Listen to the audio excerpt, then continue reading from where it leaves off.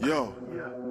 Two guns up, everybody get down. If you heard that phrase, then you really know 40. Back then was the same old story, something on my hip like a walkie-talkie.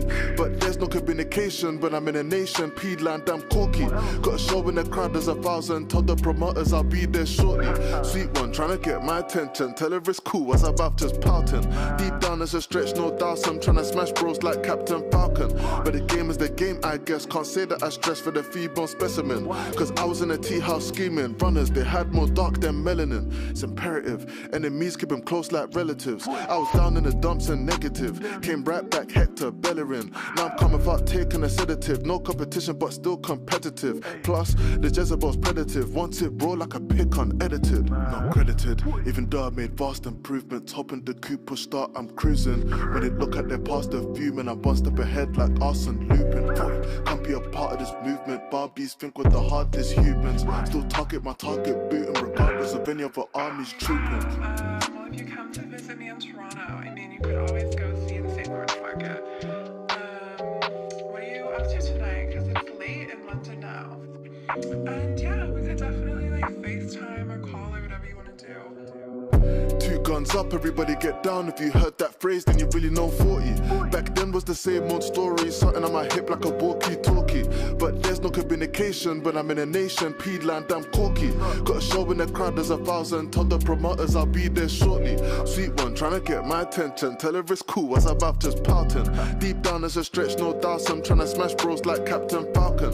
But the game is the game, I guess. Can't say that I stress for the feeble specimen. Cause I was in a tea house scheming. Runners, they had more dark than melanin.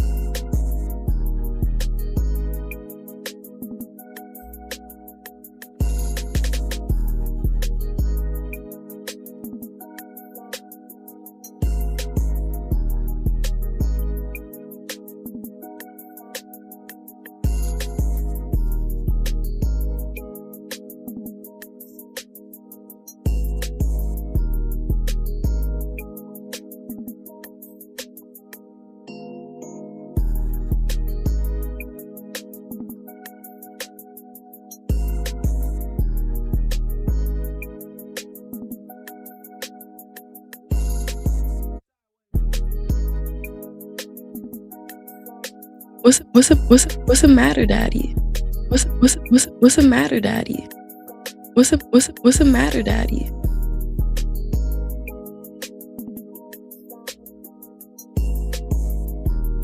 Bust all in there. Bust all in there. Talk Radio with DJ Kuda, the hottest DJ in the manosphere. Let's get it. Right now? Yeah, might as well. You rolling? I'm rolling. Start the beat. Come on. Real world shit. Hey, real world shit, man. Steve-O go crazy. Hey, every move is calculated. I do numbers calculator. You don't got my cash or payment, push it, boy, I'ma catch you later. Riding with that soul snatcher, just in case I catch a hater. I don't need a entourage, I come by myself like a masturbator. Bitches say I'm captivating, but you know I ain't Captain Saver. I might pull up roof mission, the whip none got decapitated. Take a bad bitch and I grip her firm and tell her affirmations like, babe, you bad as fuck, but you look good whenever you take it. Ain't nobody taking shit from me, never. Yeah, if they ever say they did, they all kept. New era, the type of nigga to get a relationship, cheat and go tell her. See, easy. I'm the type to walk in the bank, have a relationship with the teller. Like a traffic light that's stuck on red, I cannot go for nothing. Ask my mama about her oldest son. She know before I starve, I get it with forces like I'm Obi-Wan. If I'm feeling stuck, I jump in a book, then I go learn me something. You nigga be dumb as hell. Till you can be the toughest, I'ma be the smartest nigga. Yeah, it took him a while to get my art, my shit not artificial. You could blow up fake it fast, your shit gon' probably fall off quicker. Yeah, my shit is infinite, just like an 8 whenever you flip it to sideways. Nigga, I pullin' profit, just like niggas pullin' driveways. I can't take the high road, nigga, this the road that I paid. I can't say too much about it, I thought I told you crime pays. Thought I told you. Hey, every move is calculated. I do numbers calculator. You don't got my cash or payment, push it, boy, I'ma catch you later. Rhyme with that soul snatcher, just in case I catch a hater. I don't need an entourage, I come by myself like a masturbator. Bitches say I'm captivating, but you know I ain't captain saver. I might pull up roof missing, the whip none got decapitated. Take a bad bitch and I grip her firm and tell her affirmation like, hey, you better. Y'all saw I can feel when I said they start putting up balls, shit. I still just real well, baby, man. No entourage out right now. Go stream that, run it up. Send it to your mama and your mama. That's what I'm saying. Real world business. What's the matter, Daddy?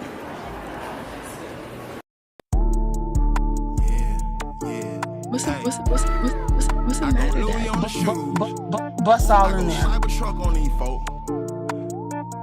Then I go get the money, you dig? Yeah. I go mismatch, yellow, white, and red.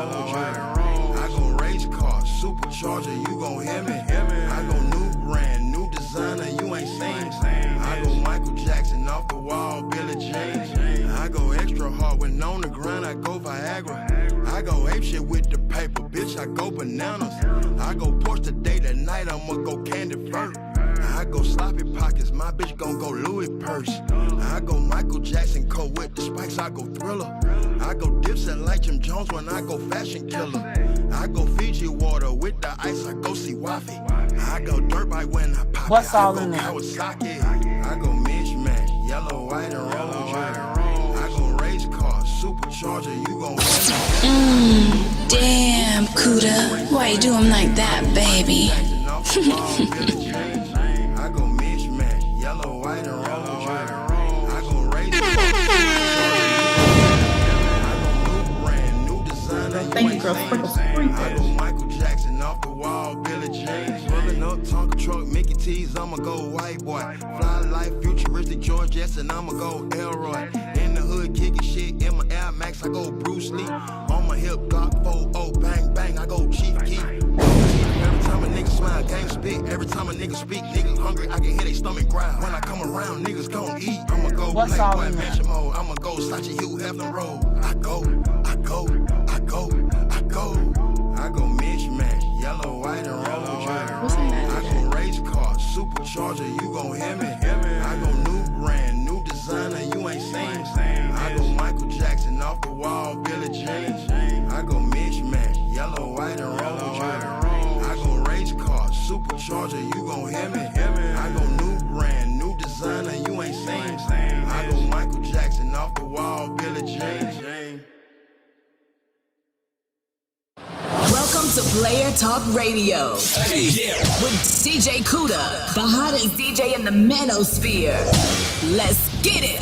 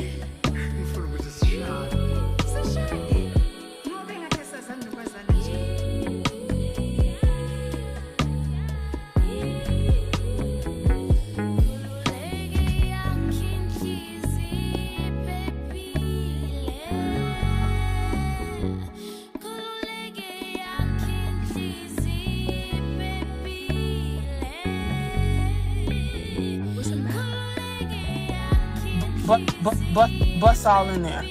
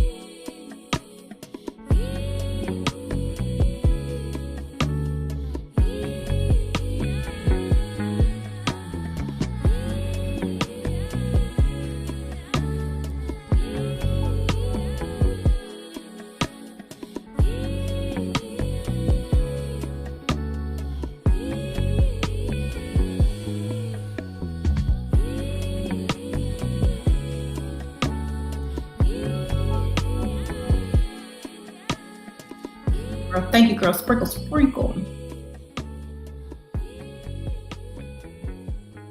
Now you know you gotta break the game down a little bit more because they might be slow. Listen. This Saturday, me and you gonna rendezvous around 2. Meet you at the mall, let you do what it do. You can tear it down, you know what I mean? Little mama got the Gucci bag blues. A D&G depression. She powering over pride. She go crazy over dress. You can catch her in the mirror. You can catch her in the mall. She been working all week. Saturday she taking off. Do you, baby? Baby girl, I seen you in the club, down the bar, up the mall in the arena. Shit, you always in the building, looking like $1 million. Course you gon' buy it, girl, that is what you really want. Do the damn thing, act like you don't give a fuck. He don't love you, baby, he just try and get enough. He promised a Mercedes and I know you wanna live it up, but you ain't gotta go through that, just let a real nigga fuck out, baby. I like that shout it. The boss is in the building, come and throw that pussy on me. Been working all week, but now I know you're on it. Been ready for submission, put together like addition. The MIA pumps got me fainting for you, darling. My proposition sweet, can't beat it like a bargain. You stay so fucking fly, you're the apple of my eye. When I seen you in the club, girl, you had me here. Little mama got the Gucci bag blues. A D&G depression. She powering over pride. She go crazy over dress. You can catch her in the mirror. You can catch her in the mall. She been working all week. Saturday she taking off. Do you, that 9 to 5 don't pay enough though. What you need, I clear your bills plus love to take your high just for a minute. Sweetie money problems don't exist to me. Put you in that super coupe and take you on the Gucci spree. You got a man, don't bother me. Just wanna be your beat friend. I might just have you stalking me if I decide to eat it then. Repeat it then. You love a real nigga like the Dipper. At the end of the day, sister, I'm a slick ass nigga. This shit is shit. Ain't she bad? She fat as fuck. Well done. She independent. Got her Damn, Kuda. Little mama got the Gucci bag blues. A D&G depression. She powering over pride. She go crazy over dress. You can catch her in the mirror. You can catch her in the mall. She been working all week. Saturday she taking off. You in the club, acting all stank. It's all drug money, we can't put it in the bank. Babe, I see your boyfriend trying to pull rank, but he don't know but roll over that ass like a tank. I smoke here and there, but all I really do is drink. I keep the bad bitch bitch body banging like a gang. I had so many bitches you could call me pull the tag. And even out of too cute, I tell you I'm the king. I simplify my flow for the radio only. I like them fat as shit, never bony as Naomi. Girl, are you the bone? Let me hear you scream. Go take mine, the nigga of your dreams. I don't break bread, but I should have a beam on my motherfucking head. The way I crank like a machine gun. A nigga slick as I, bitch, you never seen one. Feed my baby, watch me like a rerun. Mama got the Gucci bag blues, a D&G depression. She powering over pride, she go crazy over dress. You can catch her in the mirror. You're now listening to Player Talk Radio with the coolest DJ in the manosphere. Let's go. DJ Kuda. Let's go. Let's go. I am a nasty woman. So which one of you niggas was eating ass? Do you, baby? Do you, baby? Do you, baby? Is she the shit? Ain't she bad? She fat as fuck. Kuda, we come over here to get these. Kuda,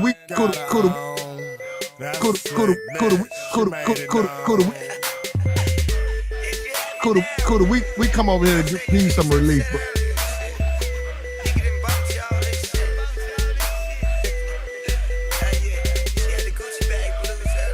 Bust all in there.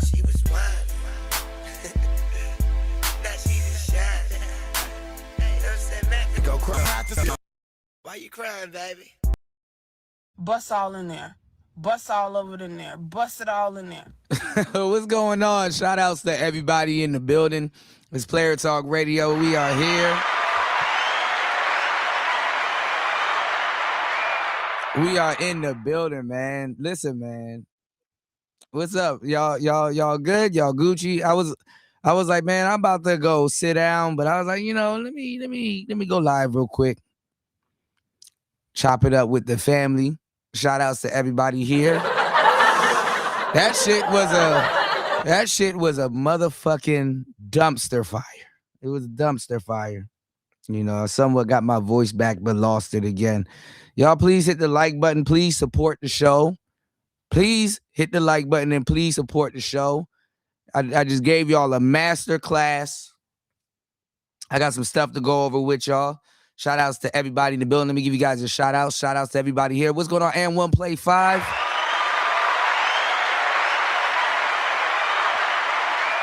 Yes, sir, Ski. Shout outs to Link in the building.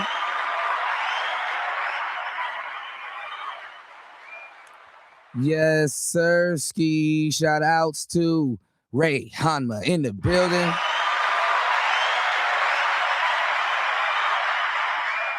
Yes, Sirski. Shout outs to D in the building.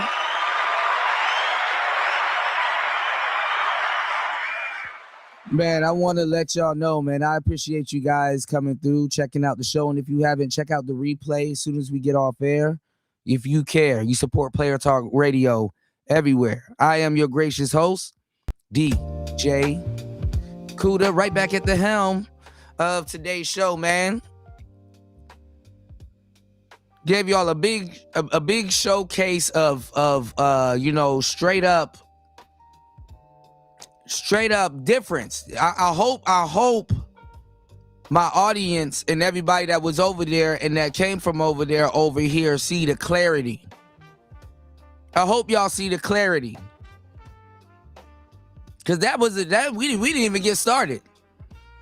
You know what I'm saying? I fucking hate to say it, and it's not just Fatty, it's not Ilkan, it's not, it's a lot of people around here. Niggas ain't deep. They just repeat talking points. They don't know what they're talking about, and they will destroy their own common sense for it. Common sense would have said, you know what? This person been here for a long time. This person got hours in these conversations. Let me actually take a good listen to what he's talking about. How do you, this is, boy. this was surface level. Even the women was like, okay. Bro, the shit was embarrassing. I really wanted to leave early because I was like, man, this done got weird. Well, at least y'all know I ain't hoe repellent.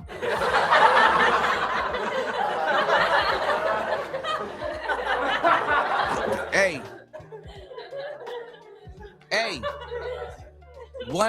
One thing's for certain. At least y'all know I ain't that homeboy that's like, fuck, you made us lost all the hoes. Damn it. Nigga keep chasing.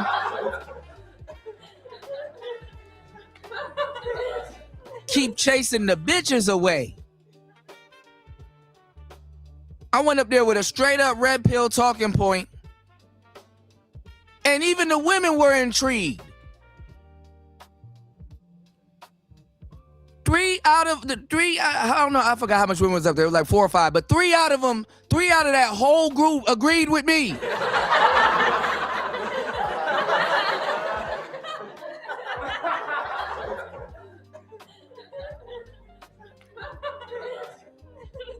Niggas was up there kicking a baddie. He kicked a baddie off the damn stage.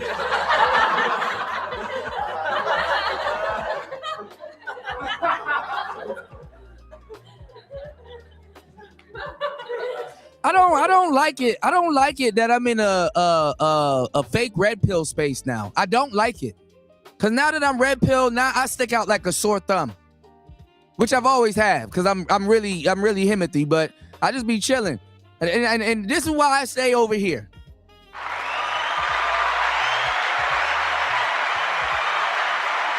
So if you really rock with Player Talk Radio, man, definitely show your love and support. Hit the Cash App, hit the PayPal, because y'all need to know how much of a commodity that I am to you guys in this space, man. I really be giving y'all I be giving y'all nitrogen.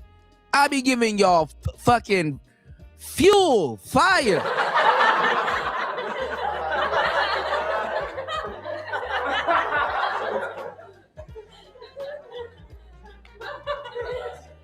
My surface level shit go over niggas' head.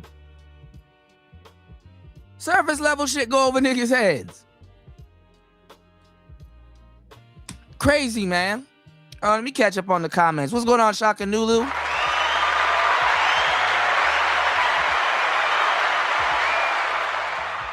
What's going on, player?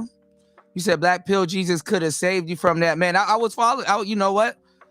I was following y'all advice. You know, Party, War Master. Shout outs to my legends, my legendary supporters. You know, knew a lot of you guys were saying stuff in the chat like, "Could wait, just wait." Insane one. He was like, "Don't crash out just yet." I wasn't really gonna crash out. I was surprised that they couldn't get that. I'm like, bro, y'all call yourselves red pill? See, when the real red pill show up, they start making fun of the real red pill. This shit is crazy. And I like Fatty and I like Ilkan. I react to their stuff. I don't have no evil words or nothing bad to say to them, but dog, them niggas don't know how to host no fucking panel. Them niggas don't know how to host no damn panels, man. And then respectfully at the same time, they're still, what's going on, Sound Mind? Respectfully at the same time, they still red pill raging. And like I said, we got to get to a point with all these documentaries. And listen, I saw that they put up a documentary stream. I'm pretty sure they came and they heard the show that I did last night, or the other night, or the one that I did last night, because they wasn't planning on talking about that. But I guess before I went on the show, either one or both of them came over and listened. And then all of a sudden, when I wake up in the morning, because I stayed up that whole time, remember, I wake up in the morning, all of a sudden, now they want to talk about the stream, but probably maybe they did, maybe they don't. But I just find that rather odd and suspicious. I find that suspicious. Don't tell me you got jumped by the new ninjas when you got on the panel. I didn't get jumped. They just, if anybody knew what they were talking about, shout outs to Party. Party, I almost crashed out because there was one time where Party was like, okay, Kuda, now you can crash out. I started laughing, bro. I said, man. Yeah, they call themselves Red Pill. They're supposed to be the new Red Pill, bro. This shit is crazy. This is Blue Pill rage. And I'm Black Pill. You know, I only stay Red Pill just to kind of be publicly acceptable with what I'm saying. And let me tell y'all something. I'm so deep. I'm telling you, this game is deep that I be giving y'all, man. I be giving y'all a treat. You gonna stand out beside some of these niggas, man. Shout outs to Link in the building.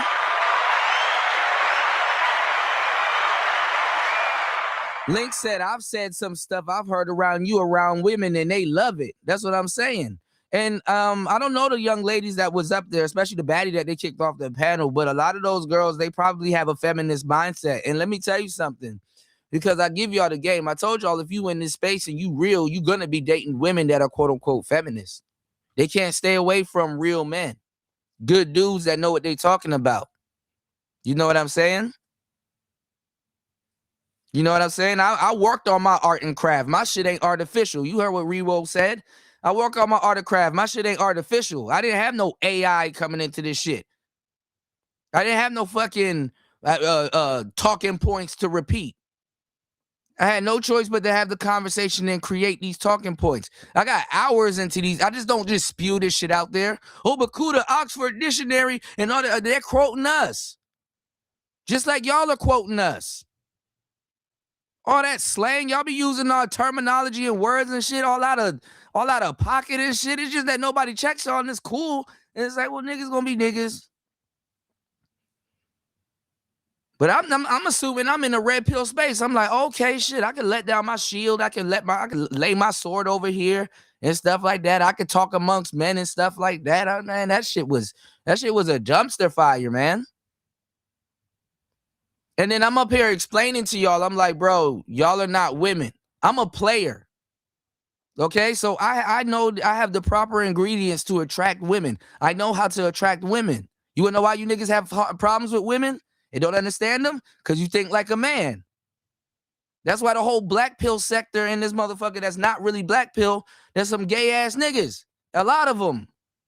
Because y'all comparing yourselves to men. How the fuck do I look like as a grown-ass man, respectfully, getting on the internet and saying Michael B. Jordan is better than me?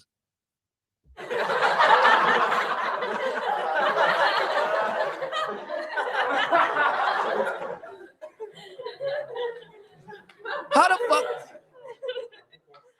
I'm not going to get on here and convince y'all Michael B. Jordan is better than me. Y'all may think that. And guess what? I may think that, but I'm not going to say that. I'm going to be like, yo, Michael B. Jordan, cool. I fucks with him, but he not better than me. What the fuck?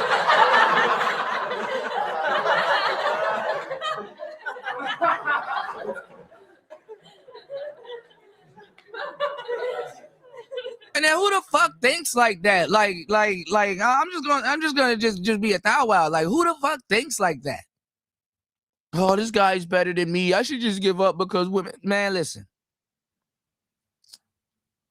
Y'all gonna get some clarity tonight, man. Y'all hit the like button, support the show. I'm dropping lava. If it ain't evident that I come with a damn volcano, I don't know what to tell you, man.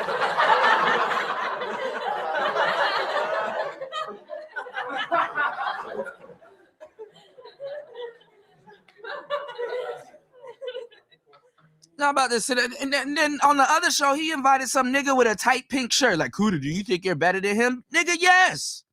Yes.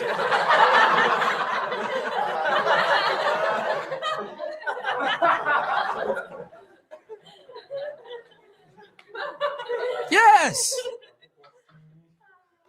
What am I supposed to say, man, you better than me, cuz? No, nigga, as far as I know, I'm better than you. Or whatever. I don't even think that far. Nigga walk around me with a pink shirt. I was a nigga with a pink shirt. You see me with pink on or something like that, I'm probably like, I'm probably peacocking or I just felt like wearing pink that day. I'm swagged up. And I still pull a bitch. I didn't have to wear a small ass shirt to make it look like I got muscles and shit. There's dudes out here that women are picking and winning with, and they don't fit that standard that they tell you. This nigga was on the panel talking about something. I asked a woman what women like, and she told me, so that's what I'm going by. I'm like, you listen to women. That's funny. That's funny. That's fucking funny. That's fucking fun. That's almost comical that he could get that off in a manosphere space.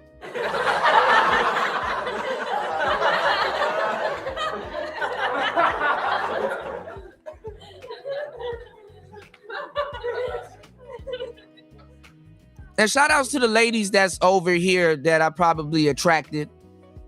What's up? Shout outs to you. Shout outs to my alumni ladies that be over here. Shout outs to the playettes that know the difference.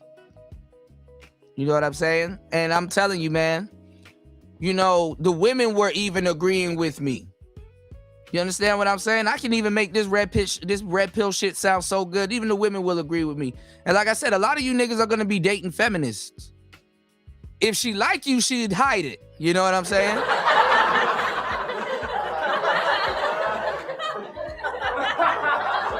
If she likes you, she'd hide it.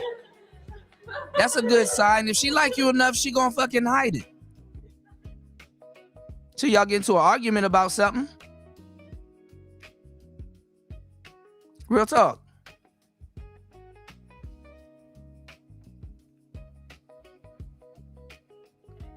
Shit is so goofy, man. I was like, man, this is some ridiculous shit.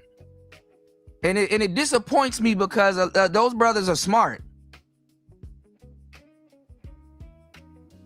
That's why I was sitting up there when they were trying to tell me what the red pill is. I'm like, nigga. Oh my God. Oh my God. No, I'm not talking about roses. They kicked Aaliyah off the stage. You said even AI agreed, right? Then they couldn't even, what's going on, Evron? Then they couldn't even keep up with the conversation. They didn't know who said what. They wasn't listening. They're not even good listeners, man. That shit irked me so bad. I'm like, dog, the quality went down, man. The quality of the space went down because at least we listened, bro. At least we studied. We like, okay, if I'm gonna invite people up to my show, at least be courteous. You know what I'm saying? At least hear them out. At least not talk most of the time and stuff like that. You know, when I was running these super panels, you know what I'm saying, that I helped originate and make popular.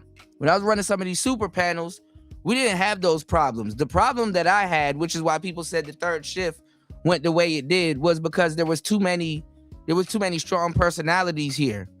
And with panel culture, that's gonna happen. People are gonna go in different directions and stuff like that. That's why I find it almost funny why they're trying to tell me how panels work and what the red pill is and stuff like that. It's like, bro, y'all don't even hear yourselves. I didn't go around and tell Black Ram, hey man, you that ain't the red pill, because I disagreed with them. They can't even disagree. If you don't agree with them or it don't sound like what they like, then they cut you off and they don't know how to control themselves. That's why I know how to explain. This is why I give you an answer and I explain, or I explain what I'm talking about and then I give you the answer, because when I'm explaining it to you, I'm telling you why I came to this conclusion. But if you don't have any listen, this is why you got 2 ears and 1 mouth. If you don't have any listening skills, it's gonna go over your head, and not because you're not smart or you don't use common sense. It's because you don't listen. You don't listen.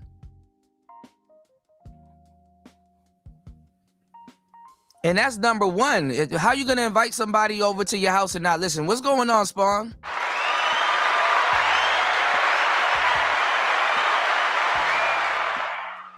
And then he started cursing out Aaliyah and stuff like that, and I'm like, damn, she wasn't even being rude. She was being cordial. This is kind of why I don't get invited to other places, and I'm not up there trying to be a know-it-all or anything. I'm just saying some common sense stuff. But I shouldn't unless my bad. Let me know, like, hey, Kuda, we're gonna be talking about this. Just, kind of chill or do the player stuff or whatever, because this is what's going on. Me saying regular manosphere shit, commenting on something shouldn't blow your cover. Shouldn't blow your cover. You know, if you hollered at me and kept it player and said, yo, we're just doing this for entertainment and stuff like that. You know, niggas here ain't really trying to learn type shit. You know what I'm saying? Kind of just relax and please don't bring a bazooka to a revolver fight, please. I didn't even bring a bazooka. We didn't even get to talk about nothing.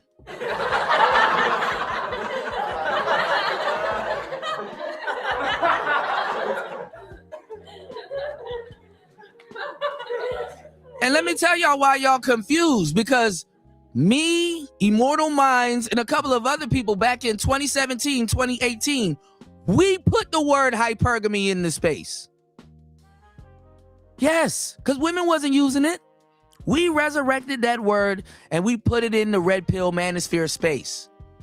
And when we put it in the space, that's why I said I know I be blurting out little things so y'all can pick up on the game I'm putting down. I said I know why that space is here. I know why you think the way you think. Niggas be trying to explain shit to me. Nigga, I heard every single explanation you can think of. Y'all don't, it's not even, I'm not even trying to play a seniority game with y'all niggas, bro. Y'all niggas need to give people that actually know what they're talking about grace. Bad enough we got all this misinformation running around.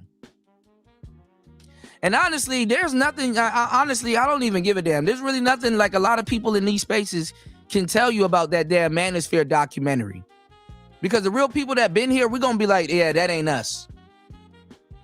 Because we know what it sound like. We know what it is. And we use the word hypergamy to describe a lot of men or good guys getting overlooked and women choosing other guys other than them. When Goofies was running around here talking about why the good guy always is last, why this gotta happen, why that gotta happen, why she always go to Pookie and Ray Ray, why she do this, that, and the third. See, I'm a man, I pull women in real life, so I know how to tread lightly or what to say or how to charm and disarm. So I don't got to sit here and red pill rage. Y'all are still in red pill rage. Y'all don't understand women. And that's the problem with a lot of the guys in the space that want to speak.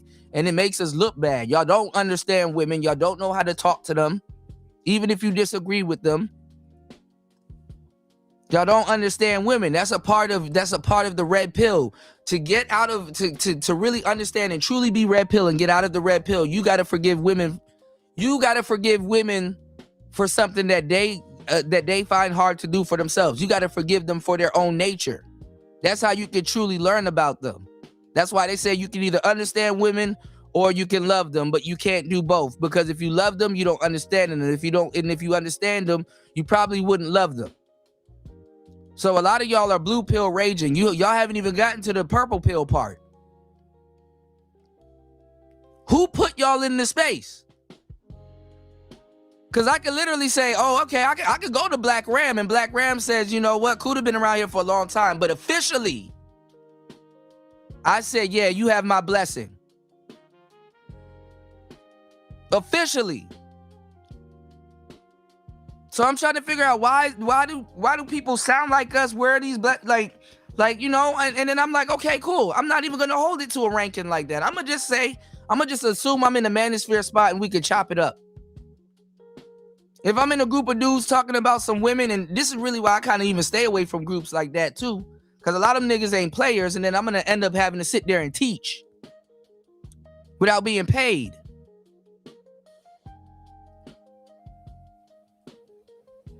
I'm not about to and then the funny part was that he was calling me emotional. Everybody in the chat and me, I'm just a little animated because y'all came there for a show, right? So I make sure I keep the show entertaining, right? Do you think this is my first rodeo? You think I just saw other people on panels and say, hey, I want to be like that, and then start copying them? No, I know what the fuck I'm doing. And I listened to that stupid shit for long enough, dog. Niggas was calling. I'm like, bro, y'all niggas ain't, a lot of niggas around here ain't red pill. Niggas was calling me emotional and then got emotional and kicked the baddie off stage. Like, damn, I would rather kick the nigga out than the baddie.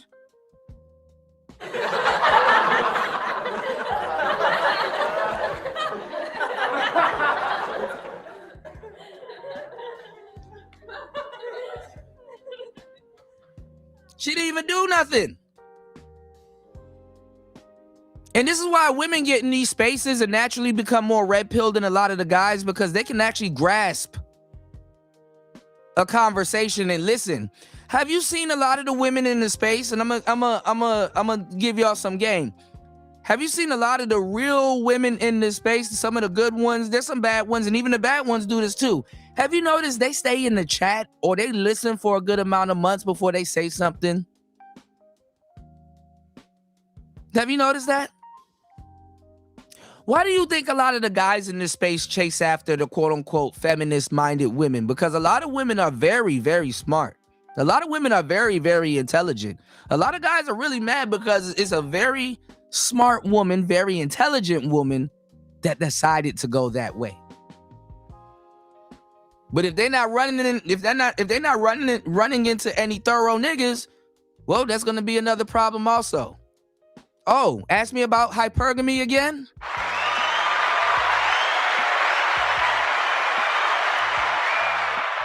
Y'all niggas, a lot of niggas around the space repeat us to a fault, and they don't listen to themselves because they're not trained. They're trained to repeat. Like I said, my shit is not artificial. I'm a content creator, not a content repeater. Respectfully, soak up this game. I don't need no script. I stopped doing panels after a while. I said, you know what? I'm gonna just sit up here and spit. I'm gonna just sit up here and spit. I can shoot from the hip, sit up here and spit, and everything I say gonna be legit. Real talk.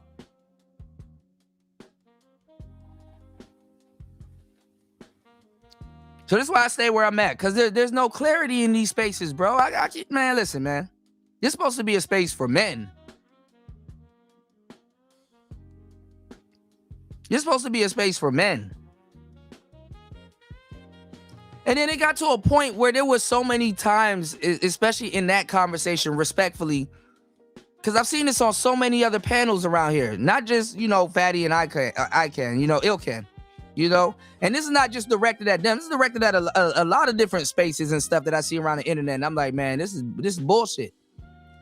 So after a while, I agree. I get why they make these goofy ass documentaries on us, because they're not in the real space.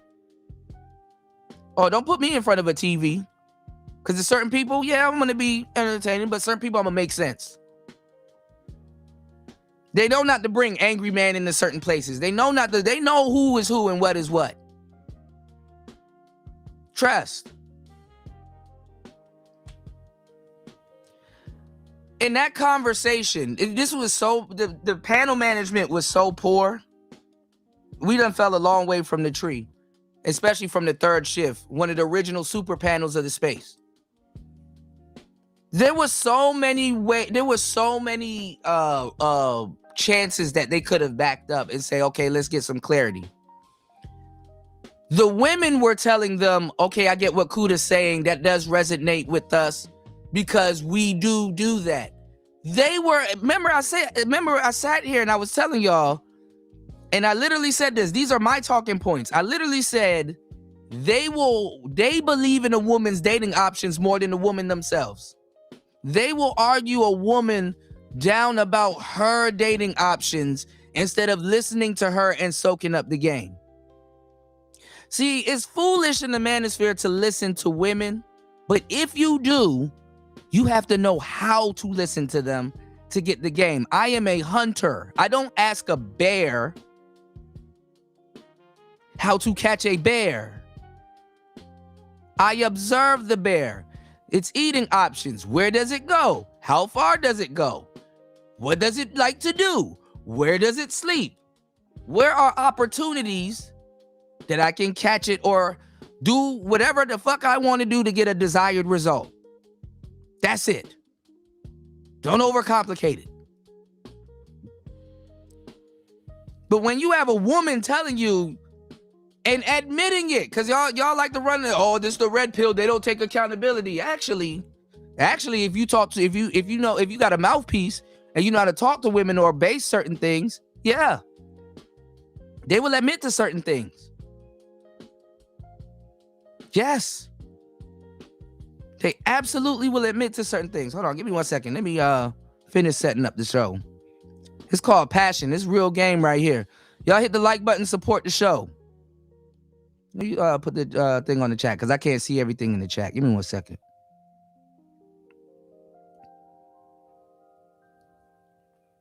Tired of being this shit is crazy. I'm tired of real talent in this fucking space getting squandered, man. Ali and Fatty are intelligent brothers. They too smart for this shit.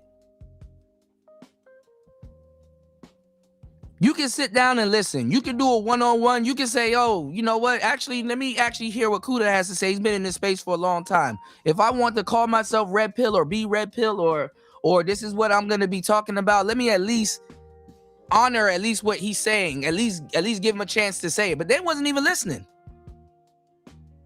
And I hate to agree with Pearly things. It was bad faith. It's like, bro, you don't even want the answer. Like, what are we really doing here? And then it's like you don't understand. They're trying to tell me how panels work. And I'm like, bro, I've been doing panels before y'all decided to be content creators. And one of the things that I have to keep telling people on fucking panels is that I'm not just talking to you. There's a whole audience here that I'm talking to. So sometimes I got to spread a wider net and articulate myself in a way so that people that really want to learn can understand what's going on, can grasp the game. I was dropping hella gems. It just went over a lot of niggas' heads. But you know why? Women will pick up on the gems faster than men. And I gave them another out. The women were giving them an out saying, yes, that's what we do. No, that's not what y'all do. That's what we do. I even said, listen, you are using way too much logic. You are thinking that you know what women are like and you don't know what women are like. I've attracted hundreds of women in my lifetime, in my short time on earth. I know I don't look like much. I know it don't look like much, but fuck it. Okay? I know what women like. I know what they respond to. I know a woman's response. I've been with different types of personalities. I know what the hell I'm talking about. I've been doing this for a long time. When you run out of talking points and game and all that other stuff, nigga, my wisdom gonna kick in.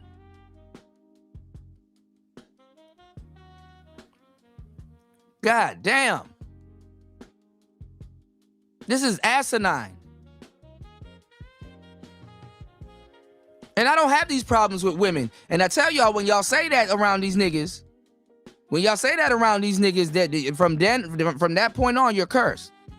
Yeah, I don't got them problems around women. I'm not sitting up here blue pill raging and telling women what they think and stuff like that. I will articulate it. And even the women will get it. They'll be like, yeah, we do kind of be on some bullshit. Literally, I explained to them why they don't practice hypergamy, and the women got it. You want to know why? Because I know what the fuck I'm talking about.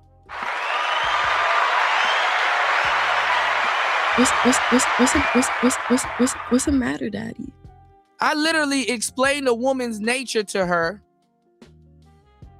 and some of the fallacies and the faults of it.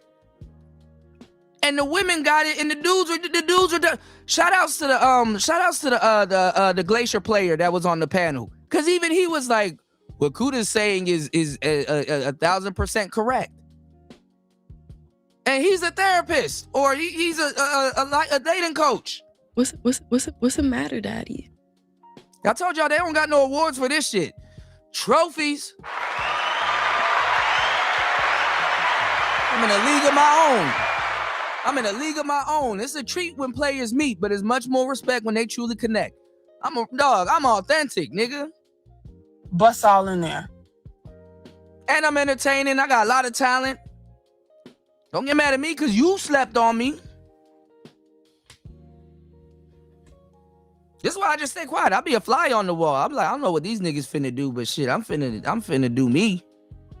Y'all can sit around here repeating all that bullshit and don't know what the fuck y'all talking about and look stupid in front of bitches. I'm gonna be all right. I'm gonna be hanging out. When the bitches leave, I'll leave right with them. Because they damn near probably gonna be dragging me out the door with them. So cool to finish what you were saying because, wow, that was so profound. I talk the draws off a bitch. Y'all got no idea. Y'all think these 8-hour shows are for show, nigga? Imagine one me and one woman. If I want to, I'll throw a show on that ass. I get women. I don't have to sit up here and repeat talking points that I haven't thoroughly tested in real life. I've done the field work. I've done the science and everything like that. What a time to be alive. I was a pickup artist at one point. I was a regular player. I've done all of it. I've done it. Lord have mercy. That's why when I'm telling y'all something, I'm like, bro, I don't got no script in front of me. I don't even care about lying. That's why when Fantastic got up there and they started changing their stance, I'm like, oh, now y'all changing y'all stance. Now, once the more y'all start talking about it, y'all start coming around back to what I'm saying. And then the girl even said what I was about to say. Shout outs to Aaliyah. She even said what the fuck I was about to say. She said, y'all niggas get up here every day and bash women about the choices that they make instead of making the damn logical choices that you think they should make. And I'm like, damn, even she's picking up on it and they still don't get it. Even the girl that dated the runner, the athlete girl, she agreed with me. And then they try to flip it. I don't know why they did that. Like, they could have just kept it real with me. Just like, yo, could have just, like, chop it up. Chop it up with me. You don't got to insult me. I wasn't insulting y'all just as that girl wasn't insulting y'all. And y'all kicked her off of there. Bro. They try to turn it around and say, yo, and that Rose girl, she's just the honorary. She's trying to be a pick-me. She's annoying as fuck. Respectfully. No problem with her, but she's annoying as fuck. She said, Kilda, I would never be your girlfriend. I know, because I would have sent you off. I would have sent y'all off. Y'all niggas was laughing at me with the whole demisexual arc. Some niggas would try to put up with her voice and hit. I'm good. I'm all right. I am good. Nope. If you talk like that, I gotta really have a connection with you to do something. I'm good. But this is the thing. You had the women agreeing with me and the men arguing with the women about their own fucking nature. And this is what I'm trying to say. Like, when you get invited to somewhere and your panelists, they listen more than you. Like, I can literally, I don't even have to show y'all the show because y'all can just go watch it on the channel. I can literally summarize up the whole panel and tell y'all who said what and why they said it and stuff like that because I actually listened. They were telling me that I was talking when I wasn't talking. And the thing is that I end up having to strike back and cut some of them off because I was getting cut off the whole time. Even the girl said that. Even the young sister said that. I said, okay, so I know I'm not bugging. My dudes in my chat was like, yeah, Kuda, they went up there to get you in a gotcha moment. They just want to trap you and stuff like that. I said, I know what's going on. This ain't my first rodeo. My audience know that too. And I appreciate y'all for rocking with me, man, because y'all really did y'all thing, man. Y'all did y'all one too. And then I started converting people from their audience. Even people in their audience was like, yo, y'all got to let people finish, man. Like, they were following what I'm talking about. And when y'all cut your audience members off, guess what? You're cutting off the people that was following what was being said and was actually learning. You're cutting them off.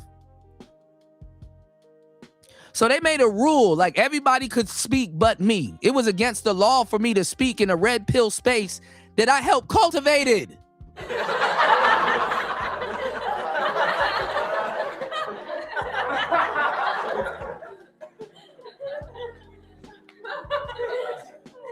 I predicted all of this shit would happen. Then they start telling me that that's not red pill and that's not what the red pill is. It's like, man, you just don't factor in experience anyway. That's like me right now trying to tell New how an oscillator worked because I fucked around with an MPC. Now I know everything about electricity and waves and stuff like that. And just disregarding News. Men don't communicate like that. Disregarding News, all his whole experience. I don't know if he got a certification. I don't know if he went to school. I don't know any of that. See, I'm a student of the game no matter how much I know. And I understand I come off as a know-it-all. But I'd rather know something than nothing at all. Who wants to follow somebody that know nothing at all? See, if you know a thing or two about a thing or two, you're not going to be stuck or wrapped up on a thing or two. And this is why these conversations have not moved forward. How much times are we going to fucking talk about body count? How much hit pieces are y'all going to do on celebrities and goofy and dumbass bitches in the fucking space? And then when somebody come over to you and says, women don't always choose the best niggas, and you literally day in and day out do content on women that don't always choose the best niggas, have the manospheres talking points that I help cultivate that's being used today, circles around women that don't choose the right niggas. And then when I actually give y'all I gave y'all the executive red pill from the source, the epicenter. I gave y'all I put y'all on game. And this is how I get thanked. They wanted to, and you know what? They wanted to use me as a proxy to go after Aaliyah. I picked up on that also. So what they did, so it didn't seem too bad because it seemed fucked up when they kicked her off the first time. What they did was they made her my quote-unquote parole officer. Imagine that. Another man saying, okay, she's in charge of you. An OG, a legitimate official nickel. I'm a real diamond. Man, they don't make shit like they used to, bro. Listen, bro, you don't have to like me. You can think whatever you want about me. But that doesn't stop you from being decent. That doesn't stop you from being decent. Like, why invite me to y'all shows if y'all are gonna jump me for saying the truth?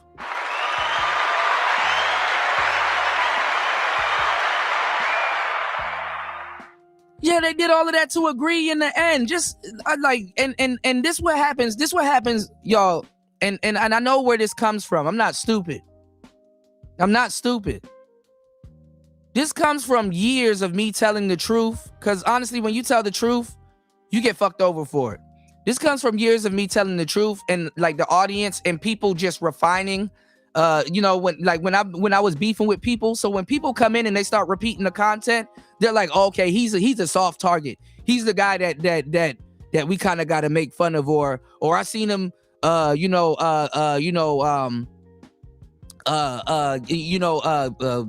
do something on this panel, so we don't like him. So they all collectively get together and they all behave the same way. So I get it. They listen to Fantastic. They listen to other people. I've been blackballed from the space. I get it. I get it, right? But if you're in a space where you're telling guys to be accountable and you're talking about truth all day and stuff like that, listen, again, you might not have to like me, but if you about the truth or you thorough or you real or something like that, that shouldn't change how you respond to truth. It shouldn't change. It shouldn't change. And this is why I don't like being the smartest person. And if I'm the smartest person in the room, I'm in the wrong fucking room. Because I'm a student. I like to soak up game also. I like to soak up game. But let me catch up on these comments, man. Shout outs to everybody here, man.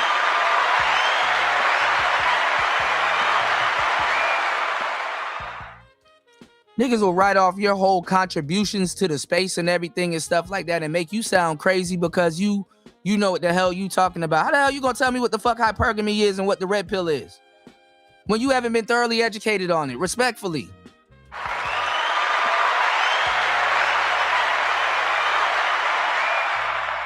The women know more about the red pill than the men running around these spaces, man, with the microphones. And I tried to avoid this. I really did.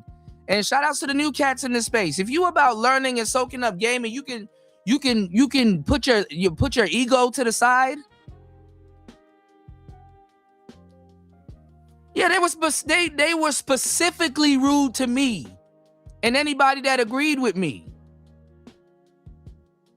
And I wasn't saying, I didn't even say no wild shit.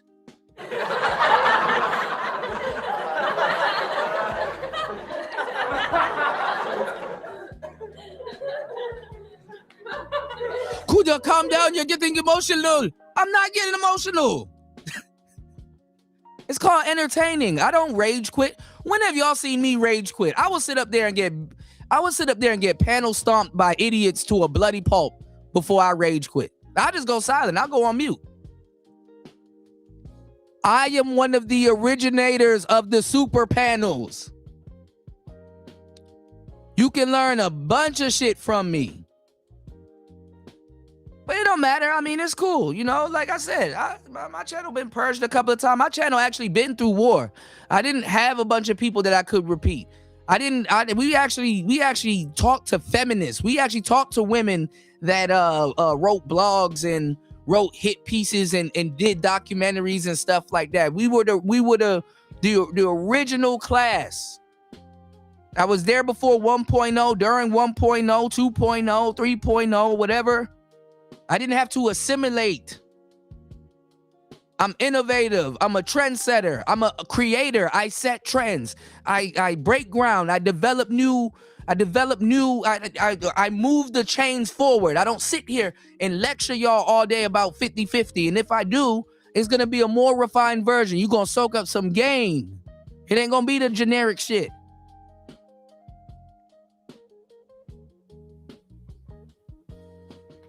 And it's sad because the women that subscribed to feminism was agreeing. Jazz Noel, I gotta kind of backtrack of some of the stuff that I said about her. I'm like, okay, she was in the chat making sense. Who else did I see? I observed all of this stuff. I think was it Island Girl Q or the other girl that was the other young lady that be with Anton that was in the chat. She was agreeing, and she was even telling me, Kuda, just it's their show, just let them have it. And it's like, but what the hell is going on? Is it I'm right because it's my show? Or I'm right because I actually know what I'm talking about? Or I was being ignorant and I have an ego and I'm a little bit upset that somebody kind of, or somebody that's authentic actually said something that I disagreed with. I kept repeating what the hell I was saying back to them after asking them what do they mean, and they got the clarity, and I'm straight up and practical. Instead of putting your ego to the side and say, actually, you know what? Let me give him some grace. He actually been here for a long time. He may know something that I don't know. And why this is messed up to me is because I like the newer cats in the space. I think Fatty's talented. I think Iken is pretty cool. I like both of those brothers. I got no problem with both of those brothers. But don't disrespect me. What did I do to you? And then if anything, I listen, I definitely make the show entertaining and up the chat rate. You know, it ups the chat rate when somebody calls me stupid who also don't understand what I'm talking about. And then the people that was calling me stupid after a while said, oh, damn. That makes sense. He's actually right. Oh, damn, they actually proving his point. And I'm like, you know what? I'm not even gonna call out people that I saw in the chat talking shit, because after a while they started agreeing with me. And even the women that disagreed with me at first started agreeing with me in the chat. And it's rare to be in this space and actually come across a guy that actually knows what he's talking about. So I don't give a damn. I don't got 200, 300 people listening to me like that anymore. People come back and spin the block. Quality is going to take some time. A lie makes itself around the world 1 billion times before the truth got a chance to get up and put its pants on. So I'm okay. I'll go for quality. One by one. I don't give a damn. I'll make it. I stay. Listen, I'm a real player. I stay down till I come up.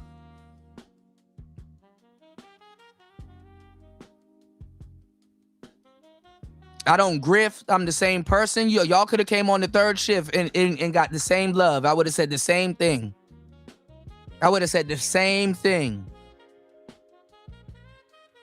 Even Fantastic was like, hold up. And then somebody was like, yo, Kuda and Fantastic on the same panel agreeing with each other. I said, man, this is funny.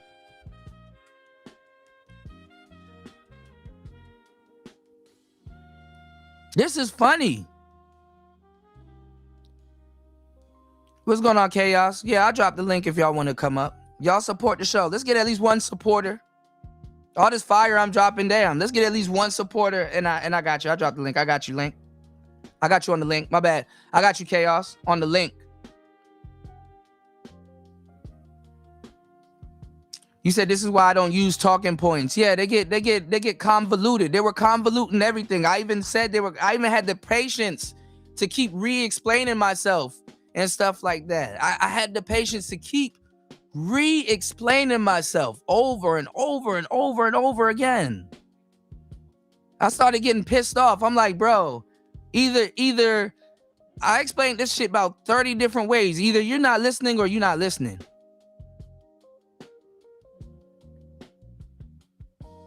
Oh yeah, they would have turned Hypergamous if Angry Man popped up. When Fantastic popped up, they started agreeing. They started coming around to my thoughts. You know, what's going on, Jan Man? Good to see you, my brother.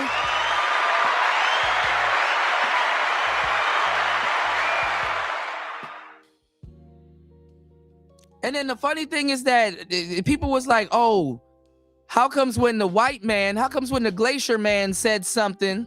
Yeah. Party even said it too. Yeah. When the Glacier Man said something, they didn't say nothing to him.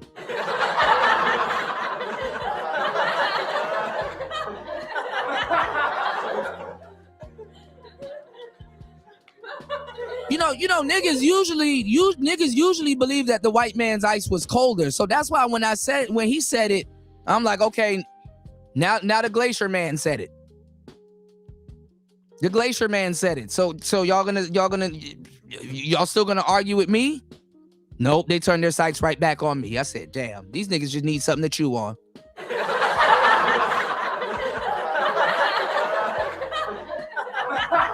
These niggas just need something to chew on. They're not even trying to hear common sense at this point. The Glacier Man agreed with me. He said what Kuda said was right. And even he was making a little bit of jokes. He said Kuda up here sounding like Yoda, the all-knowing DJ Kuda. And, he was like, and you know what I'm saying? I'm like, I took the joke respectfully because he wasn't being diabolical. He wasn't being diabolical. So even he said it, and he was like, the woman will go with a guy that will make her emotionally feel better. These niggas are trying to tell you what hypergamy is. I host, listen, my audience gets spoiled, bro. I host a master class. Like, if you listen to Player Talk Radio, you are not going to be an average nigga. There's nothing ordinary about you if you soak up the game from Player Talk Radio. And I'm telling you, you're gonna stick out like a sore thumb if you open your mouth. You're gonna stand out from half the niggas that's gonna be around you. I'm telling you. Because that's what real game is. It's uncommon knowledge. It's some knowledge you can't get in college. But guess what? You could talk to the niggas that went to college and probably know something, and guess what? You're gonna have a fruitful conversation because they will you can meet them on their level.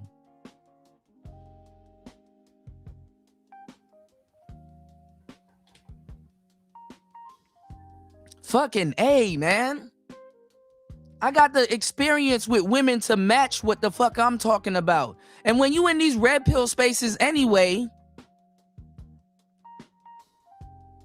you supposed to, when you really red pilled, you gonna get hated on. This is a fact.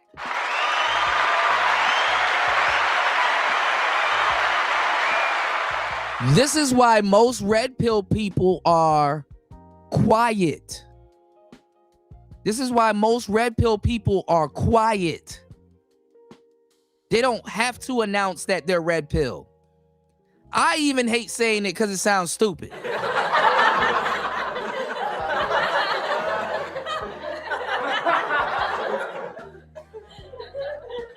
How red pill is that? How red pill is that? I don't tell people I'm red pill. When I get around bitches, I don't sit there and announce that I'm a player. This is the most extrovert thing I've ever done.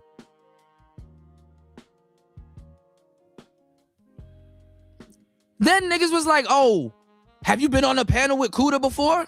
We know him. You don't know me.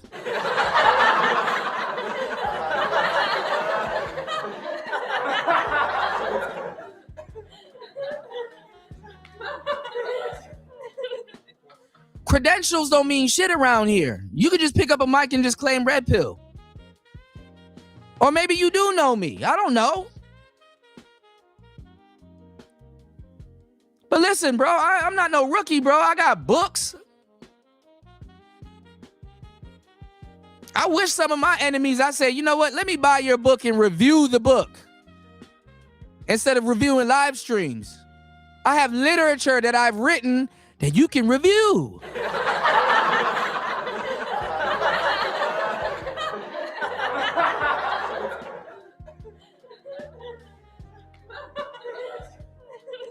When I saw how niggas repeating Alan Roger Curry talking points, did my brother Alan Roger Curry, they don't even mention his name no more. These fuck niggas, some of these fuck niggas in the manosphere don't even keep this man's name alive anymore, man.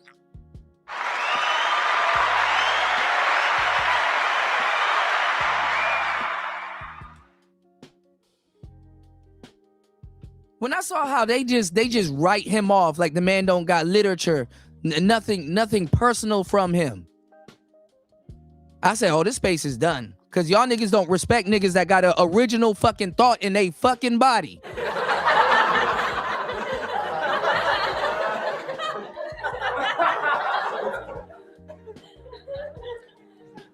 I'm sitting up here, I'm looking around, I'm like, damn, do anybody in this space got an original fucking thought in their damn body? Or is it just a cash grab? Does anybody have an original fucking thought in their body?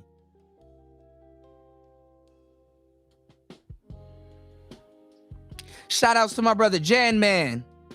Dropping the huge.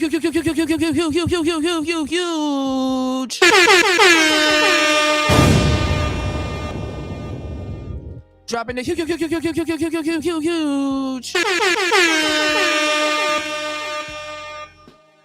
$10 on the Cash App. I appreciate you, bro. He said for this game. I got you, bro. Hit the like button and mash up them blood clots. Let's go. Player Talk Radio.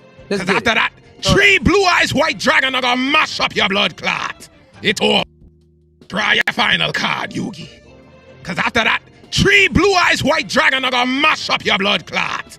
It over. It not done yet, Kaiba. Cause me have this. Exodia, the wicked one. What that? Me have all 5 pieces pon the field.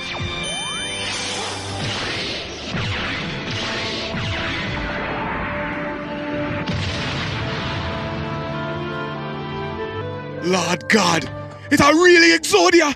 Yugi, you're not easy. Now who are gonna get mash up? Exodia, mash up him blood clot! Whoa!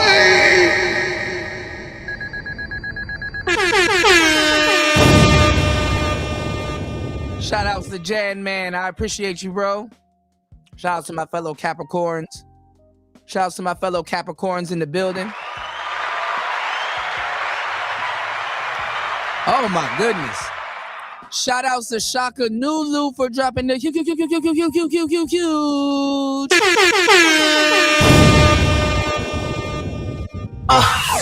Now you know you gotta break the game down a little bit more because they might be slow.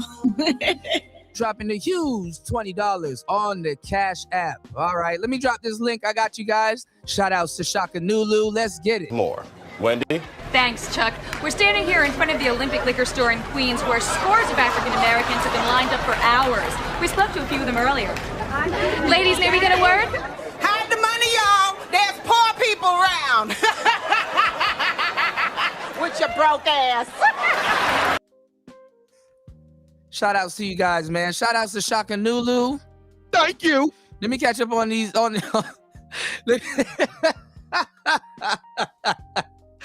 me catch up.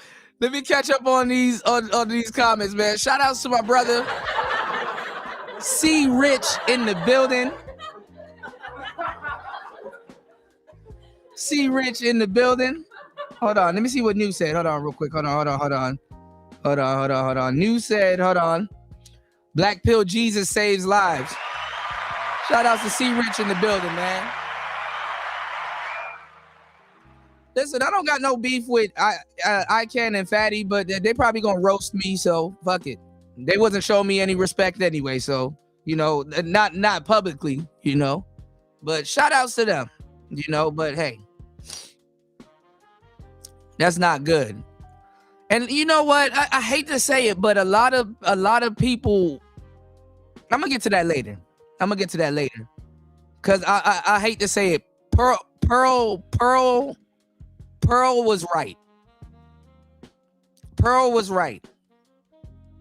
And I didn't even go when Pearl said what she said, I didn't even go against what Pearly Thing said. But I could look at it, I'm like, damn, it was kind of bad faith. That's where they start using the word bad faith. That came from the white manosphere. From Pearly Things. You did? Holy shit. Shout outs to War Master dropping the huge. Let's go.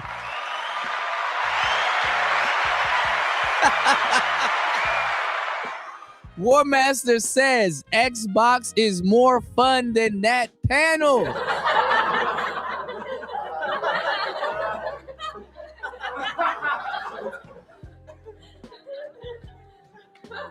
War Master said Xbox is more fun than that panel. Real talk, man.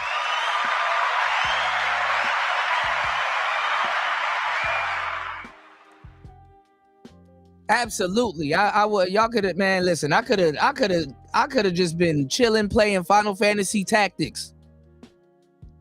I caught a headache, y'all. That's why I didn't go live right after it. I had to rub my head. Shout outs to everybody supporting the show, and you know where we going. Hold on, y'all. Let's get it. All right, we going. What a money reside, what a money reside, what a money reside, what a money reside. Okay, let me tell y'all something. I'm doing something real big this month. Any deal that y'all got and they beating us, I'm gonna beat about $400. Just give me your pen and the paper, cause I'm asked what the what? What a money reside, what a money reside, what a money reside, what a money reside. Okay, I told y'all before, y'all know what I do. I get all these good deals and everything else. Y'all better ask about me because I do it all the time. And that's on who?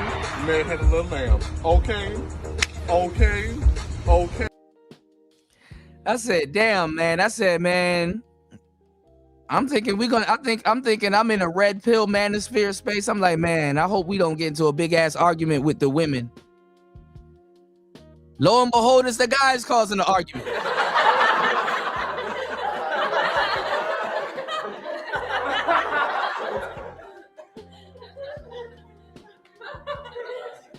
And I can see if it's over a misunderstanding.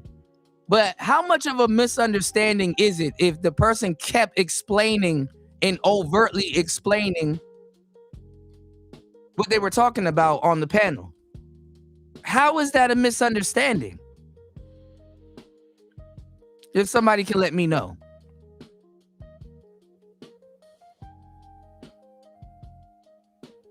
Hold on, let me I gotta find C Rich's comment because I don't want what my brother said to get lost. Hold on, y'all. I'm so far behind, but I had to get this shit out, man. I had to get this off my chest. You did? Because I can't talk over there. Apparently, if I say something, it's a crime, or because it's me saying it. You know what I'm saying? That's why I told y'all I said, okay, I know how niggas work. When I get rich, thank y'all for supporting the show, but when I get rich, I'm gonna replace myself with a white man. And yes, I gave him permission to say nigga.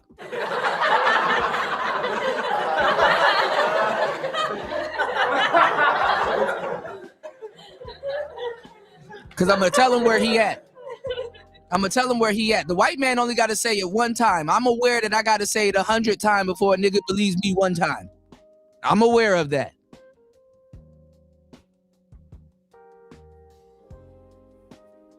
And yes, he can say nigga.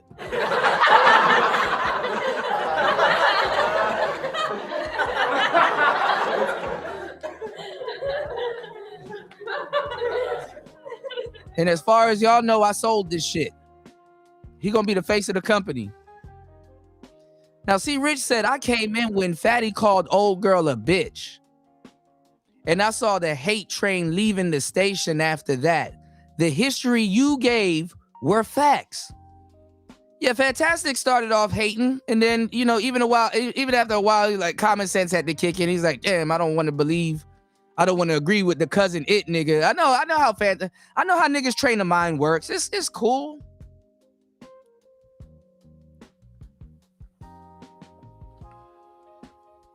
And that was another thing.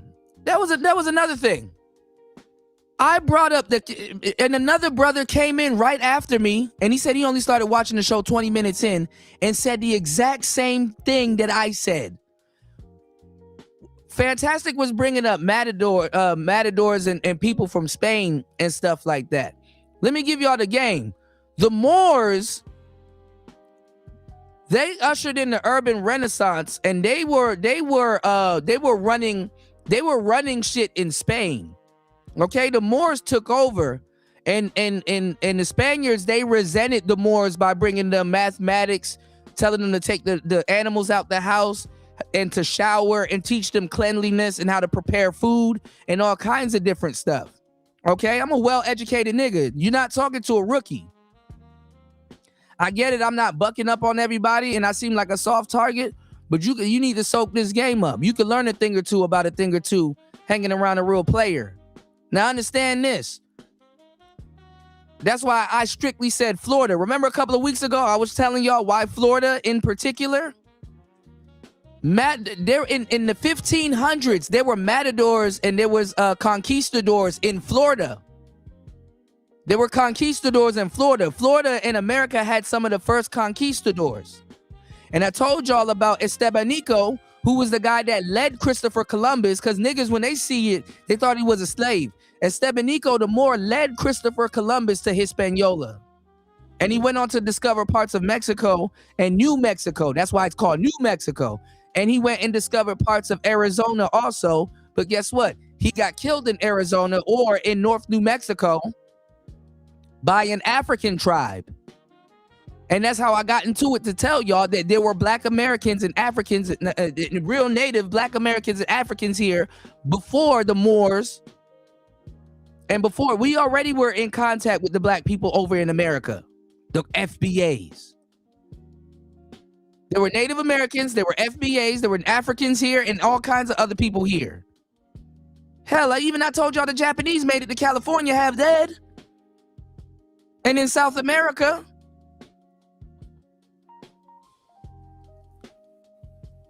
And one of the original Moors, the thing is and that's why it looks the same. The reason why they say it was different is because Spaniards, they dress a certain type of way. And the reason why a lot of Black people are confused is because they thought that most of the Moors were Muslim because of their garbs. Most of the Moors weren't Muslim, but a lot of Moors that were Muslim, they kept the garbs. You understand that? They kept the garbs. If y'all want to know the garb that I'm talking about, if y'all watch Dragon Ball Z, go look at Mr. Popo. The average Moor was dressed like Mr. Popo.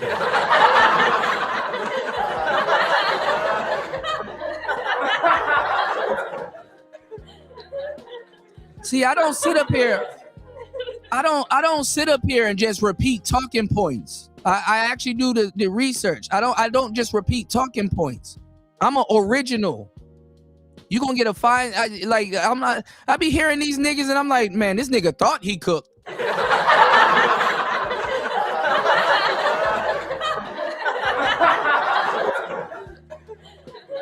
Niggas got me looking like Chef Ramsay around this bitch. Nigga, I'm looking like Guy Fieri. Nigga, I'm like Salt Bae. And for my real millennials, nigga got me looking like Emerald around this bitch.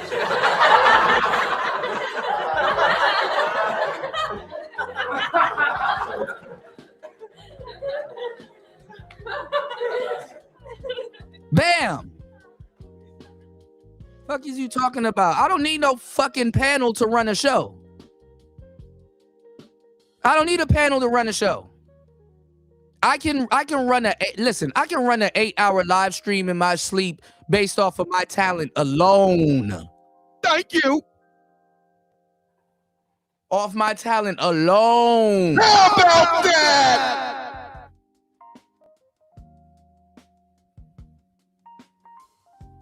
What's the matter, Daddy? Who told you your thoughts count? That's more important to me than the panel. That's more important to me than the panel. You had to, in the manosphere, you couldn't just pick up a microphone and claim manosphere. You had to prove yourself. You had to go through some gauntlets. You had to go through some gates. People had to know about you. My history ain't a mystery, but I could tell who didn't do their history and know and know what the hell is going on. They just say, oh, you know, I see people disrespecting Kuda, or he got blackballed, so oh, he's the person to disrespect around here. Yeah, you think I'm a soft target? I just be nice. I just be nice. And that gets taken advantage of. I just be nice. Let me catch up. They ain't jump on Glacier Man. They absolutely didn't. They absolutely didn't. And the Glacier Man, he stayed quiet and respectful. I could have at least had a heart there. Y'all would have got so much game. And see, I'm a full course meal. Like I put the medicine in the food. Okay, y'all want to hear about body count? But yeah, guess what? You're gonna get educated on the anatomy of a woman. Bet you by the time this fucking podcast finish, you gonna make your girlfriend squirt or some goofy shit, or you gonna know something. See, some of y'all never had women around y'all that actually like to listen to what you say. Sometimes some of the stuff that I say, I be having bitches captivated, mesmerized. And then I'm handsome, so they pay my ransom. I'm not gonna hold you. I'm handsome, so they pay my ransom. I didn't come up with that myself. My bitches told me that, and so did my mama. But so did my mama. So did my mama. You damn straight. Mama taught me how to cook and all that other stuff. Even my dad, listen, even my dad would, listen. You listen, my mother was sneaking condoms in my pants pockets and in lunchbox and all kinds of goofy book bags and stuff like that, because she already knew.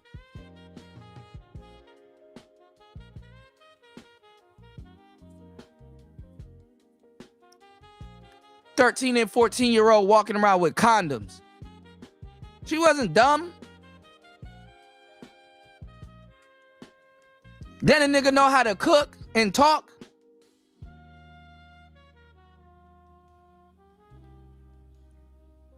I've been doing this for a long fucking time, dog. I'm fed up. I tried to be civil.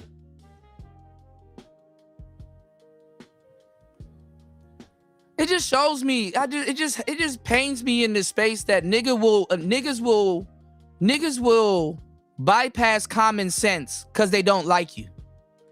That's crazy. Like me and Fantastic get into it, but if Fantastic did something and I gotta retell the story, I'm not gonna exit him out the space. I'm not gonna downplay some of the stuff that he's done. I'll say, yo, yeah, he was a part of this and he was a part of that. A lot of these talking points, Fantastic don't even know. This is why the third shift was captivating to a lot of people, because to a certain degree, when they friends with me, it's cool. It's game when they friends with me, but when they not friends with me, they try to write it off or they hang in the clouds and stuff like that. I've been hearing a lot of my stuff repeated. What I'm saying is that, like, I'm a fair person. I try to be as fair as possible. I believe men are the fairer sex. That's why when women aren't fair, I'm not in my panties about it. I'm not in a bunch about it. I'm not sitting up here confused about fucking hypergamy because I know women aren't fucking fair.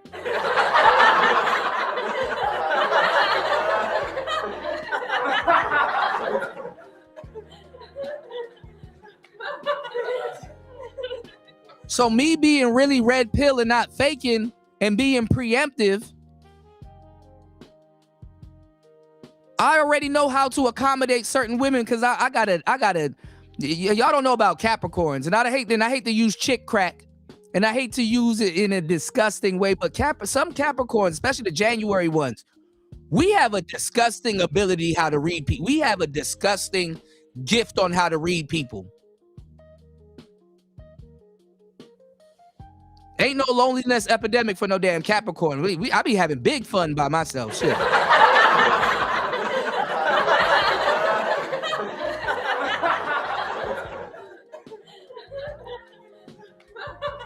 I'd rather be alone than get pissed the fuck off.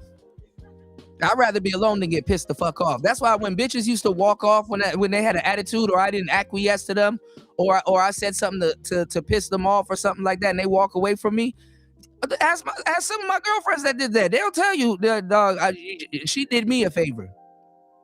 They would stay because they know I would want them to leave. That's why when old girl was like, if I was your girlfriend, I would leave you. And I'm like, if I haven't already dismissed you. See, I'm an introvert, right? I'm a Sigma, honestly. I'm a Sigma. I'm not running around here claiming red pill and trying to be a gamma male and all that other dumb shit.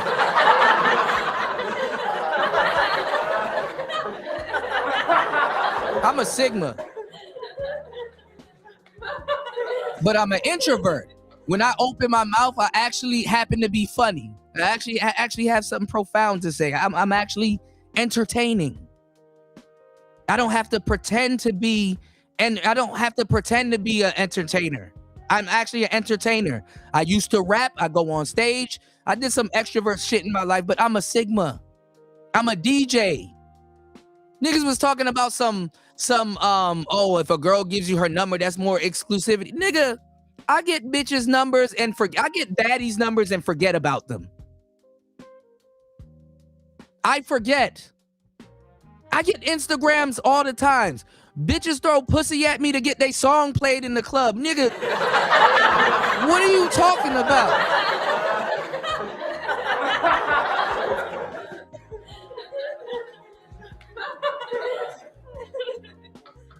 Y'all niggas make fun of it, but bitches want to touch and braid hair. They want to touch and braid my hair. Oh my God, this is all yours. Oh my God. I get tired. I want to be by myself. I am an empath also, and I need to disappear for a day or two. Ask my audience. I will do a long ass live stream, and they don't really feel it though because of the time difference. But I'll disappear for a day or two. I need to recharge. And listen, I don't go around telling people I'm a red pill. I don't go around telling people I'm an alpha. Listen, this red pill shit is like Fight Club. You don't talk about it when you get into the real world. It's just like the Matrix. When you go out in the real world, niggas, unless they plugged into the internet, niggas should never know that you're red pill.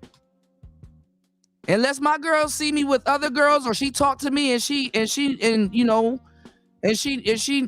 a player, because women are players. It took me years to keep telling y'all this. Women are players. So that's why we get them. You niggas really don't know what y'all talking about, bro. You niggas blame everything on fucking Pookie and Ray Ray. And y'all be thinking y'all statistics and what y'all saying about hypergamy and dating is right and shit like that. And you don't factor in the real niggas that's out here. There's a silver lining of real dudes out here that don't need to be a Pookie and a Ray Ray. That's why when I was like, bro, y'all niggas lames, dogs. Why are you on the first date telling this bitch how much money you fucking make? Was she doing your taxes, nigga? Why are you telling her that? I'm trying to figure out why are you telling these bitches how much money you make? Oh yeah, girl, I make about 100K. You tell them how much money you make and they still don't get with you.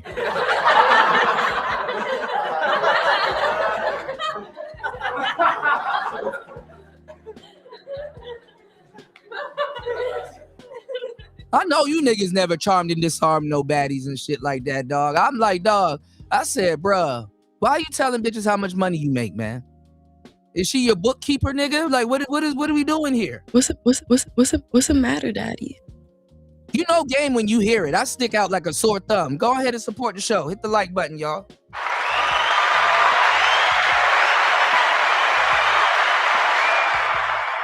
Nigga, I got enemies in real life that walk around with straps and shit like that. This YouTube shit ain't nothing to me. I will have you know what's funny? I am so talented and funny that my enemies will actually laugh at me and reconsider, like, damn, you know what? Old boy ain't that bad, but damn, I done did all of this in front of a bunch of people. Now I got to stick to it.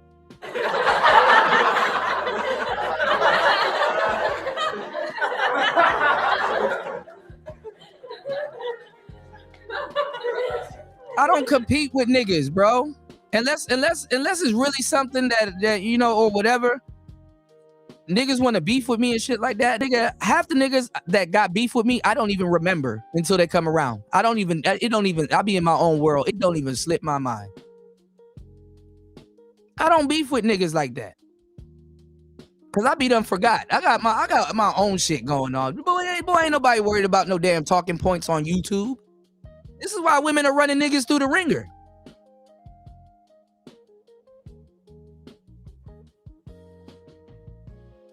This is why women are running niggas through the ringer. That's why I was like, the Instagram is more, the Instagram is more, you know, like I'm a very slick man. I'm very cunning.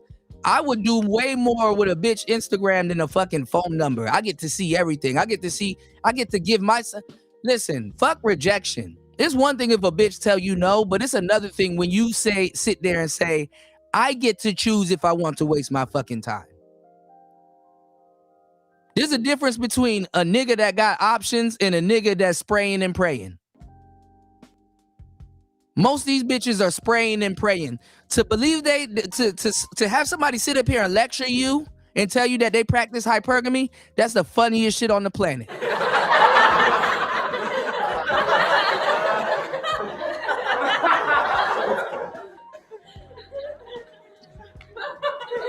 Pawn my back, because half these niggas want to survive in a room with real red pill people. Pawn my back if I'm sitting up here trying to break this down and discuss it to you, because I figured that you're smart, that you would listen. And that goes for anybody in this space I've ever broke this game down to that disagreed. Okay, go ahead. Because the bitch is going to show you. You don't need me to show you. Pawn my back. Then I tried to sit up there and try to educate you on something, and you didn't want to sit up there and listen because you thought you knew it all. You didn't steal enough game, baby. You didn't steal enough. You're not a good thief neither. I come to find out.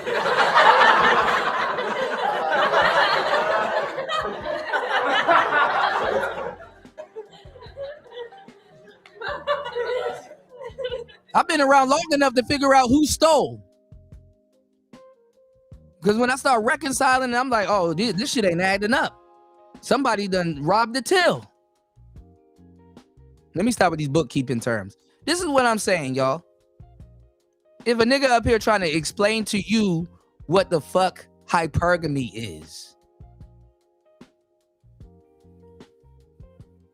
and he's coming from a male perspective. I know you're coming from a male perspective because we put the male perspective out here. But you and all them black pill niggas believe in a woman's dating options more than she do. These niggas be BBLing their legs. These niggas be getting jawline surgery and all kinds of stuff and find out the hard way. A heterosexual man got to get a fucking chin reassignment surgery because he fucked it up and thought he could pull a bitch with a better chin. And get mad at me when I tell him it got to be the mouthpiece. He fixed the wrong mouthpiece. These niggas think, oh, if you're tall, you just start getting bitches off the cuff.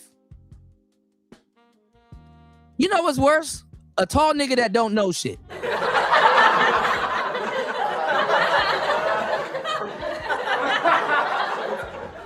Go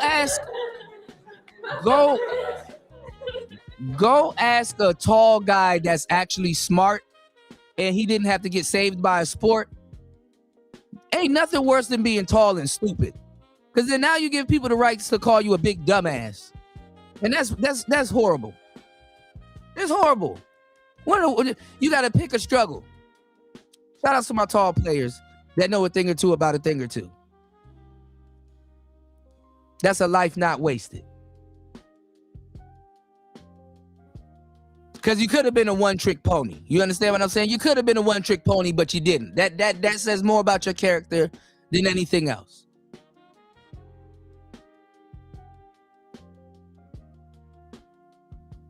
And then people, like, I don't get how people know. Maybe because I'm too humble. Maybe I'm too humble, y'all. I don't get how people know that I'm an OG in this space and they try to plead with me and they think that I didn't hear, and they think I've never heard this shit before. Kuda, let me explain to you why you're wrong about something that you've innovated.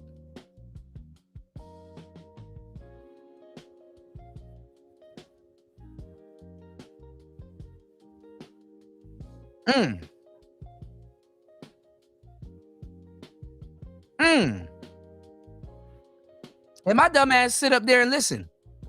And then halfway through the explanation, I get pissed off. What's going on, Raven?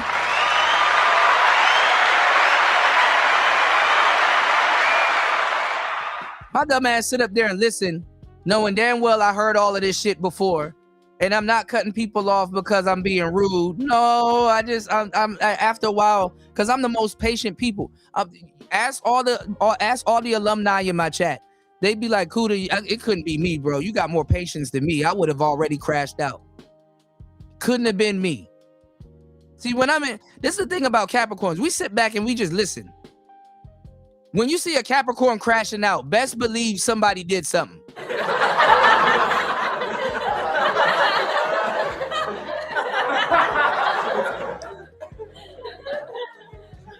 Best believe somebody, listen, 1,000%, best believe somebody did something to piss that Capricorn off.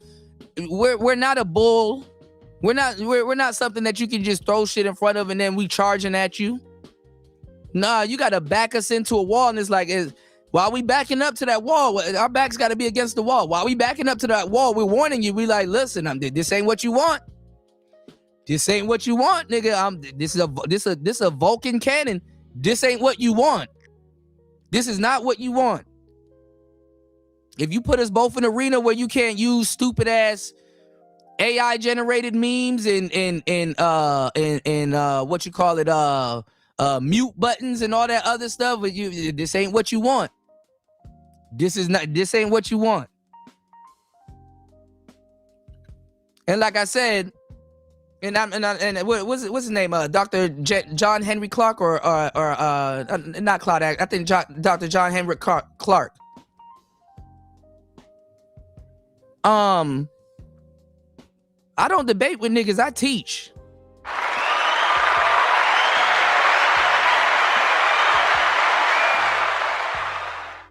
I start cooking, bro. After a while, I just get the chefing up. I start cooking. I start using, and niggas get mad at me. They gotta get police from me. They got everything I say is illegal because then a nigga start using canola oil, and then niggas start getting mad.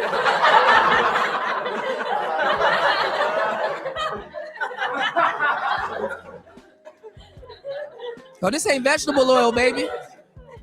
They get mad and niggas start using canola oil. I come from the school of pickup artists, nigga, and players. I come from the school of pimping. Niggas have, I tell y'all what it is. Y'all don't have to believe me.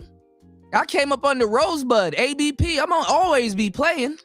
I graduated from Sidewalk University. I've been around pickup artists, real niggas that be around bitches. They know me. Niggas know me. I know what the fuck I'm talking about. I'm not gonna sit up here and lecture y'all about no fucking hypergamy without giving y'all some game about how to sidestep and get around that motherfucker, man. Shout outs to UFO in the building.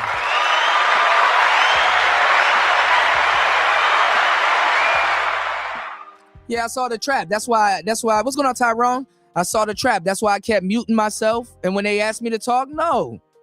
No, I sat up there and explained myself to you 1 billion times. Don't think I'm going to talk on your command. And that's the thing. They try to control me. And then they try to put somebody else in like this is my first panel I've been on. Kuda, you don't know how panels work. Get the fuck out of here. You don't know how to moderate. You don't know how to be smart enough to show some damn respect. Even the girl had to say, yo, he didn't start doing that until y'all wouldn't let him finish. And then they started cannibalizing each other. They were about to fall out. Fatty wouldn't let Ilkan talk.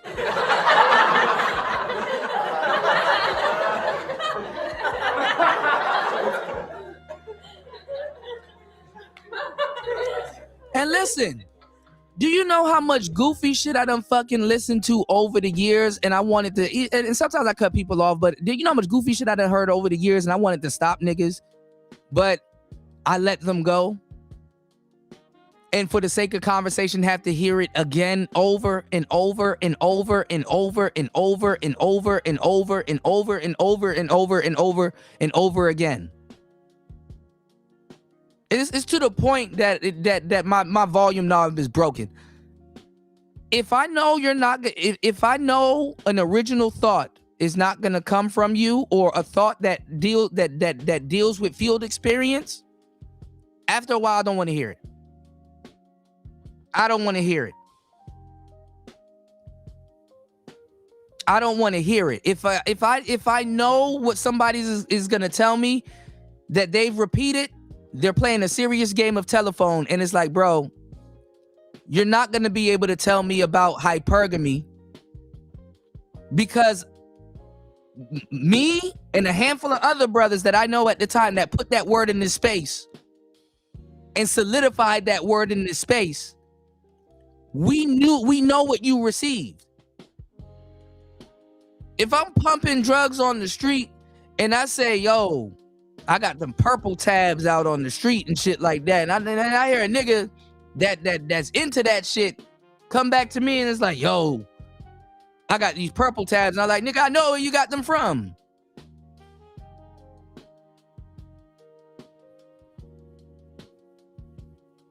Like, they haven't even thought of a concept that other content creators that they like and watch took from us.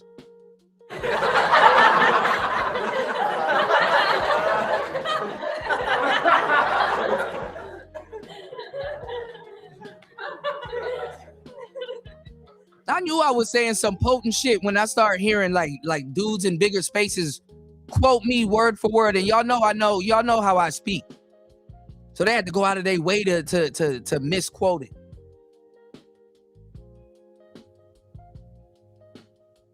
Cool to hire a black man just to say the N-word? Man, look. See, Rich said, I've been on Fatty's channel a couple of times. I know you were going to get hated on. I shouldn't get hated on. I thought we were red pilling. I thought we were in the manosphere, and I had higher expectations of both Fatty and Ilkan. And I don't got no problem with them. I'm just speaking my piece. I couldn't say it there. I'm just talking about the aftermath. It didn't have to get to this point. War Master, you did say that. Yep. And I didn't say it on the chat. I put the Google definition of exactly what I said before I went to Google and got it in the chat. So we was chopping up game in the chat. After a while, I just muted myself. I was just in the chat.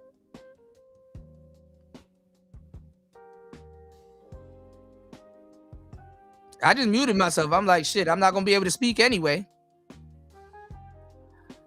Cave Reaper said, Kuda, do you stand with Anton Daniels? No, but out of that pack, Anton is smarter than half the people give him credit for. Anton is repeating our talking points.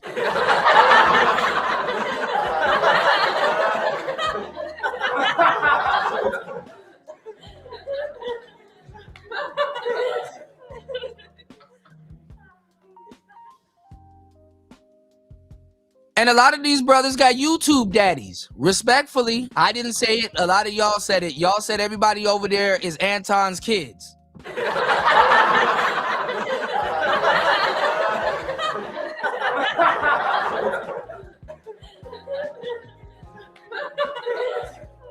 insinuating that that's their YouTube daddy. I didn't say it. That's what y'all said. And the term that I coined that got taken from the third shifts were Samuelites. I came up with the term Samuelites. I said, all these new people in here, they're Samuelites. They don't know that Kevin Samuels repeated me. They don't know that Kevin Samuels repeated Angry Man. They don't know who Ramil is. These new niggas don't even know who Ramil is.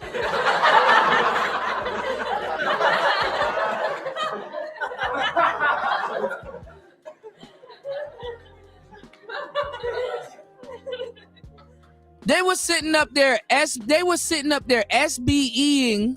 Shout outs to Ty City. They were sitting up there SBEing me on women, on female hypergamy, and even the women was trying to tell them, and they're trying to tell the women how they think.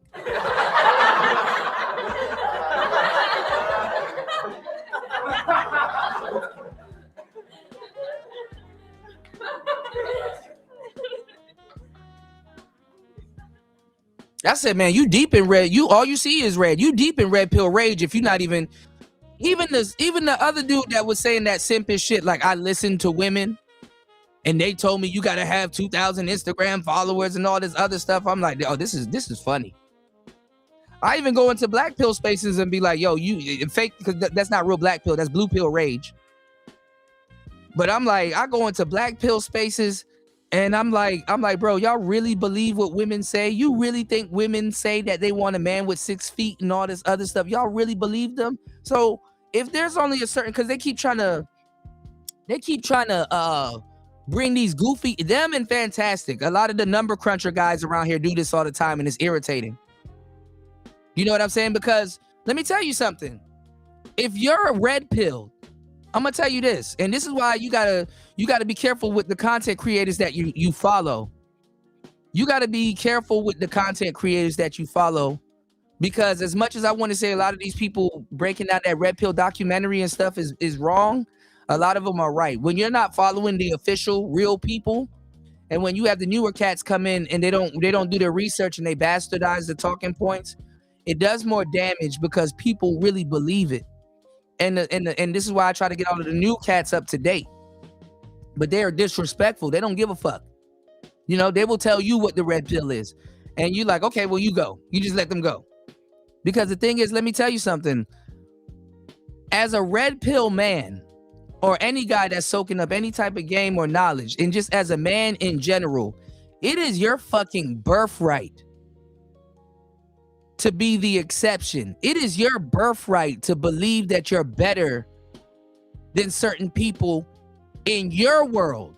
And maybe it might show in the real world. You know, there's women that will choose you over Michael B. Jordan. And it's some real shit. I'm not even being hyperbolic with you.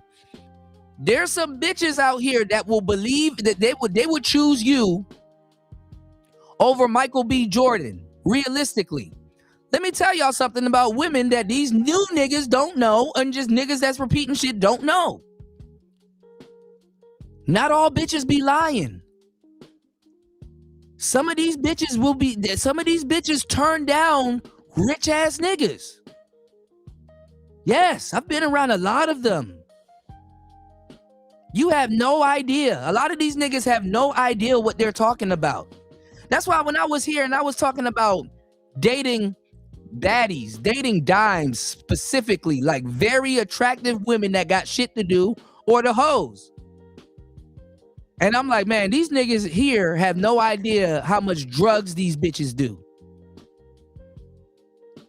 They have no earthly idea how much drugs these women are on. And these girls be supermodels and all kinds of stuff. And it's like, yeah, you want to get with Rihanna till you find out she got a coke habit.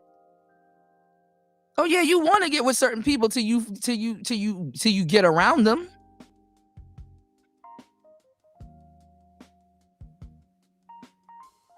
Yeah. Some women, you don't know what Michael B. Jordan does. Some women around Michael B. Jordan, niggas talk about some Lori Harvey fucked up. Could it be that Lori Harvey may know something? And it don't matter if you like her or you don't like her. Y'all talking about Lori Harvey fucked up actually proves my fucking point. You got a nigga that'll sit there and lecture you all day about how Lori Harvey didn't choose. That's why I didn't even jump on that topic, because I knew niggas was gonna do this. You got niggas that lecture you all day about how Lori Harvey fucked up. How did she fuck up, sir? Oh, Michael B. Jordan was a better pick. This is why he even used him as a example, right? Michael B. Jordan was a better pick. And guess what Lori Harvey did? What the fuck she wanted to do?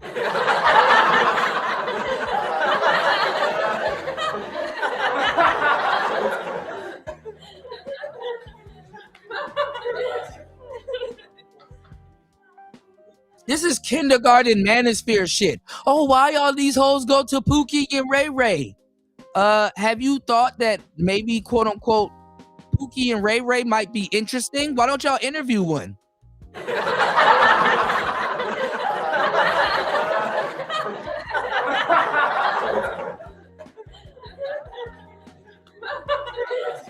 Because these niggas will sit up here and talk to you about that red pill shit all day, and they one blowjob away from the plantation. And it's not even that. Because they be stealing our talking points. It's not even that. It's not even that they're one blowjob away from the plantation. One thing that y'all haven't noticed, and I can shoot game from the cuff. One thing y'all haven't noticed, these niggas want hoes.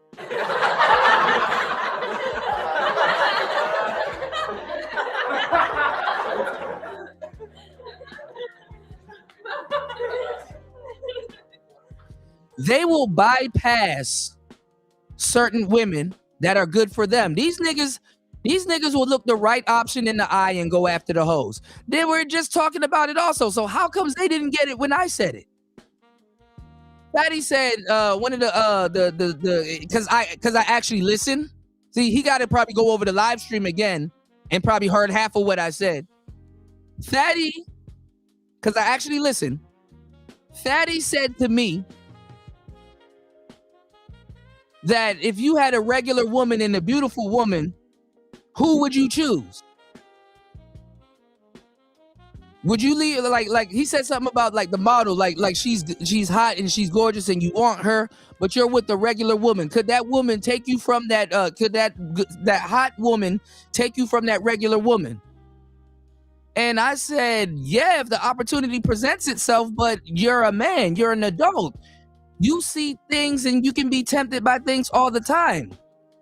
You don't have to act on it though. You don't need to act on it though. Bust all in there. A girl can say bust all in there and you don't need to, if you want to do it, but you don't have to. See, a lot of niggas ain't used to talking to dudes that got options. Dudes that actually date bitches that would step all over a lot of dudes. And I'm not saying Fatty, I'm saying in general. A lot of y'all be because I got a whole hit piece coming out about Pookie and Ray Ray. Y'all that shit is like the gayest trap card in the manosphere. After a while, y'all gotta stop that Pookie and Ray Ray bullshit. It never struck your mind that you like thoughts?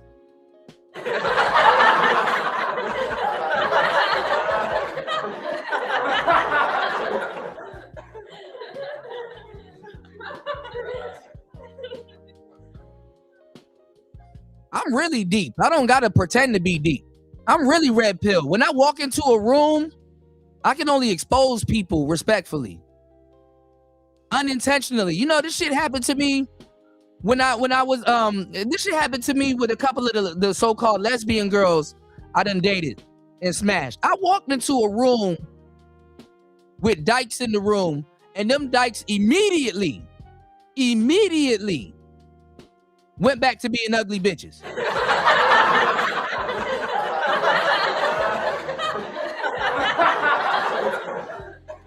You know how like before you get into a room, you can hear people causing havoc or wreaking hell or causing shit and stuff like that. And then when you get in the room, it get quiet. I'm walking in the room and it got quiet. One of them they actually pulled their pants up and shit.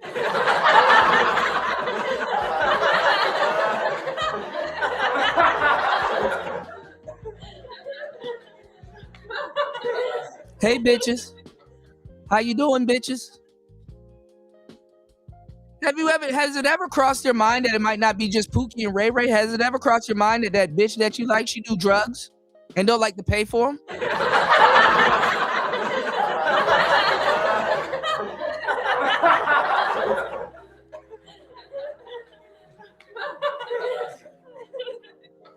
Shout outs to my girl Beachy.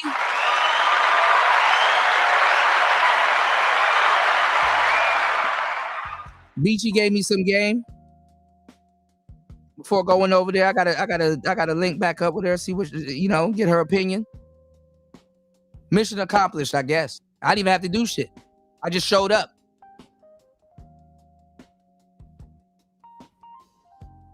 I'm not even a villain. I'm a pleasant guy. I'm a cool dude. That's the funny part. But I'll be the villain if I need to be. I was talking about this with Beachy. I was chopping up the game like that, and it's like, it's like the reason why a lot of these women call y'all lames is not because y'all don't do drugs. It's because you're lame.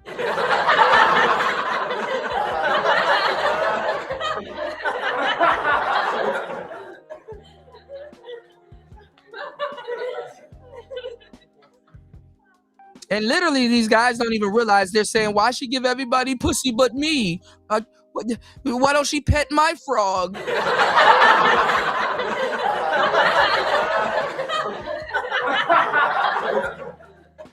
I got a frog too. My needs need to get met. My frog need to get pet. Why don't she pet my frog?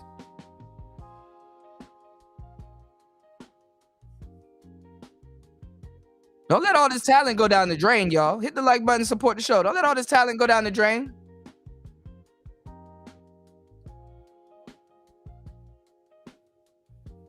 Niggas still having Pookie and Ray Ray arguments and shit like that. Like, nigga, grow some nuts, man. Grow some nuts. Could it, what, you niggas gotta stop complaining and be a little bit slicker than that. Y'all didn't want Player Talk Radio? Cool. Player Talk Radio, he take his game and go home. And stay where he at. Y'all can listen to that goofy shit all fucking day and really have a healthy fear of Pookie. Meanwhile, y'all are the Pookies. Y'all are dysfunctional Pookies. You not even a functional Pookie, and you talking about a functional one that can get bitches.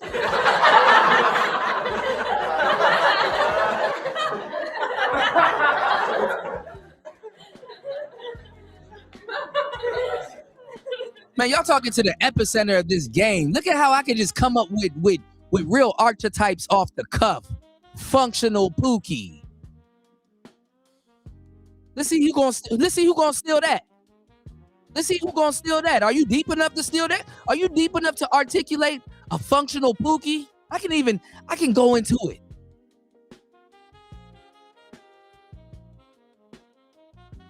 Who gonna steal that? And then y'all blame bitches. Y'all blame bitches. Could it be? Because it's the same way y'all like hoes. Because none of these niggas will turn down Megan Thee Stallion. I know that for sure. They can do all the hit pieces they want, nigga. Megan Thee Stallion come around me and let her be choosing on a nigga, I'm going to be sitting right next to Tory.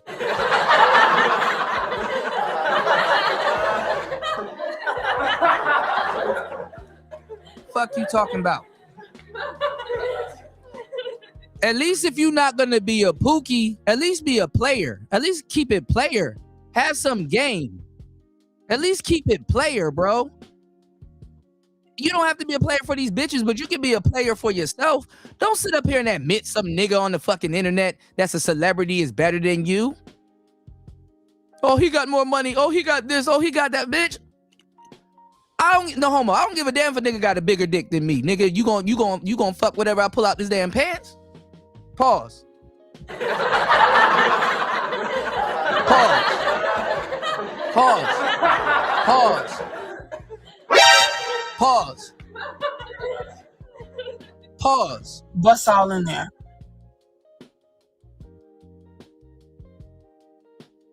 I don't give a fuck if somebody's taller than me or weighs more than me or if a nigga got a Ferrari and all this other dumbass shit.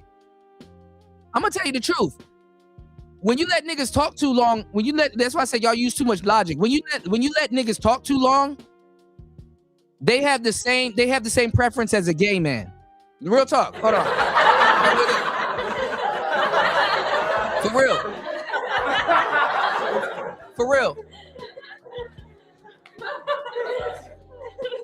Niggas was talking about Hondas and all kinds of stuff. Do you know, aside from sports cars, Bitches don't even be knowing the make and model of the fucking car.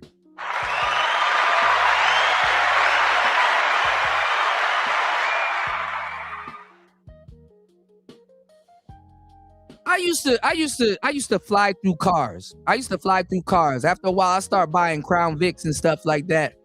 And I remember I told one of my girls, I was telling her about the engine. It wasn't a 4 liter. I think it was like a 3.8 Police Interceptor engine, right?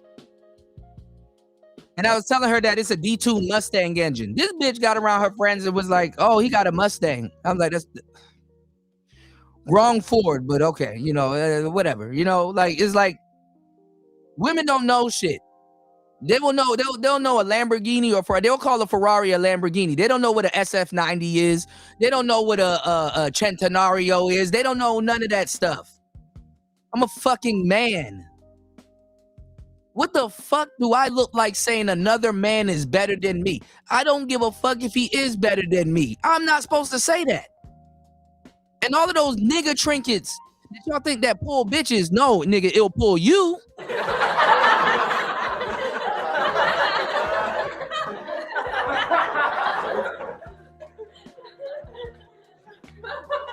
Some of you niggas want to be passenger seat princesses. LeBron can pull you.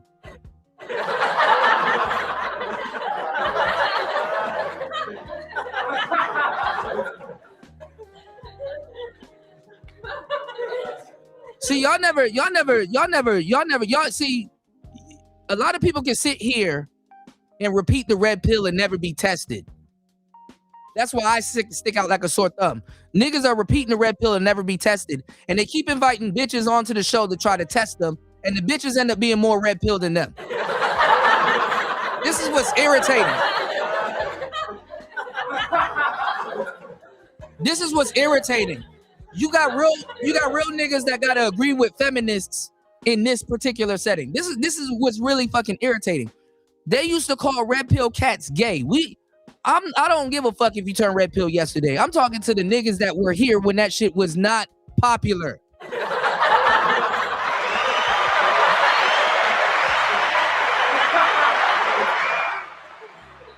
If I talk like that, if I talk like that long enough, a bitch has the grounds to call me gay.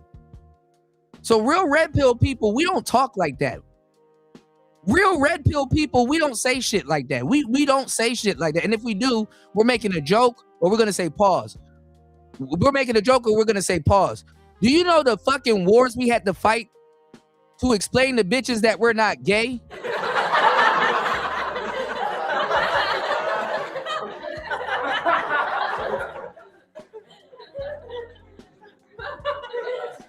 Y'all niggas got the pixie dust. Y'all didn't take the red pill. I don't know what y'all took. Don't get mad at me because somebody sold y'all a fake pill and you wanted to be a gremlin. You wanted to be Kodak. Don't get mad at me. You knew it was fake, but you still took it and start repeating shit and don't even know what the hell you talking about. Do your own thing if that's the case, because there's so many people out here making us look fucking bad, bro. And it's irritating. And it's not just the new cats. It's some old cats too that don't know shit. And I throw little hints there and here and there, but I sat back and I've been quiet for too long, man. I've been humble for too long. I've been mistreated by people that had no business even being around me. Not being a gatekeeper. And look where the fuck it got me. That's why I'm glad Gatekeeper is becoming great again.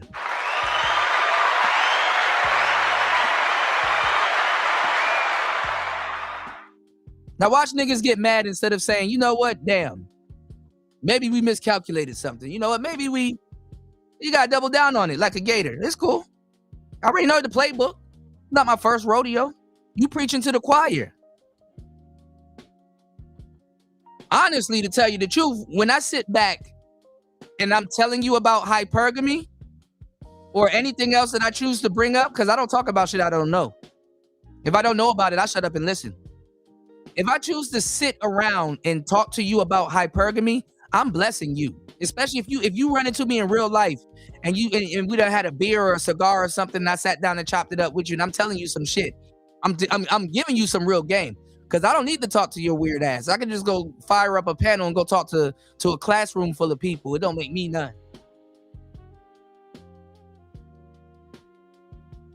Okay? I lost my voice the other day from screaming in the club. Nigga, listen. My voice is my gift. So I don't take the words that I say lightly. I leave that up for women. So when I tell you something and I'm very practical, I will tell you something and frame it as a joke, and I'm being dead serious.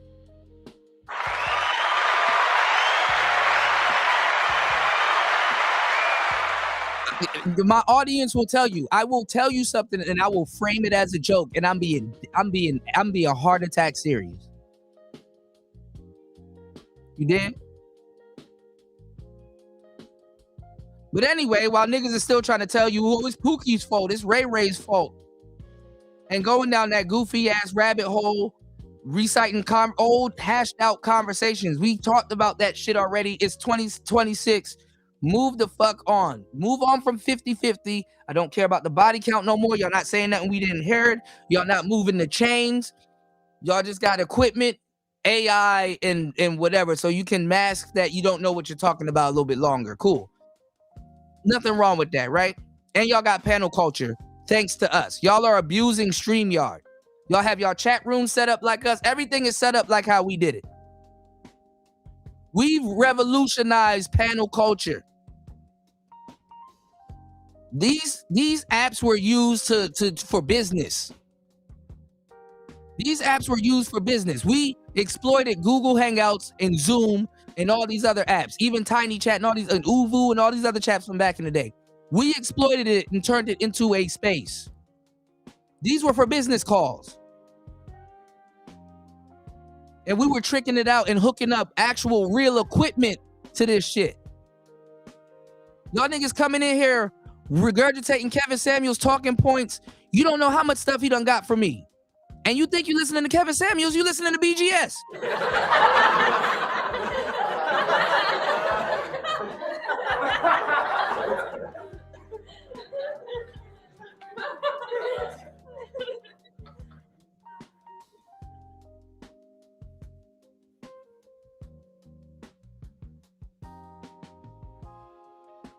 This shit is funny. Move the chains, please. Have an original thought, for fuck's sake.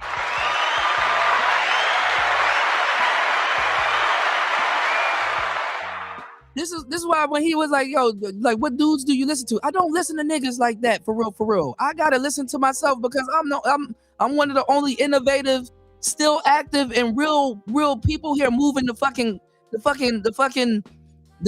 chains. I'm getting the football down the fucking field. I'm not sitting there at the line of scrimmage and then have nowhere else to go.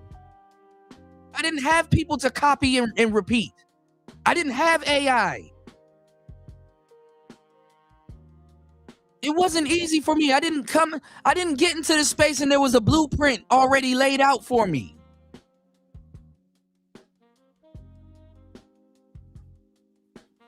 Don't talk to me. Leave me alone then. If you're not gonna say nothing nice, if you ain't gonna be like, yo, hey, you know, don't invite me nowhere.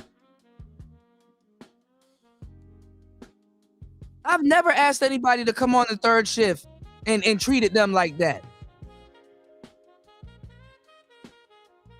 I didn't have to ask people to come on the third shift. They came.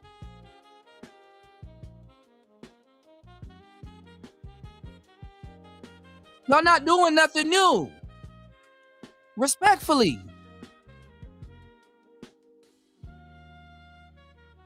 That's how, when they were like, "Oh, he gonna tell us how to do panels," I'm like, I am kind of qualified, but hey, do you, man? Just, hey, do your thing. This ain't a cash grab for me. I'm really him. I'm really here to help men. I'm not here for the money like that. But if I'm gonna be here, absolutely. And if I'm gonna be innovative and get my intellectual property took and giving y'all quality, We'll see.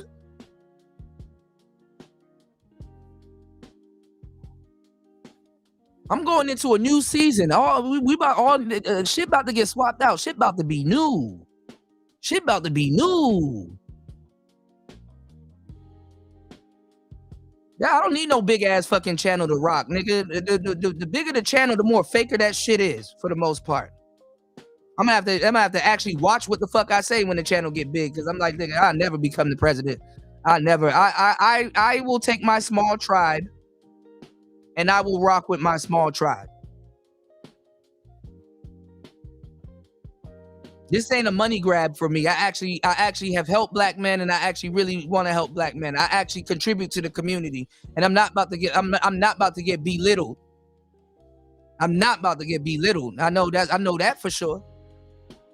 I know when it's all said and done, I got more said. I know when it's all said and done, I got more done than said. Believe that. And listen, I'm gonna tell you some real shit, cause I really don't pop my shit, but nigga, I'm finna pop my shit.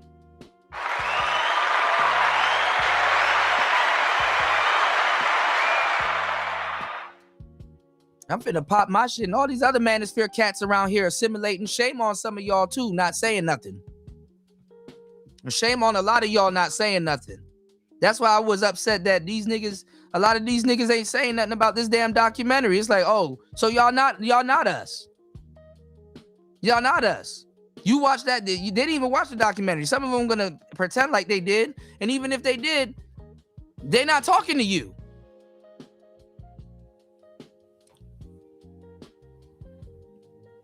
That's why them dudes on the on that documentary, they didn't even hit no pressure points. They didn't hit no pressure points. Even Myron, even though Myron moved the chains, Myron didn't even hit no pressure points. He was recording, and it made it even look more awkward.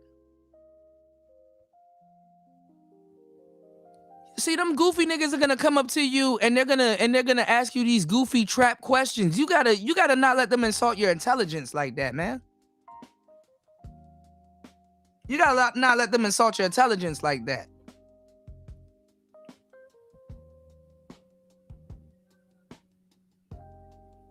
Cause even then, they're downplaying real masculinity in men. Even if you can listen, you could have been a square. You could have been a square from Delaware. You could have been a blue pill shill, right? And you can go look at that, and you can go look at that documentary, and it's like, damn. So what the fuck am I working for? I should just be a slave to women? Because I see the guy, like think about it. You got men that's on there that reach the epitome of success. You got niggas on there with Ferraris, Rolexes, suits. Niggas ain't doing an interview in their dad's basement and shit like that. The niggas had to go to a penthouse in Miami to go talk to niggas. And you know what that signals to young men? You know what that signals to young men? That signals, damn, I can get my dream car. I can get a baddie to listen to me. I can get an attentive baddie. I can get my dream car. I can get a baddie to listen to me. I can get a woman to cooperate with me. I can build my whole world around me. I can get all of this stuff, and that shit don't mean shit because I'm still gonna get called. You know what I'm saying? I'm still gonna get called some bullshit or referred to as gay or as overly masculine and all kinds of stuff. Buying a $600,000 sports car didn't change a fucking thing. When Kanye West said you a nigga in a coupe, that was true. But when you see hit pieces like this even tells white men and the Glacier men, bro, you can still reach the epitome of success and you're still gonna get measured by what the fuck you do for women.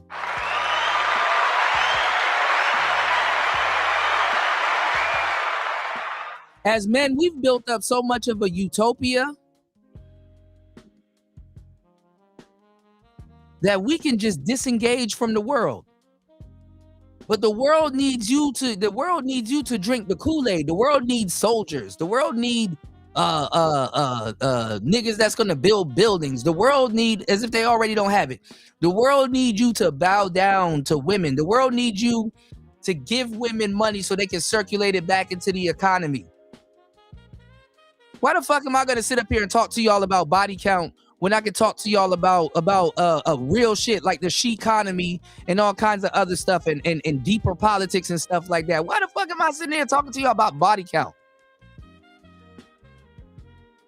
And recite these goofy ass numbers that don't mean shit. You wanna know why them numbers don't mean shit? If you active and you out there and you red pill and you really soaked up some knowledge you can't get in college,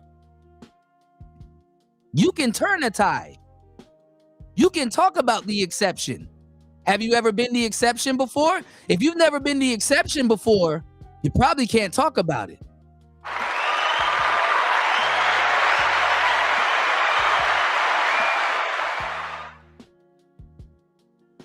We live in a day and age where pussy will just fall in your lap. How do you have all of these problems?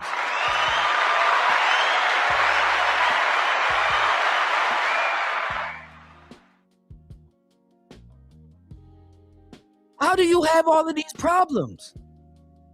And you're red pilled.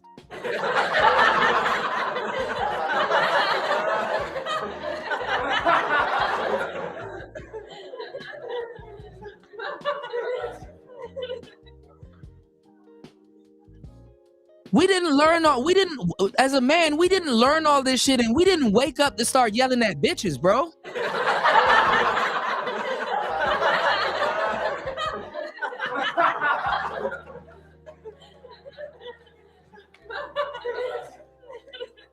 Why y'all niggas learn this shit to yell at bitches? I don't got no frustration to take out on bitches unless it's in the bedroom or some shit. I don't got no frustration to take out on no bitch.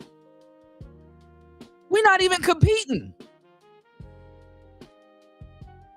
Or y'all haven't stole that talking point yet. Did you get the memo? We're not even competing. So y'all can stop answering that goofy job stat. You don't do what I do.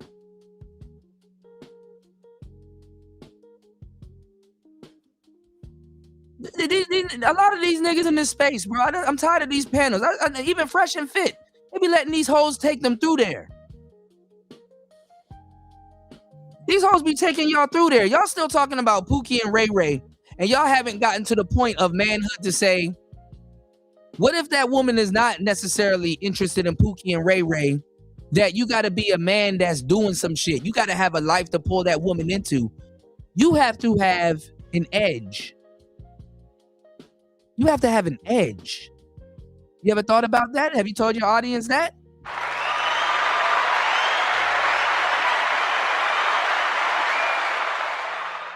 You have to have an edge. While you niggas are sitting up here telling dudes, oh, tell her how much you make on the first date. I'll tell a bitch, like, look, I'm a janitor, but I like to shoot guns on the weekend, or I like to go to the pool hall, or I like to roller skate or do something else. A lot of these dudes that's having problems with women is because their edge ain't their occupation. Their edge ain't their occupation. You know, a lot of DJs don't make a lot of money. The majority of DJs don't make a lot of money. But bitches, have you noticed you never seen a bitch ask a DJ how much they make? Think about it.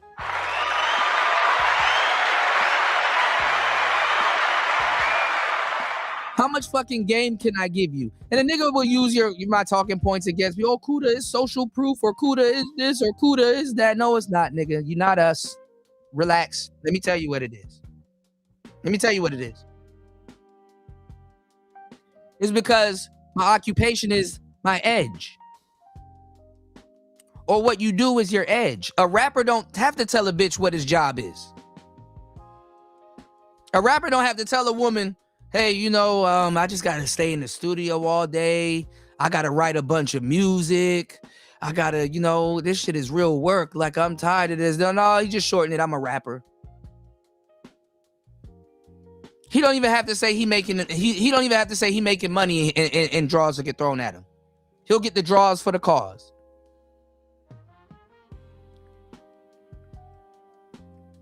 How is it that some of y'all are new over here? How is it that y'all are just now finding out about me and you like, damn, dog, it don't stop. This nigga can't miss.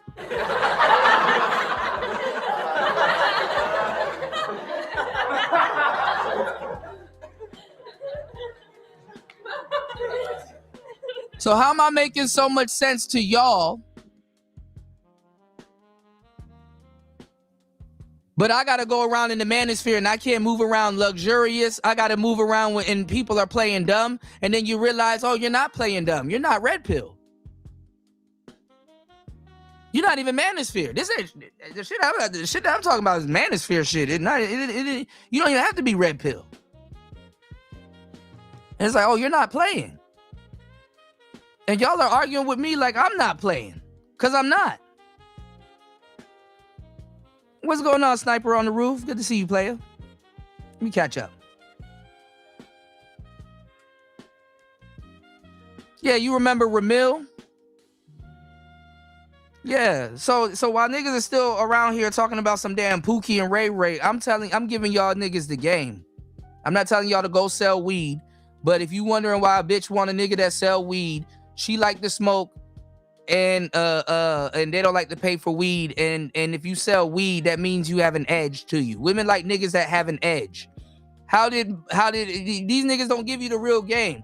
They will sit up here and call Russell Wilson a simp, but they won't tell you how does Russell Wilson keep a Sierra around him after a Sierra done dated Future? Because Russell Wilson has an edge. He's a quarterback. He's an athlete. And you know what the quarterback does, whether them niggas want to listen to him or not? He commands a group of niggas.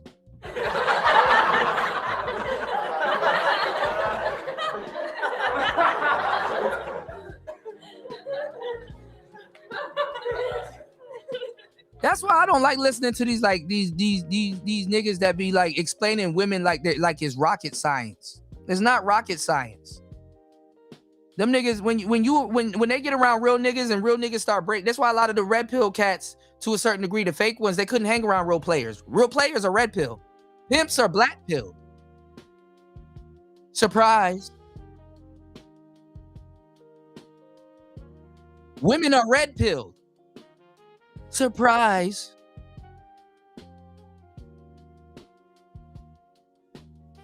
Niggas having allergic reactions when you say truth. It's like, oh damn, dog, y'all niggas got more shit to worry about than some red pill. You know, when you were in the red pill, niggas are, oh, you've been in this space for a long. Imagine that. Niggas in the manosphere trying to clown me for how long I've been in the space. Imagine that. That means I had a longer time being red pilled than half the lot of you new niggas repeating us. Niggas trying to clown me for how long I've been in the space. They think I was creating content this whole time. No, you know what I did? I was a young man and I shut the fuck up and soaked up some game.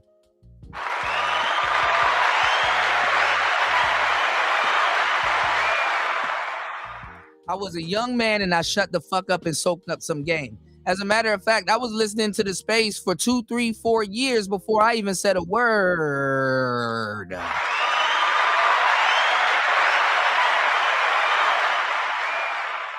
And I didn't jump in this game acting like I knew everything. I jumped in this game and was sharing my experiences right along with adult niggas. I was chopping it up and creating stuff also.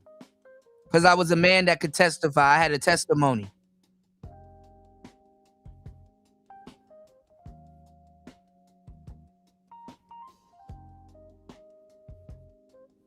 Now we got rappers, we got all kinds of people. When I say new niggas, I'm talking about the rappers too.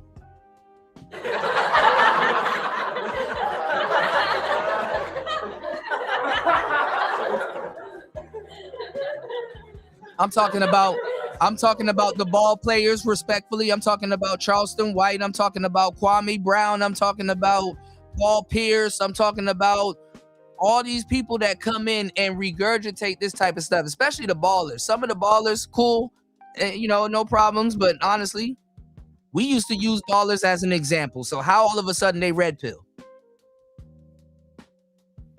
Ballers are some of the biggest tricks on the planet. That's why I'm like, this some lame ass shit, sitting up here arguing with these niggas because some bitch found a baller. It's like, girl, you ain't the only one. I told y'all, I talked to hoes that got Shaq number. More than one of them.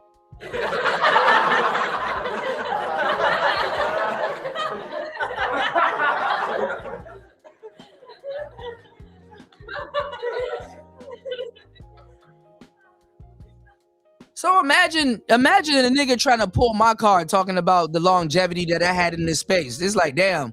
So you know I have longevity in this space, and that still didn't compel you to be respectful. Or take at least a second glance at what the fuck I'm saying.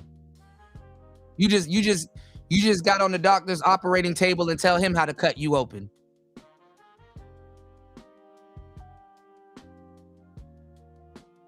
No respect, no hierarchy, no decorum, no nothing.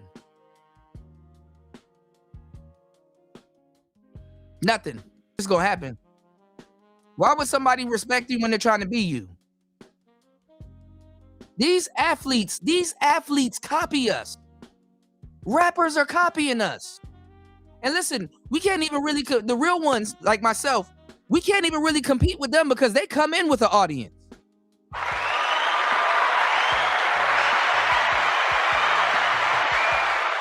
They come in with an audience.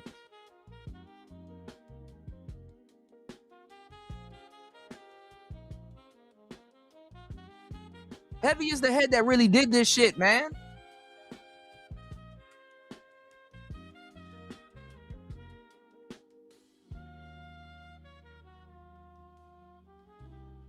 So a lot of people, they copying everybody, so they don't feel they homage to who?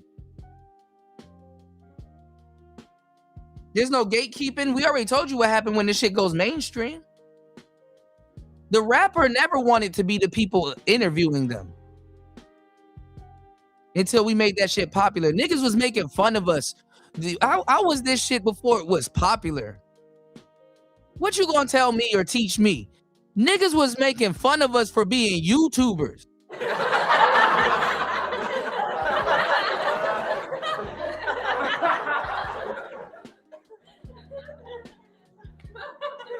You knew niggas come in here and fire up a stream and already got your cash apps posted and all kinds of stuff. You knew niggas come in here and already get paid.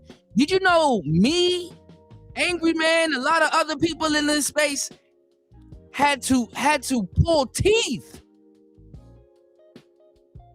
to get this type of content supported?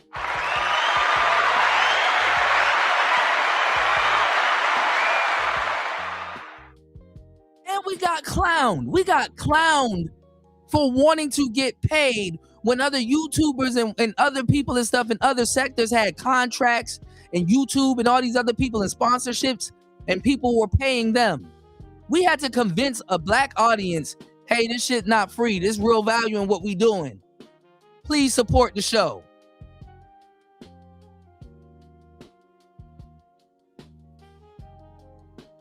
Man, y'all niggas got our blueprint. Yo, man, there gotta be some respect around this bitch, man.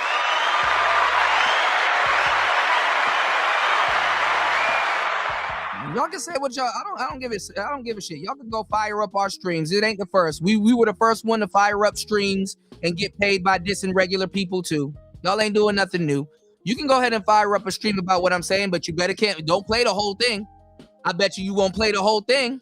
I bet you money. You better clip this shit. You better play certain parts.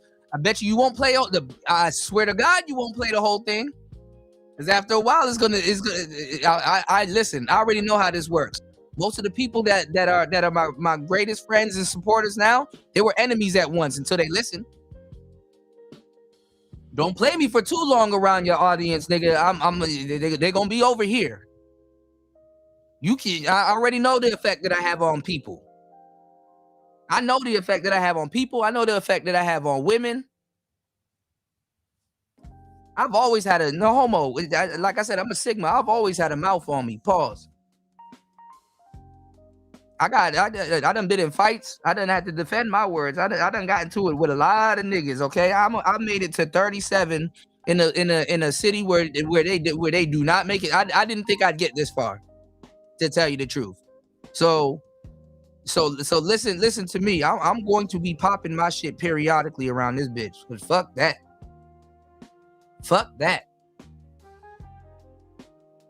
I can't look at my past and be like, damn, it's identical to all the things that I'm saying because I'm active and stuff like that. I really lived this shit. I really inspired niggas. I put on y'all OGs. You gonna respect me. You gonna respect me. Or if not, if you ain't of assistance, like I said, keep your distance. Go talk about that bullshit over on your channel. Respectfully. And I'm not saying nothing disrespectful. Because if it was the other way around, niggas would be popping their shit. Niggas popping their shit and it ain't even the other way around.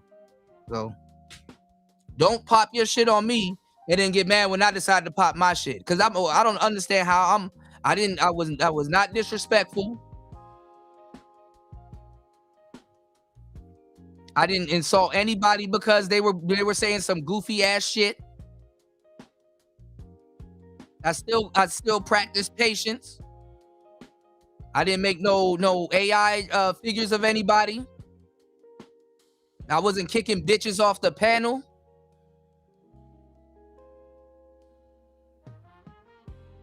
I wasn't doing none of that.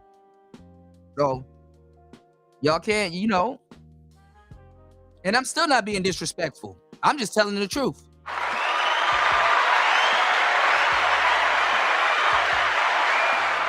And I dare one of y'all to say that what I'm saying is not true.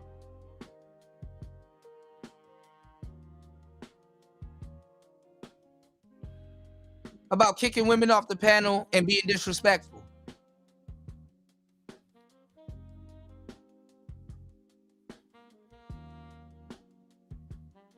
This is what black male anger sounds like. I'm not a fucking imposter. I speak out. I speak my mind when I do. I couldn't help but be red-pilled. That shit wasn't even a fucking second thought. That shit wasn't even a second thought. Like when you're speaking your mind, right? When you're speaking your mind, you can't help but, you know what I'm saying? You can't help but, especially as a black man, you can't help but be red-pilled. So a lot of times it's like, bro, if you can't voice your opinion somewhere, it's like you gotta take into account, like, can people take what you're saying? I should be able to say what I'm saying in the red pill space, or at least the manosphere space, So, like I said, over the years, yeah, this it's not barbershop talk no more. It's become a salon, man. See, Rich says most of these dudes are not handling women like they be trying to portray. Definitely not any bad chicks. There's some truth to that.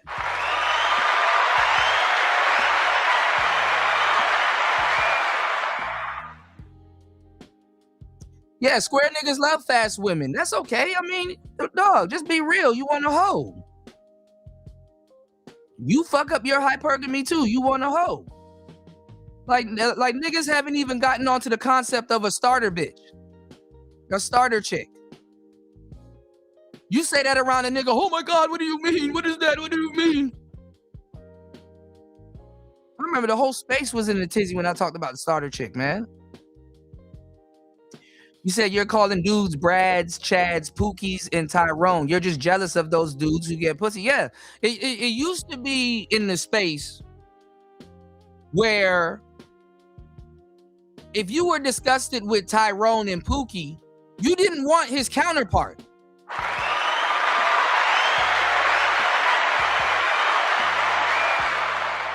You didn't want his counterpart. Now niggas are directly arguing over getting hoes that they shouldn't even respect anyway. But to see, I told y'all about this for years. If you look at society, right, and you look at the totem pole, you would think a hoe is attainable, but in reality, a prostitute or a hoe or an OnlyFans bitch, she holds a higher status in society than people want to give them credit for. You understand? So it is what it is. And these dudes are the worst because they don't just want hoes. A lot of these guys in the space, the squares, right? And even the blue pill cats, they want to directly wife up a woman. You dig? A hoe.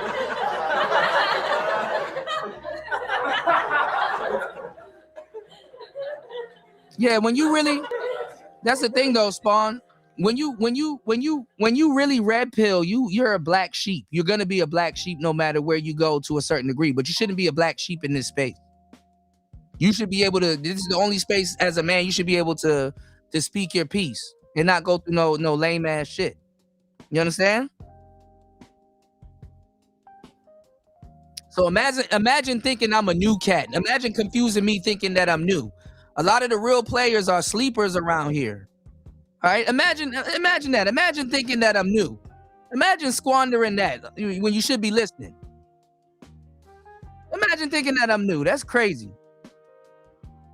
What's going on, Brock? And I say that with respect because I'm like, damn, you know.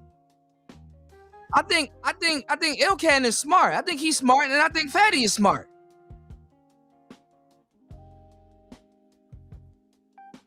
And then, you know what? And I said something to him, but he probably don't remember me. I was almost about to flame his ass up too in the chat. Kenny Alpha. Kenny, you know better, man. But then again, he's more of a dating coach. A lot of the dating coach don't understand the red pill neither. But what I was saying was pure common sense. And then niggas sit around here, don't know anything about women, trying to psychoanalyze them all day. And niggas really try to gaslight me in the chat talking about some, oh, Kuda, that's probably why the women agree with you. You think like a woman. No, I don't think like a woman. I'm a player. I know how to attract women. I know how women think. I'm a hunter.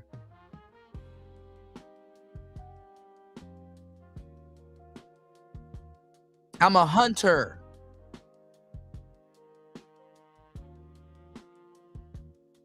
Y'all niggas judging how fast a fish can climb up a tree. You attract bees with honey, my nigga.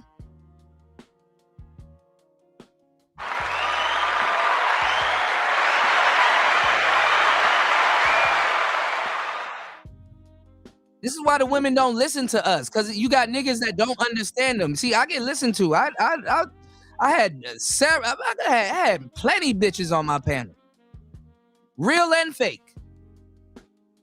Excuse me, ladies. I don't mean to call y'all a bitch. Bust all in there. Theatrics, y'all. What's the matter, Daddy? I understand women. I don't have to pretend to be a nigga that understand. I understand women. I'm a ladies' man. I'm a Casanova. I'm a gentleman. I get women. I don't have to pretend.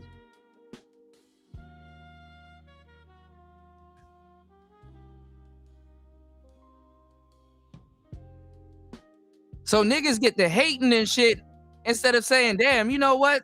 3 women on the panel actually agree with this nigga. And it's like, instead of saying, damn, this man actually saying something that can grab the women's attention, instead of becoming red pill and arguing with bitches about shit that I barely understand,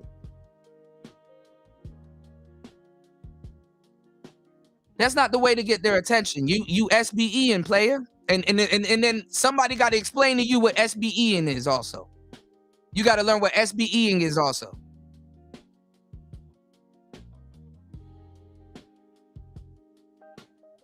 These niggas are talking to women like the women don't know what's going on. They're more red pilled than y'all.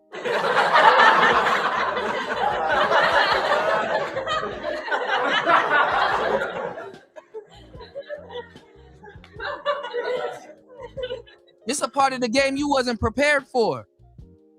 They're more red pilled than y'all.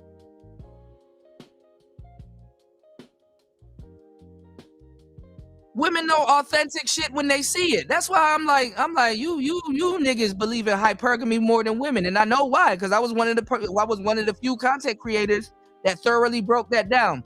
You could go type in DJ Kuda hypergamy, and there's videos from 3 years ago. What the fuck a nigga gonna tell me about hypergamy?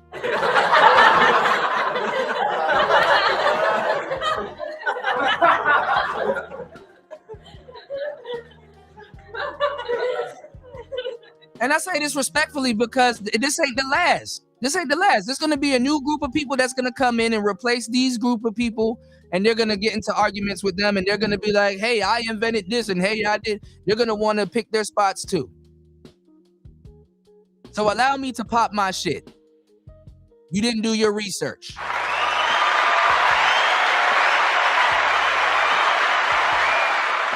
Shout outs to Raven. Yeah, hit that Cash App. Support the show.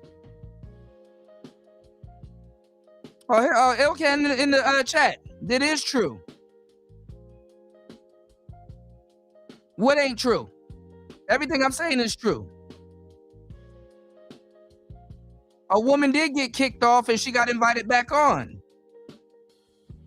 See, I told y'all I told y'all, I said they are going to say what didn't happen that happened. Y'all were in my chat room. I didn't have to go over the video.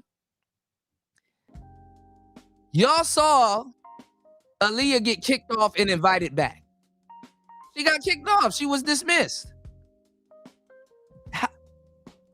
Take this link. How am I wrong? You have a whole group of niggas in here that saw Aaliyah get kicked off and she said she got invited back. Tell me how she didn't get kicked off. Or you're going to say, oh, she left. She was dismissed.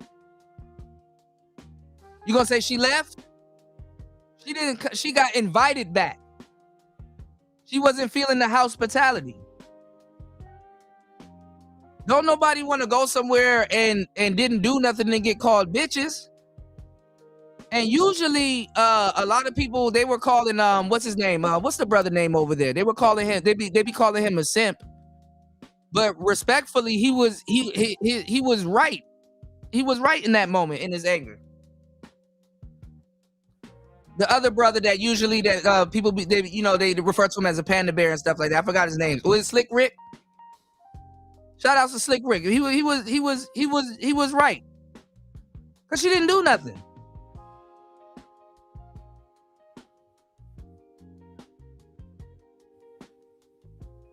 People clown me when I said put the women to work. You got to put them to work. Women are around you. They want to be of service. They want to do stuff. That's why I said if she ain't of assistance, she can keep her distance. A woman, let me tell y'all something. This is the funny part, right? When we have these conversations, a woman that fuck with you, she will actually work for free.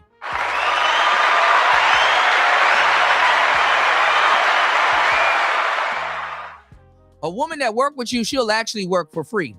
She won't have rules for thee and none for me. A woman that fuck with you will work for free. The same way a woman that fuck with you will give you some pussy for free. You don't have to beg. You don't have to.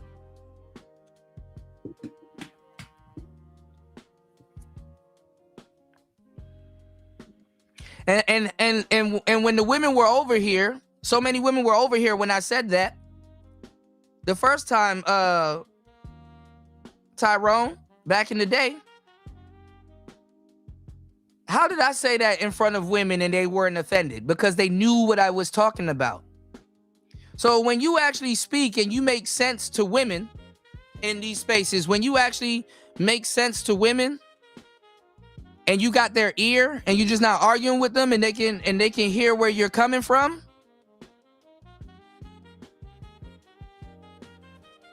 they listen. They listen. I done produced some Frankenstein women in the space from here, you know? Yeah, I'll come back next Friday. If I'll be able to talk. If anything, I'll just sit in the audience or I'll just be panel furniture. I'll sit by Fantastic. If Fantastic's the dresser, I'll be a lamp. I'll be a lamp if I'm able to speak. I don't know why me speaking is against the law in a space that I help cultivate.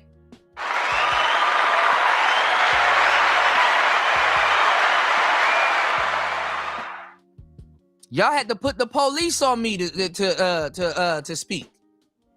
You said he just said why we can't talk reckless no more, but we can't say bitches. What do you mean, New? And what do you mean, Spawn?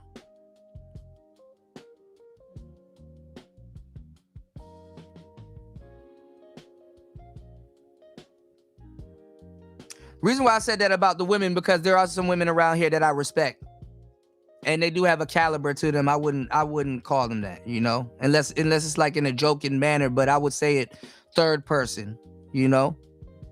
So, because there's some women here in the space that I don't think that term fits them at all. You know, but no woman ain't above being one. So, all right, I got you. Okay. You said that's why Snow Bunnies stay winning. Yeah, that happens also. Yeah, biggest team player. Yeah, you gotta. You know how much people got mad at me the other night when I was telling y'all that your girlfriend got to be your biggest fan? Your girlfriend got to be your biggest fan. Yeah, they know I'm not talking to them, but I just throw that out there because we might have some visitors and shit like that. And I'm not one of these niggas that's a bitch. I'm not one of them dudes, you know. Gotta have some decorum. That's the problem with the black community nowadays. We don't have no decorum. Half the shit that black people are talking about on these interwebs is a lack of decency. You know what I'm saying? I'm a player. I am red pill, but I still was raised with manners. You know, and I'm still a good guy. It didn't make me a fucked up dude. Or y'all listen. When I'm on some bullshit, y'all have no idea. It's when I'm chilling, people think I'm on some bullshit. You know? But when I'm being serious and I'm relaxing and stuff like that, that's when I get the most smoke. And I'm like, bro, what did I do? Did I do something? Kuda, don't talk about that. Oh my God, how can you say that?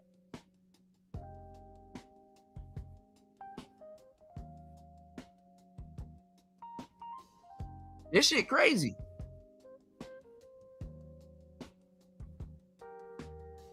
Imagine going into the manosphere and you say the word bitch. And some dudes, hey, don't call him a bitch, bro.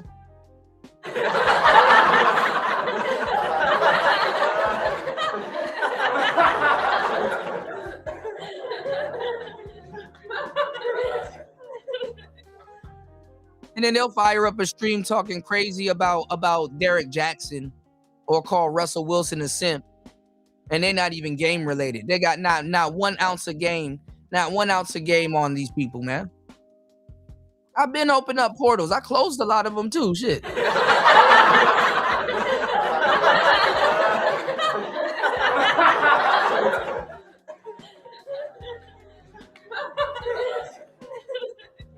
I'm a canon event. I'm a non-skippable character. If you in my vicinity, whether online or somewhere, you're going to learn something about me. You're going to learn, not about me. You're going to learn something from me. You're going to get laced. And I don't talk like anybody else. I'm unique. I'm my own person. I can form an original thought. I don't have to agree with that shit you stole or whoever you heard repeat that or whatever. I can form an original thought. That's why I'm probably not as popular as I should be or as I once was. I'll be popular again. I just get around a new audience. It don't mean shit. But I have a quality audience. I have quality people that I'm around, so I stay in my own lane, bro. This is why I don't go nowhere. I get hated on for being original.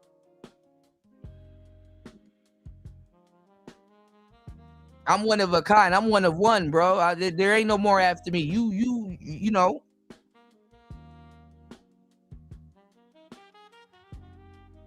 And I'm polite. I don't rub people the wrong way. I be chilling. So half the people that I know that talk shit about me upon meeting me, they listen to me long enough, they subscribe.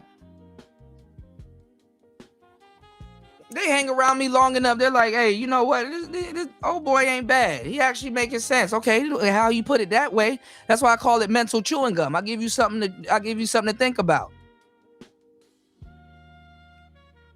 You know, I can never teach the ignorant though, you know, and I'm not the smartest person in the room. I'm always a student of this game. So I go places looking to learn, and then I end up learning if I'm the smartest person in the room, then shit, I'm in the wrong room. I'm a target at that point because niggas don't like to learn or listen. And I thoroughly listen. You know, but if y'all gonna, you know, and then you know what's fucked up, y'all? You know what's fucked up? It's never a fair fight.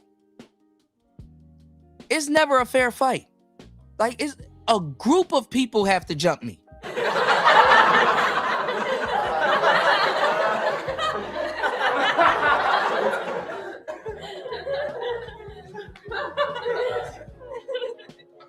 It's never a fair fight.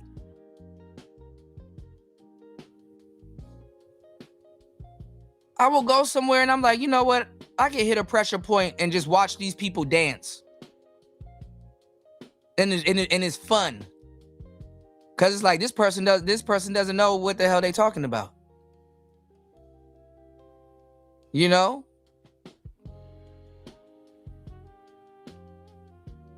Preaching to the choir, man. I've talked for these particular subject matters, y'all.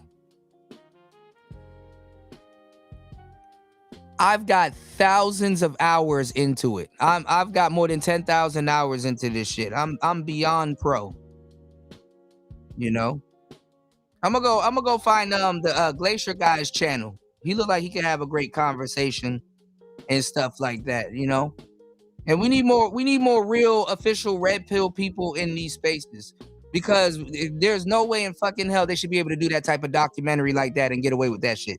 We need more real, genuine red pill people in these spaces. We don't need people red pill raging, because we've always kept the red pill ragers under wraps, because they make us look bad and they don't understand what's going on. And then what it does is the work that other people put in, it thwarts it.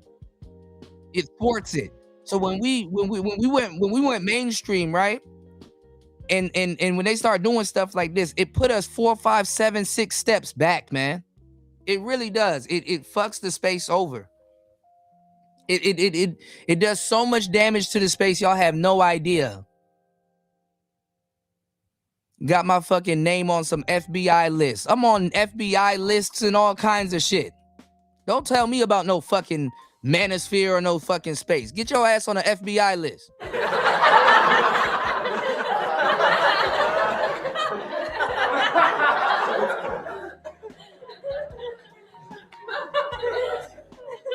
Niggas talk about how much people I got watching me. Nigga, the feds subscribe to me. What the fuck?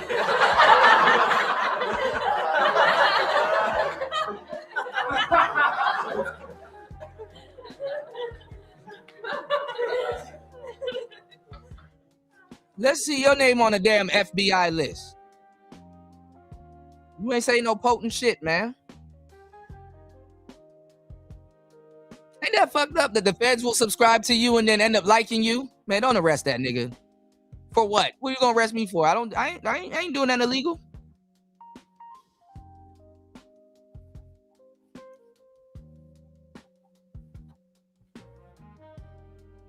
FBI gonna super chat me. Keep doing what you doing, bro.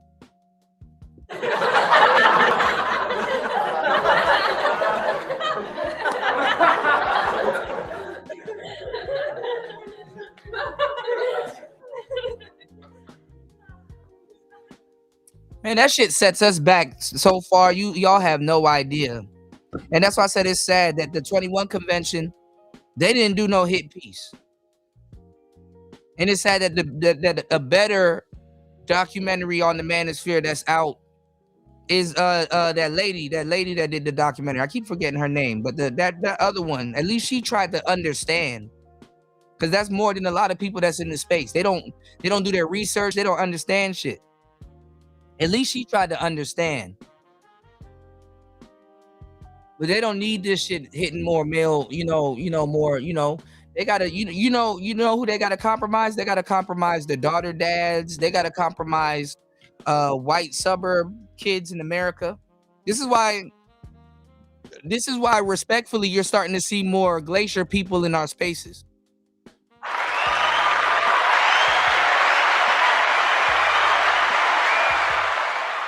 This is exactly why you're starting to see more Glacier people in our spaces. The nigga shit start entering their house.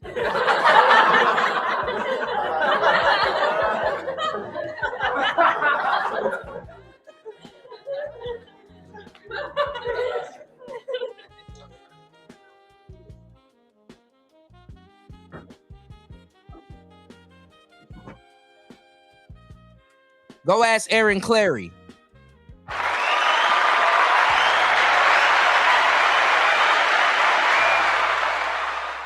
Yeah, so I got a right to be mad. I got a right to pop my shit. I got a right to say whatever the fuck I'm saying. I put in the work, man. I don't give a fuck what this shit look like now. Just wait on it. It'll look like something else later too. Lucky I'm still alive. Lucky I'm still active.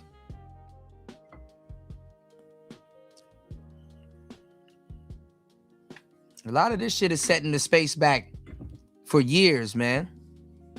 I'm one of the few innovators. That shit ain't gonna fly past me, man. I'm one of the few innovators, man. I told y'all this shit was coming. I told y'all this shit was gonna happen. What's going on, Shinobi? I told y'all this shit. I predicted all of this shit. I said, oh, man.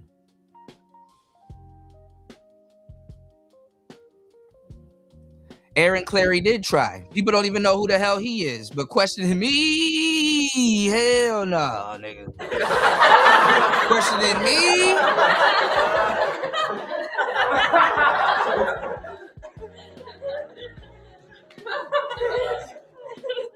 That's where you fucked up. Niggas don't know who Ross Jeffries is. They don't know these people. They don't know Joker. Oh, this is what I wanted to talk about. Let me show y'all some real shit. I gotta find it. I'm gonna do it on the next show because Joker, he was talking about Asmongold, and he was saying that Asmongold is red pill.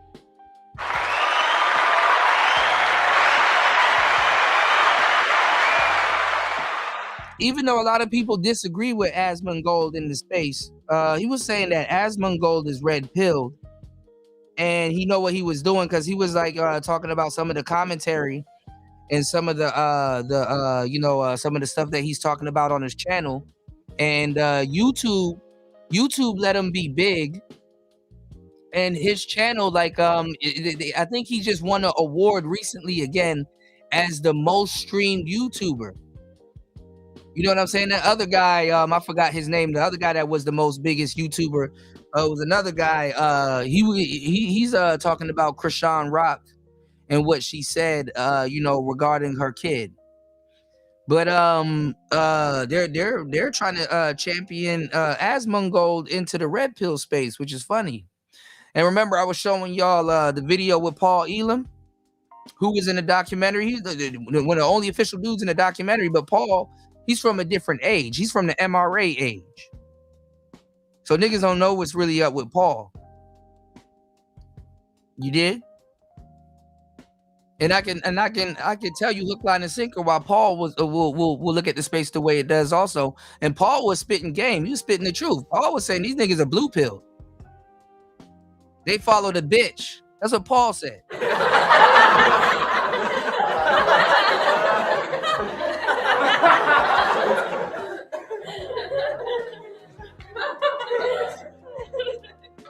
So rightfully so, when niggas don't listen and they're telling me, oh, Kuda, I learned this from a girl, I get pissed off. I'm like, listen, you giving me shit, and then I'm thinking you about to tell me some official shit, and you gonna tell me some shit a woman tells you,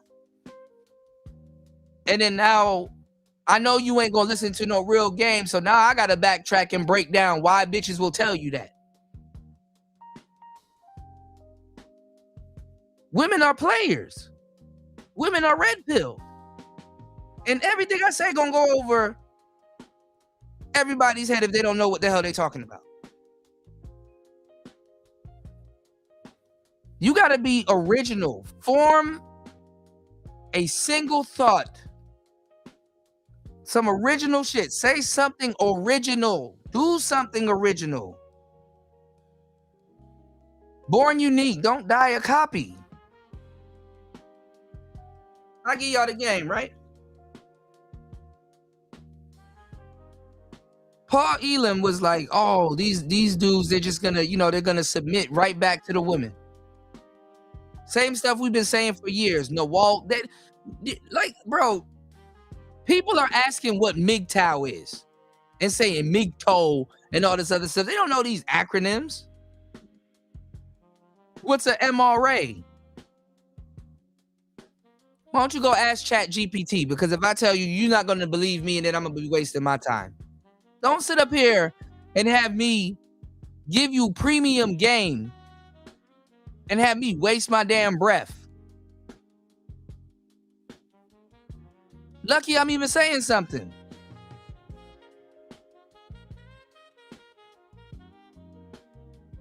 Niggas don't know about BWGTOW. That's still a new concept to them. They don't know about BWGTOW. How BWGTOW came before MGTOW.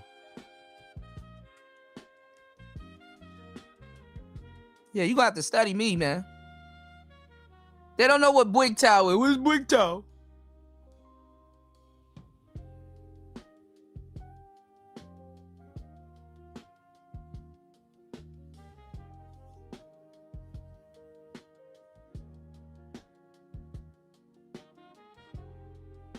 Y'all niggas negotiating for women to follow you and shit like that. You can't get their attention. That shit crazy, man. I just sat up here and had niggas that had no business saying shit about me. Yo, Kuda can't get women. It's like, nigga, shut the fuck up. The reason why I'm in this space is not the reason why you're in this space. So what's your excuse?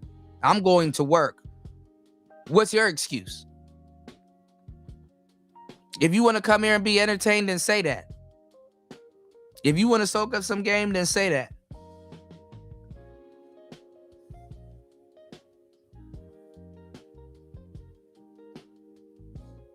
Projecting that bullshit onto me. And niggas be straight up whole repellent trying to tell you what a woman is attracted to, or what a man is gonna find attractive and all this other. Niggas be straight up whole repellent, man. I got tired of that shit.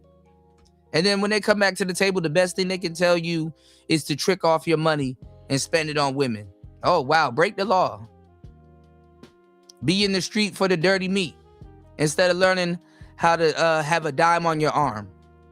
Yeah, be in the street for the dirty meat. Fuck me in my mouthpiece, right? Says the man that don't know how to charm and disarm. Says the man that allows her appearance to be the interference. Let's go.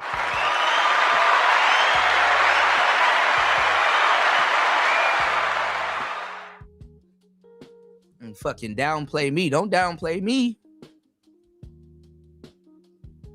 I don't give a fuck. Half that shit don't mean shit to me.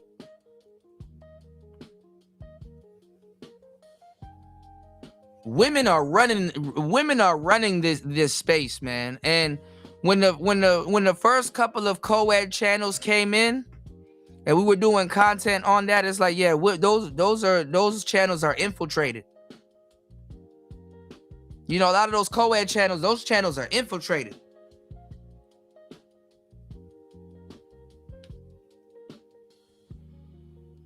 So hey, I don't know what to say, man. You know, I'm done. I was the only one fighting for the space. I got blackballed. Cool. So this is the space that people negotiated. Because you got people that once did want to soak up some game and learn something.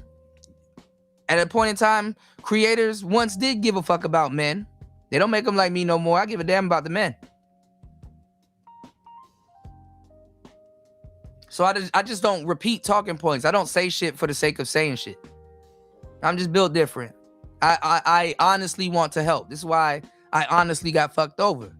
It happens.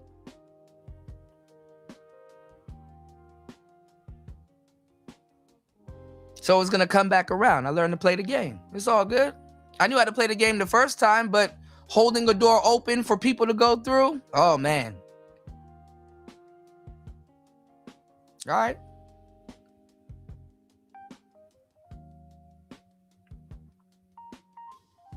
I remember that new where and even Angry Man was going around policing panels and stuff like that, you know. And that was one of the channels that really even fought for it, because I didn't have no problems with women over on my channel. People would tell me Jessica X is a problem. It's like, no, she's not a problem. You know, people would tell me Melody was a problem. Melody wasn't a problem.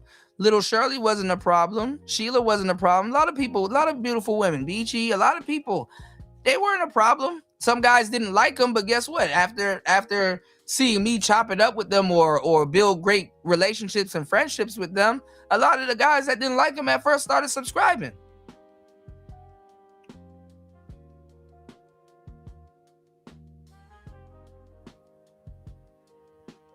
I turned a lot of people into household names in the space, certainly. What are you gonna tell me about panels? I'm the original super panel. Go check out the Third Shift. FD Signifier, all these people were clipping the Third Shift. A lot of people clipping the Third Shift. Stream Team Memes, clip the Third Shift. Go find Baller X. Go deep into his repertoire. You're gonna see nothing but Third Shift.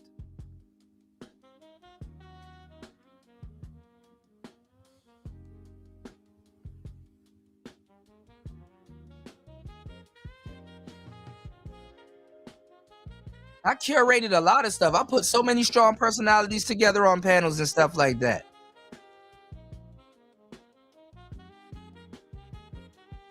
So, not even worried about that. It's too late for that shit now. You got 3, 4, 5. What is it? A 4th generation of cats coming in now. Lapeef and them, they're not new. They kind of they know a little bit. They know a little bit. Anton, he's not necessarily new. He repeats our talking points. He knows a little bit. But there's a lot of stuff I could say to Anton and he'd be like, damn. That's some real shit.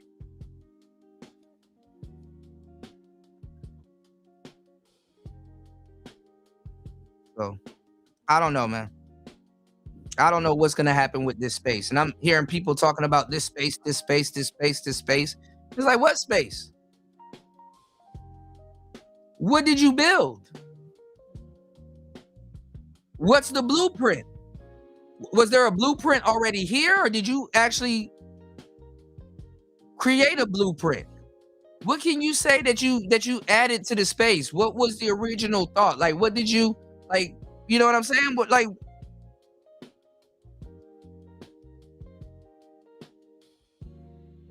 have you wrote a book before? And if you wrote a book, are other people's talking points going to be in that book? Mr. Let Ho, he got a card game. How much of my talking points are on that fucking card game?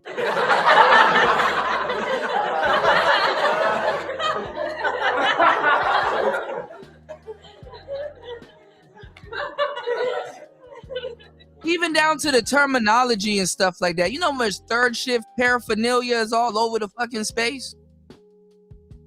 So much Third Shift paraphernalia, letter tart, all of this shit is all over the space. What you think you're doing is not what you're doing.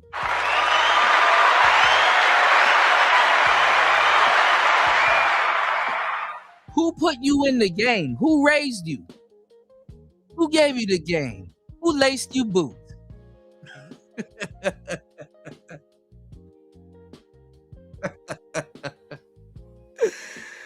Oh, fuck. I'm glad Kevin Samuels gave me a little bit of props before he died. Lord knows you had to pull teeth to get that nigga to admit that you did something for him, or he took something from you or borrowed something from you. Shout outs to Angry Man. Angry Man gives me my props. Said I inspired him with certain concepts and ideas and things that he used till this day. Y'all gonna respect me one way or another. I don't give a fuck. I put in that work. And it's not me beating my chest. It's me talking about my history in this space. I'm allowed to do that.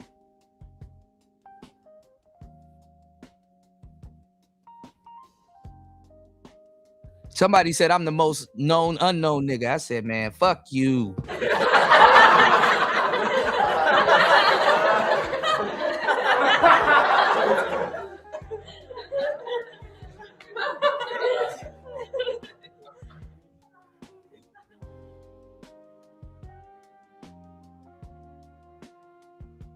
It's kind of the truth, though.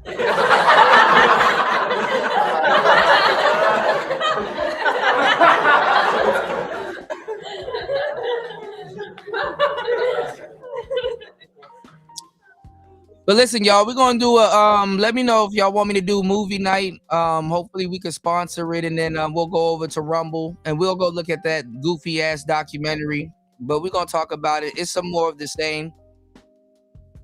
It's another one like the other one. You dig what I'm saying?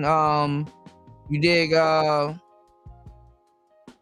we're gonna talk about some more new content creators that's coming into the space. You got Asmongold. Like I said, there's another handful that I'm gonna talk about, some of the new rappers and stuff like that. We're gonna see where these talking points coming from. If you are talking about dating on your show, you're welcome. Fuck out of here. What's the matter, Daddy? What's the matter, Daddy?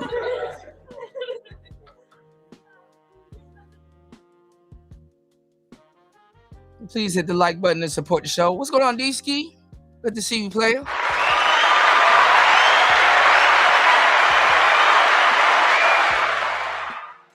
You said that's because you didn't want to play ball. And then at the time, nobody cared about tech because it was expensive. Yeah, but I was showing them the cheap stuff, D-Ski. You new niggas trying to talk about equipment and shit like that. It's like, man, please. Fuck out of here, man. We made it. We was innovating the podcast game. Some of y'all, I keep telling y'all, the gear that I got y'all to buy back in the day, or the gear that you bought off my recommendations back in the day, y'all better hold on to it because it is worth a lot of money now. It's worth a lot of money now. It's worth a lot of money now. You dig? And the thing is that, niggas never came to me until they wanted a nigga mic. They wanted a nigga mic.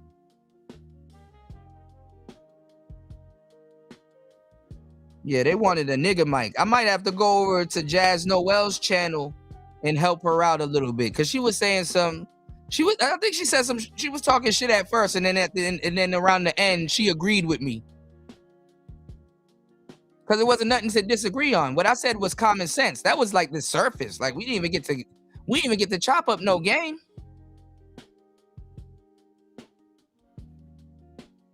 We didn't even get to chop up no game. No, let me tell you why I got blackballed. It's because I fell out with Game Changer. And at the time, MOT, Fantastic, Game Changer, and a couple of other people in the audience, they were all together. And then when I fell out with Game Changer, and then I started bucking back and stuff like that, it was just inevitable, So that's what happened. Yeah, whatever. Water under a bridge. But this is what happened though. They only hit me up to get a nigga mic because when I was arguing with Fantastic and arguing with other people on the show, they were like, yo, Kuda, how did you drown that person out? I was drowning people out for years and people didn't know what the hell a roadcaster. They didn't know what the hell. People got roadcasters now and still don't know what the fuck they doing. And that's another thing that I got to talk about, the new cats in the space. They got all this tech and still de-evolve the space.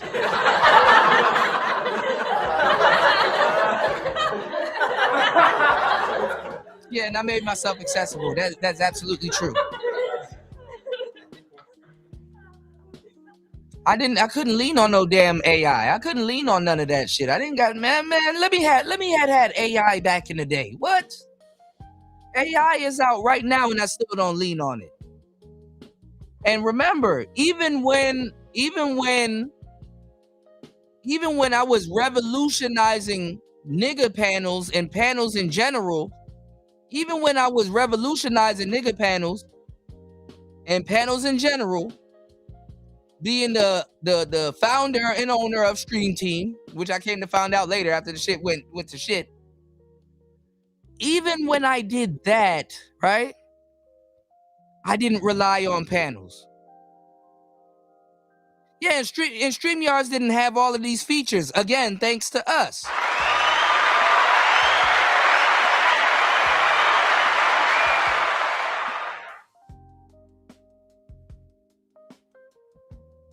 We built up StreamYards. When Google Hangouts went, man, these people wasn't even around for the adpocalypse and the death of Google Hangouts. You know how much channels disappeared after Google Hangouts? And I sat up here and I attempted to teach some of y'all OBS.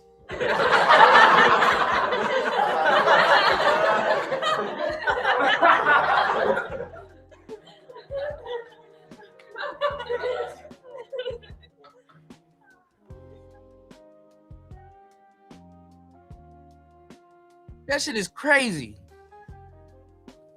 Deesky said, I was so annoyed by you guys at the time because every you guys kept highlighting Jessica X. The first time she got on the panel, I was on the panel with that old school brother. You mean Jay Speed? Jessica made a lot of her bones on the third shift. People hated her. Jessica made a lot of her bones on the third shift, only to disown me. Ain't that funny? Only to disown me.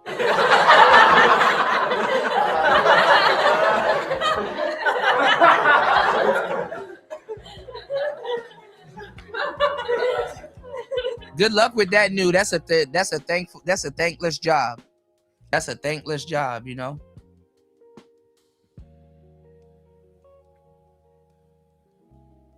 Yeah, but man, listen. You know, a lot of people will say, yo, Kuda, you been in this space for a long time and you ain't did shit and blah, blah, blah. Man, I've been super active. And niggas think just because they discovered you, that's when you started.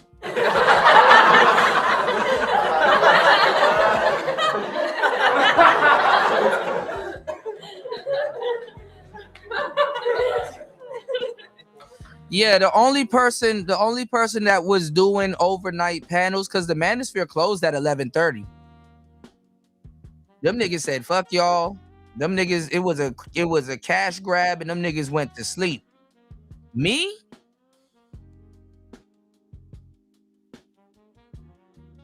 I used to get home from work and I used to be tired as fuck. And I would still come on and do third shift. That's why I called it the third shift also too, because I was working at that time. Absolutely, I was working at that time. I was still doing 40 hours. I was working my ass off. I didn't get no sleep. I'm at work falling asleep. But you know, BGS, he had an overnight show, but that's where a lot of the old heads would go. So the reason why I adapted the younger crowd and the newer crowd was because they were talking about saving black women. The Manosphere was about saving, the Black Manosphere to a certain degree was about saving black women. You understand what I'm saying? The old school player sector. So a lot of the younger cats didn't want to listen to that.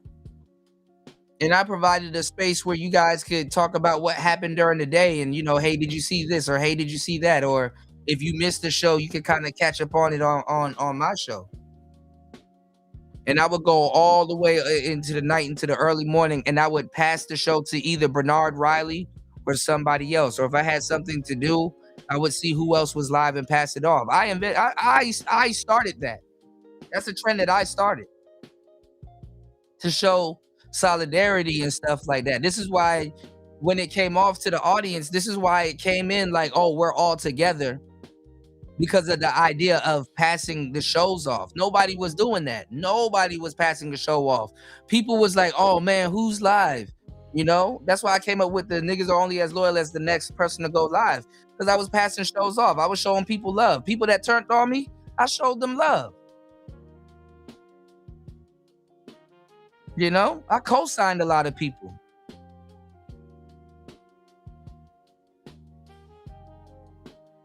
Right, New? A lot of people made income because of me. Absolutely. My bad, y'all. Sometimes I gotta pop my shit because like just the negative stuff that people hear about the negative aspects of me before they hear about the positive, which is fucking wild. And after a while, I just stopped explaining myself, man. I'm just said, fuck it. I'm gonna tell you the truth, man. I gotta pop my shit every so often, man, because listen, man, who gonna tell my story for me, man? I seen what these niggas did to ARC, David Carroll,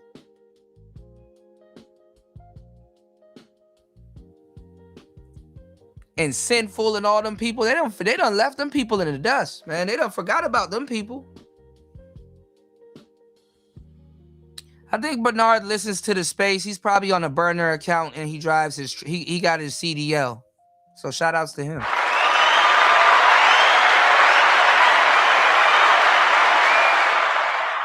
But listen to me, man. I didn't have to. I stayed the same. This is why y'all seeing what y'all seeing right now. I didn't have to pull a Fantastic or a Game Changer. I didn't have to reinvent myself for a new crowd of people. If you found me, you found the gem.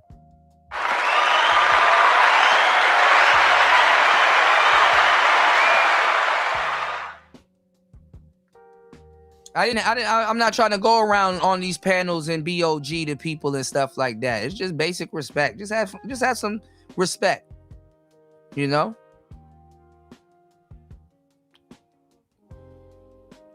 Have some decorum. Have some decency. And that's the problem with the black community. We have a decency deficit. You know what I'm saying? Half the shit that these niggas talking about and the talking points that they take, they don't even flesh it out. I flesh out these conversations. I don't just sit up here and talk and collect money. I fucking flesh out these conversations because I actually really want y'all to learn something and walk away with something and stuff like that. You got to flesh out these fucking conversations. I'm not going to sit up here and keep talking about body count with you guys, man. You got to flesh out these fucking conversations, man. Half these niggas are talking about all these events and stuff like that, and they're not giving y'all the game the way it needs to be given and stuff like that, because a lot of y'all should be rewarded for being here in the first place. You could be in the fuckery or a part of the fuckery, but then again, a lot of people bring the fuckery to the space, so then again, I can't say too much. But for the people that actually really want to be educated, you need to be rewarded. For the people that actually throw something on the tuition and support the shows, you need to be rewarded. I'm talking to you. The people that come here and they've learned a lot from me over the years and stuff like that and has held on to this channel and have applied a lot of the stuff I'm talking about, I'm speaking to you directly. You need to be appreciated, you know? And that's what the equipment and upgrading the channels and all of that stuff was for, man. I give a damn about you. The black man is the loneliest nigga on the planet. Nobody gives a fucking damn about us. If I'm a black sheep and I say, hey man, I'm a real thorough dude. I'm a real brother. You know what I'm saying? I help out my brothers. I'll get my brother to shirt off my back. What the fuck I look like doing this? For what other reason? Y'all see me get on here and go through all the seasons of betrayal and stuff like that and fucked up stuff and get made fun of because I still do what I do even when nobody's looking. Y'all see me get up here and work for peanuts. It's dedication, man. And shout outs to my supporters, but you know,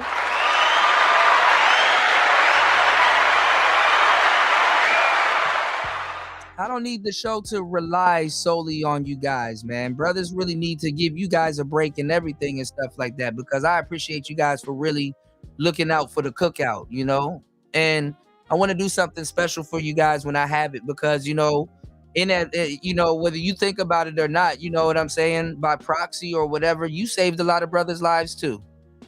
You know what I'm saying? And I'm glad I'm somewhere doing radio or podcasting and revolutionizing and creating and innovating and stuff like that, because I would have, man, listen. I don't think I would have been alive, y'all.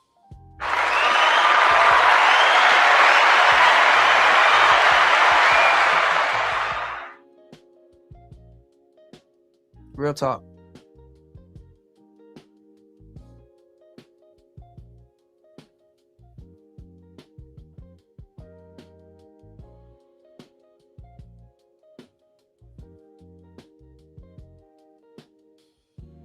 So yeah, man, I really want to have I'm not really wanting to. I really have a connection with my audience. You know? He said people ain't crap. I remember all the people you helped with this and that about their production. None of those people come to your channel now to promote you and pull and pull you back up in a new environment. Yeah, I mean, to a certain degree it is, but it's not. This is not going to stop me from helping people and holding doors open for people. But I didn't know when you open and hold doors open for people, they will slam it back in your face. Or when you help somebody over a brick wall, they don't throw the rope back over. Or they don't reach back over. They don't come back for you. They abandon you. You know, they abandon you. You know, and then a lot of times they secretly don't like you or resent that some of what they're doing is tied to you or whatever. And then what they'll do is that they'll cause trouble on your panels, and then they'll take a good portion of your following that you convinced to like them in the first place. I convince certain people to like this person or to give this person a second thought or to actually listen to what they had to say, secretly not knowing this person didn't like me. And I directed my audience to these people's channels and stuff like that, secretly not knowing these people didn't like me. And they infiltrate my audience, and they will talk shit to me and blah blah blah, and then they'll get enough followers to try to independence themselves, emancipate themselves from me, which I never said that they belong to me, because I'm helping them to start their own shit. But I didn't know they'll come through and they'll plant a seed over on your channel, and then they'll leave with your subscribers. And people that once didn't give a fuck about that person, people that you had to convince on air and off air to give that person a chance, they'll be over there supporting them, and they'll be talking shit to you. And they will even super chat them. They'll watch you for free, but they'll super chat the people that you put onto them in the first place. Sometimes they forget that you put them onto those people in the first place, but they'll super chat them talking shit about you. Oh, he over there talking about this, or oh, he over there talking about that. So these new cats in here thinking they know what they doing, wait till all this divide start happening again, because it's gonna happen some more, because they depend on panels. They can't depend on themselves. Nobody want to listen to them talk for 5 hours. You can laugh at me for streaming for 5 hours, but guess what? People listen to me talk for 5 hours. They don't want to listen to you talk for 5 hours. Niggas talk about I don't want to do a 5-hour live stream. No, you can't do a 5-hour live stream.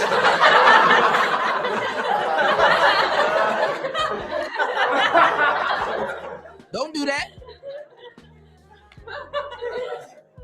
No, don't do that. Don't try to twist it. You can't do a 5. Nobody want to talk to you. Niggas will listen to you for like 10 minutes and be like, yo, you gonna open up a panel? Cause shit, I don't want to hear this shit.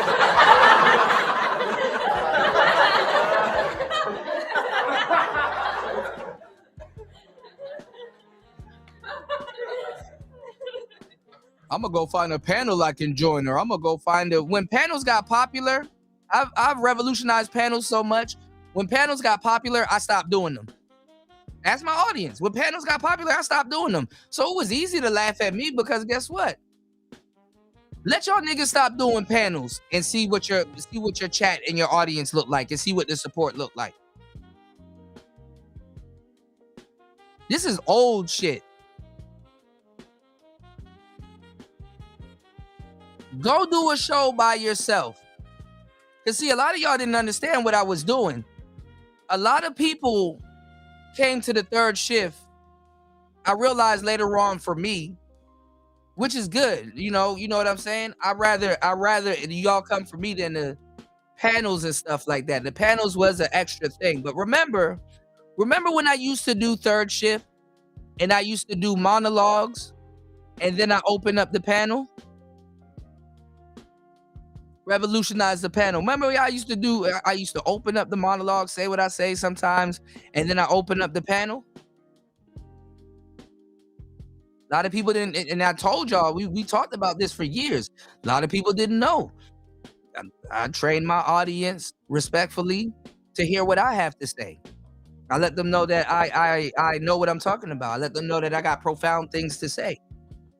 I'm not just no person that curates and hosts panels all day. I'm not gonna lie to you, that panel shit is not real loyalty. Go live by yourself and see who fucks with you. When people trade on you and betray you and turn on you and all kinds of stuff, see who's still gonna be there when the smoke clears.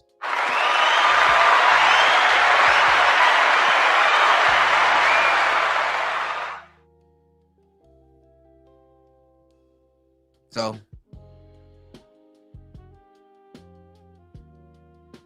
and it's fucked up too, because I started Player Talk Radio in my enemy year.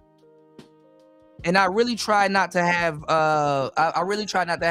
my show be a ball and chain, you know, because that shit is still hanging over my head, you know. A lot of fucked up shit happened in your enemy year, and I'm like, damn. The thing I like to do the most, I started that shit in my enemy year. I'm like, fuck. News said, I was shocked when people said they actually stay and listen to my live streams. Yeah, it was unheard of. These people, man, come on, man. Come on, yo, tell them, man, doing a live stream over 3 to 4 hours was unheard of. That shit was unheard of. I revolutionized super panels and live streams and stuff like that because you know what? I was covering that shit for 8 hours. Yeah. And I don't have to sit up here and lie. I was covering that shit for 8 hours. And people was at work, so it was convenient to listen to me instead of bouncing around to 4, 5, 6 streams.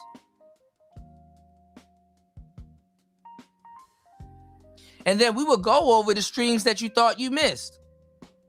Me, Zero, Marco, Jessica, a lot of the other people. Even Fantastic was over here. Game Changer was over here. MOT was over here. Everybody was over here. And nobody got mad at me for the player shit until like the whole ism and all that other stuff started popping off and platinum. People that they like now. People be talking shit to me and be like, man, ism my OG. I'm like, man, nigga, you have no earthly idea.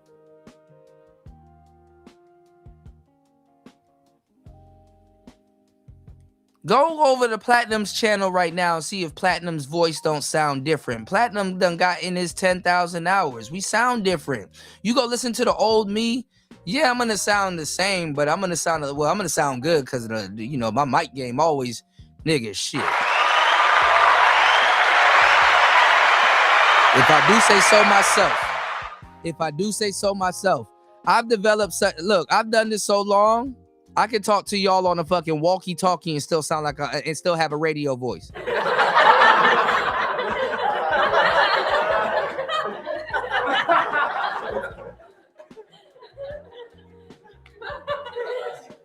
I've been doing this for so long, talking into quality mics and stuff like that. Nigga, I had to change my mic too on that panel because I'm like, these niggas gonna be yelling and shit like that. I said, let me get my let me put up this. I had to switch shores. I said, man, let me break out my SM58 because I know niggas gonna be yelling like a motherfucker. Can't do no shit with no damn MV7. That's what the newer cats use. They use the MV7. They don't know how to run no damn SM7B like that.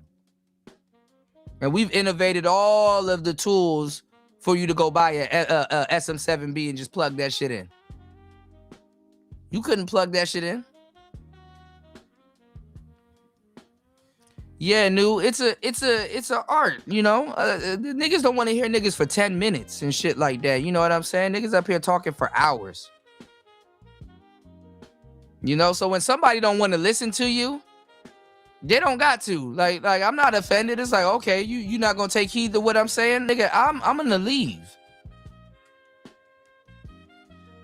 So when I was over there going over shit and explaining shit, I'm like, bro, this is coming from an executive level. You might want to pay attention and listen. I don't have time to sit up here and try to convince y'all, even though I did. And that's where I fucked up. Because when people are committed to misunderstanding you, there ain't nothing you can say. There ain't nothing you can say. So the disrespect came my way before any disrespect was dealt the other way. Yeah. I mean, that's what I tell people. I said, go watch the third shift. I didn't change it. I didn't alter it. I kept the chat up for you guys. Go watch the third shift. I put that shit in a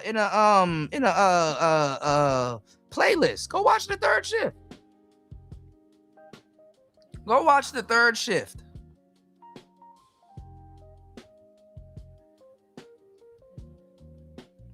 Take that ass over to the third shift. Go watch the third shift. And then, you know, then come holler at me, man. You know? I swear to God, if you watch the third shift, it's gonna be funny. You're gonna get the answers to all your questions. You're gonna see where these talking points came from. You're gonna see when things were made up.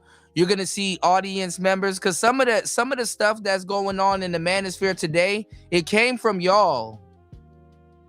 It came from y'all. I can't tell you how much stuff UFO Kamikaze said being thrown around in space. I can't tell you how much stuff War Master said being thrown around in space. I can't tell you how much stuff New said being thrown around in space.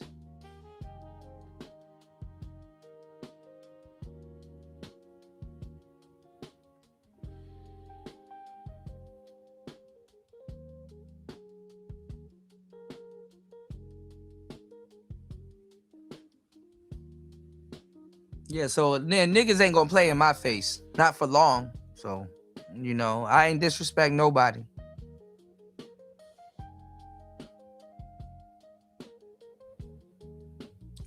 But shout outs to everybody here. I woke up early to get disrespected. That shit wasn't taken into consideration. I woke up, I had to be ready at 4 or 5 a.m. in the morning, y'all. I woke up 4 or 5 a.m. Imagine getting disrespected 4 or 5. You know how cranky Capricorns are when we wake up? And I didn't let none of it show. I woke up. I had to wake up. I thought I overslept. I'm like, man, there's a time difference here. And I woke up very early. I didn't even do the show last night. I woke up very early. Yeah, we definitely gotta do that black pill convo, New. For the real ones.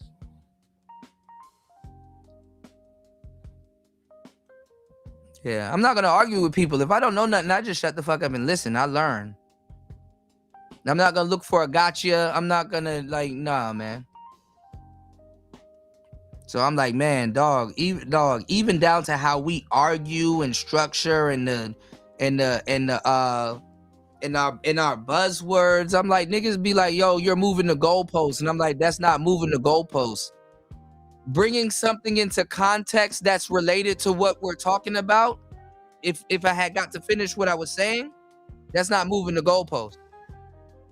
That's using something that's relative. That's using something that's synonymous. That's using something that's relative to what I'm talking about to make my point.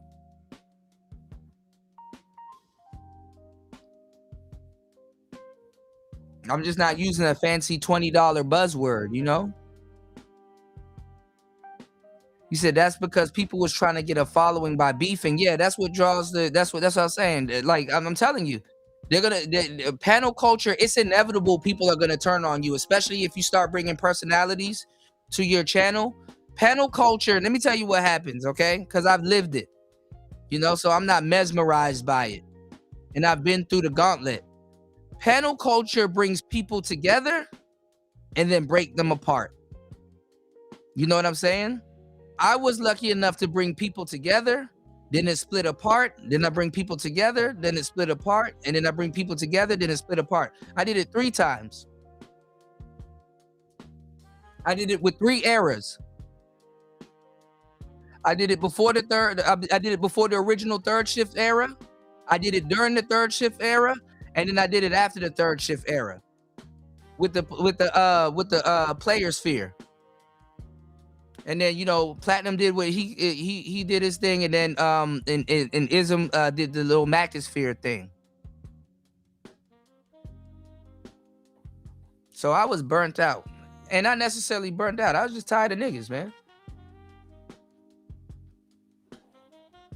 My bad that I've been entertaining people for the longest time. But don't talk to me like I'm new around this bitch or I'm a rookie. I might be new to your little audience who don't know shit neither. But don't take that as an opportunity to shit on me. Especially when I've been nothing but respectful, man. So I appreciate the opportunity, but damn, man, I could have stayed in bed, bro. If I was gonna wake up and be somewhere and not be heard, you know. Yeah, everybody was gaslighting. Everybody was using gaslighting. Yeah, people still don't know what the hell gaslighting means.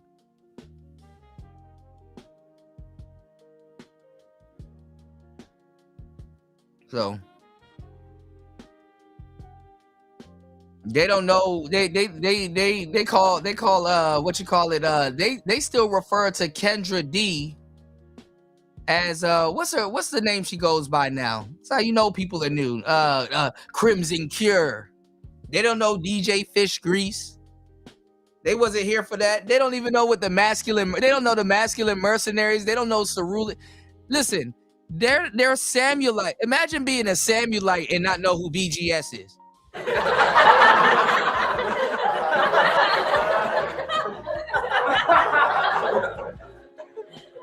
What's the matter, Daddy? Bust all in there. Imagine being a Samulite and not know who BGS is. I'm like, shit, if y'all like Kevin, yeah, shit, wait till y'all find BGS. Shit.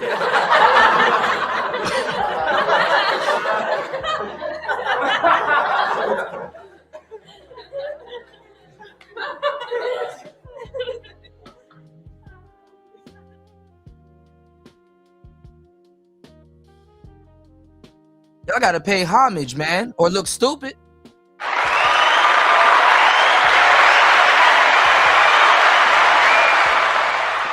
The newer cats are very smart. They can use technology and they're very intelligent. You know, I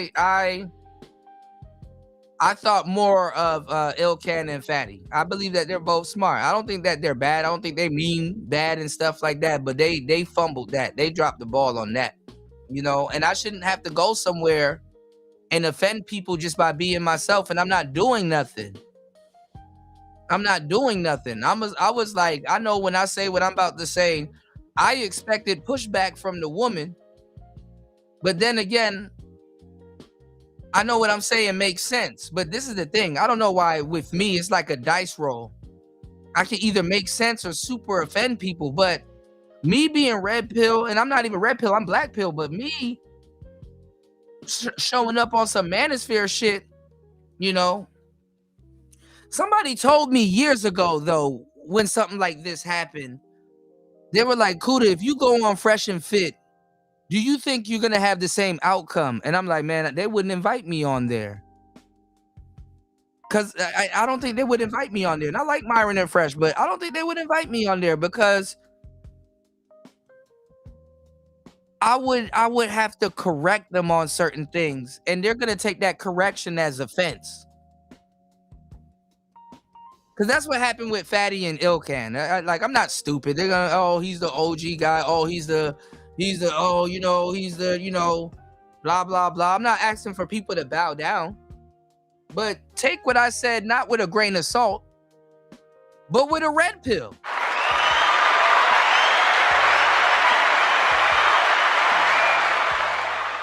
Why are you up here throwing up? I just gave you a simple. I didn't even break the red pill in half. I'm just giving you a red pill and seeing how you take it. You don't think I've done this before? Oh, this is my first time walking into a conversation talking about hypergamy. You don't think I'm gonna say something that hasn't been challenged before, that I haven't unpacked in front of my audience? Wowzers. Kuda, this is your first panel. You never did this before. Then they got offended when I tried to give them a little bit of pointers on the panel for how to really run a panel. If you want longevity in this shit. Wowzers. I get it. I mean, listen, nobody gonna really listen to you because, you know, like if you're getting money and you're getting and you're getting like an audience and stuff like that, and then they kind of, you know, and you're doing YouTube, they're really not gonna listen. They're gonna try to tell you about your shit.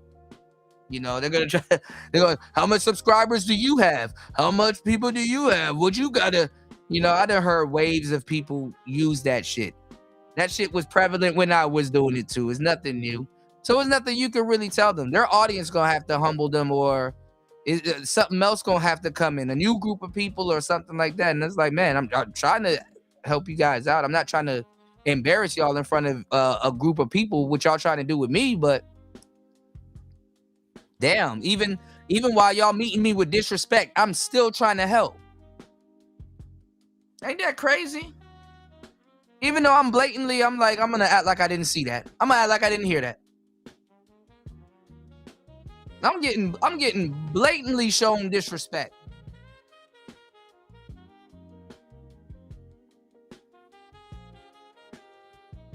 Wowzers.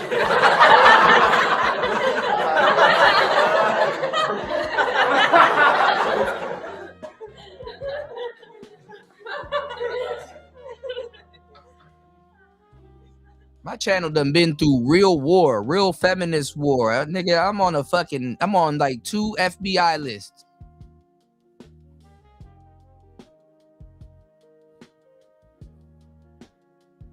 My livelihood at stake to bring this shit to y'all, man. You're not gonna play with me.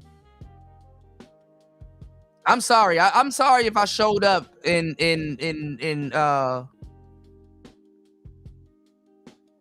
tried to have a civil conversation. You know, you said I gave the history and the correction of the word incel. Yeah, they just found out what incel is.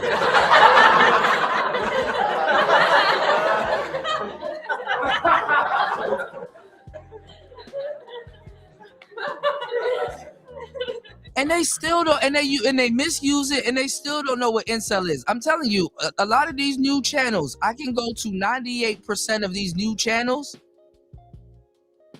and I can get into the game and tell them who the real incels were, and they will argue with me tooth and nail like it's their word, and they came up with it, and they know what the hell it means, and they've had deep conversations about it.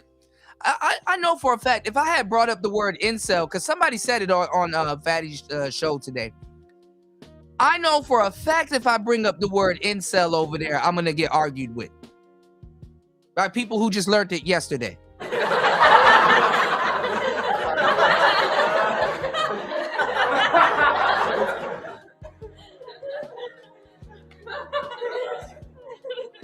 Because niggas was running around here stealing my talking points. They were running around here stealing my talking points. I was like, man, you think these kids now are incels? These kids are not involuntarily celibate. Choose cell. You can order pussy. They choosing to be like that. Then I heard my talking points getting stolen, and I've been telling y'all, like, if y'all see people steal my talking points, y'all don't give a damn. Y'all just hear new people say it. I told y'all, I remember I did a whole breakdown. I said, listen, the real incels, for the most part, they don't get a chance to get represented. They don't speak up. The real incels are men in marriages that are sexless. The real incels are men in sexless marriages.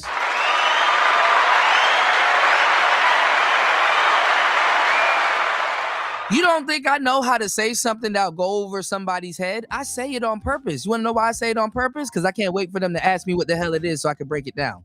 Them asking me what it is, when I give them mental chewing gum, Them asking me what it is or to break it down or to explain it, if they listen or truly want to listen, they would ask, they would inquire about it. I know when I'm not being listened to or when I'm not being heard.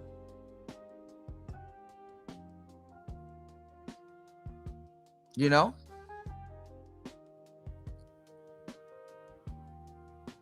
Yeah, they were called couch cells. Yeah, couch cells was one of them. Yep. Pussy whipped and not getting it.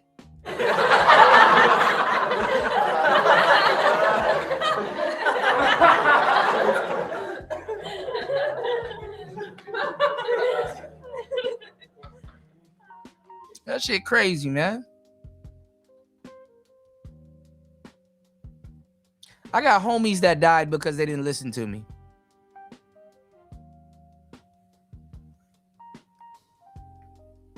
Yeah, Anton's children, Anton's spawns are a different breed, man. They a different breed, bro. They will confidently do content as if it never existed before.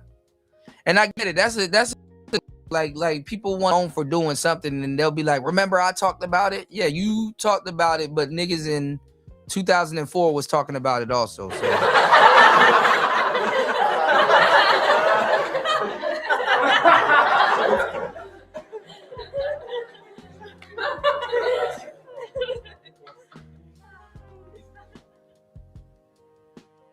I wonder if the It's Complicated channel is going to reach out to me. I'm going to do a follow-up email and stuff like that because I really wanted to talk about the wall of silence.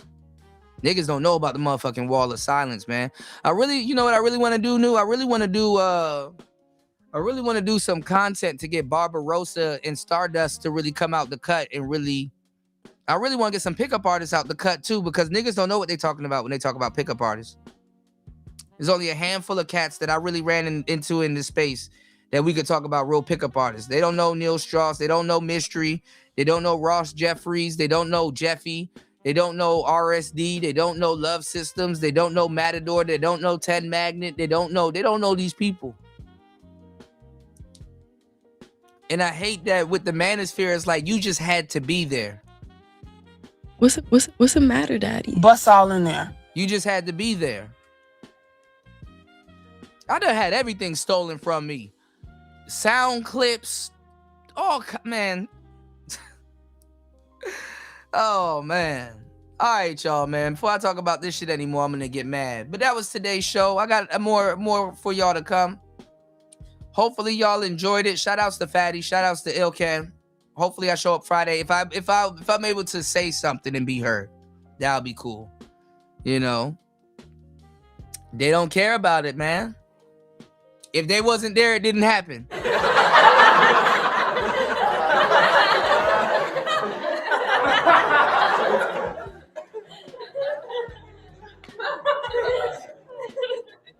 And I know I appear as a YN, and my aesthetic will throw people off. I know I pick because Goofy's was over there talking about how old are you, Kuda? Oh my God, Kuda, how old are you? How old are you? Niggas was like, I'm 28, so I know what I'm talking about. Like, nigga, I'm 37. This is sad. Niggas was over there calling me a FBA.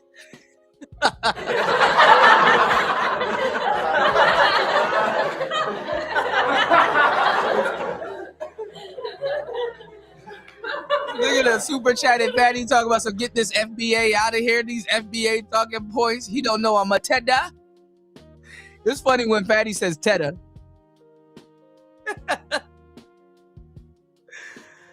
Oh man. So hopefully they hear this and they don't have their panties in a bunch. Hopefully they learn something. Hopefully they learn a thing or two about a thing or two. Because if anybody that needs their fucking panties in a bunch, it's me. And I don't have my panties in a bunch. I'm just... Y'all niggas need to... Y'all some disrespectful niggas, man. Respectfully. You know, y'all gotta have a little bit more decorum, a little bit more respect, man. Be mindful, man. do a little bit more research on certain things. You know, it's good. It's good for the mind. It's good for the soul. Bring your audience something, you know, unique. You know, something natural. New said, I'm about to be 51. The fuck you really gonna tell me about life as a 20, 30-year-old? I'll listen. Though. Yeah. I mean, some of us, I got an old soul. I've gathered a lot of stuff like that. Sometimes I got to remind myself of my age. I'm still a little bit young. Don't tell War Master this. I don't know if he's still here. He probably driving, but yeah, when I'm reminded of my age when I fall off my one wheel. I'd be like, God damn. I need a bathtub. Man. I said, shit. A young nigga got to soak. They didn't tell you once you hit 30, them midday naps be vital. You know, and in my 20s, I was a big ass pothead. I used to take weed naps, but these midday naps, oh man. I used to take cigar naps. I appreciate you guys. Oh, we got a guest. We got a YN up here. My favorite YN in the building. What's going on, Spawn? No, boy. Spawn, blink twice if you need help. Spawn stuck at a truck stop. What's good, man? What's up, man? Is you in your Hellcat? What you doing? What the hell is that? Shit, the engine. I know this shit loud as hell, but it's a Mustang type shit. You know what I'm saying? So I'm gonna be chilling on the road. You got I got it. You know, yeah, V6 or V6 type shit. Keep that car. Those cars are bulletproof. Keep that. Bro, car. I'm already knowing, bro. I'm about to like when I get right, I'm gonna really like trick this thing out. You know what I'm saying? Put like a motherfucking. If you're gonna trick it out, get another one and trick that one out, but hold on to one and keep it stopped. Trust me when I tell you. No, you right for sure, bro. Cause like I ain't gonna lie, this year Mustang is like the best looking Mustang. It's a 2012. You know what I'm saying? So yeah. I feel like the 2012 is like the best year. Yeah, that one got the what you call it? I forgot the name of it, but it's like an axle. It's kind of like a oh shit! I didn't even expect to talk about this. It's a different type of axle because Mustangs. The reason why they spin out and shit is because they have an axle that kind of acts like a limited slip differential. Yeah, cause I think they got the axle from like a truck or some shit, the F-150. I think right. I think this year. I think. Mm-hmm. Yeah, you know what you're talking about, man. I think the generation to after this one, they changed that to where like everything like the suspension like independent. You know what I'm saying? Yeah. But I wanted to be a Chevy guy, but I end up being a Ford guy. So I know about Fix or Repair Daily or Found Our Road Dead. So. Nah, man, I ain't gonna lie, man. Ford really won like the muscle car awards, man. They the only ones making. Well, I wouldn't say the only ones, man, but. I mean, I'm definitely taking Ford over Dodge for sure. You know, they don't make Camaros no more and shit, man. You know. Yeah, I showed y'all pictures of the Camaro. I remember that shit, man. Your shit was cool, man. Yeah.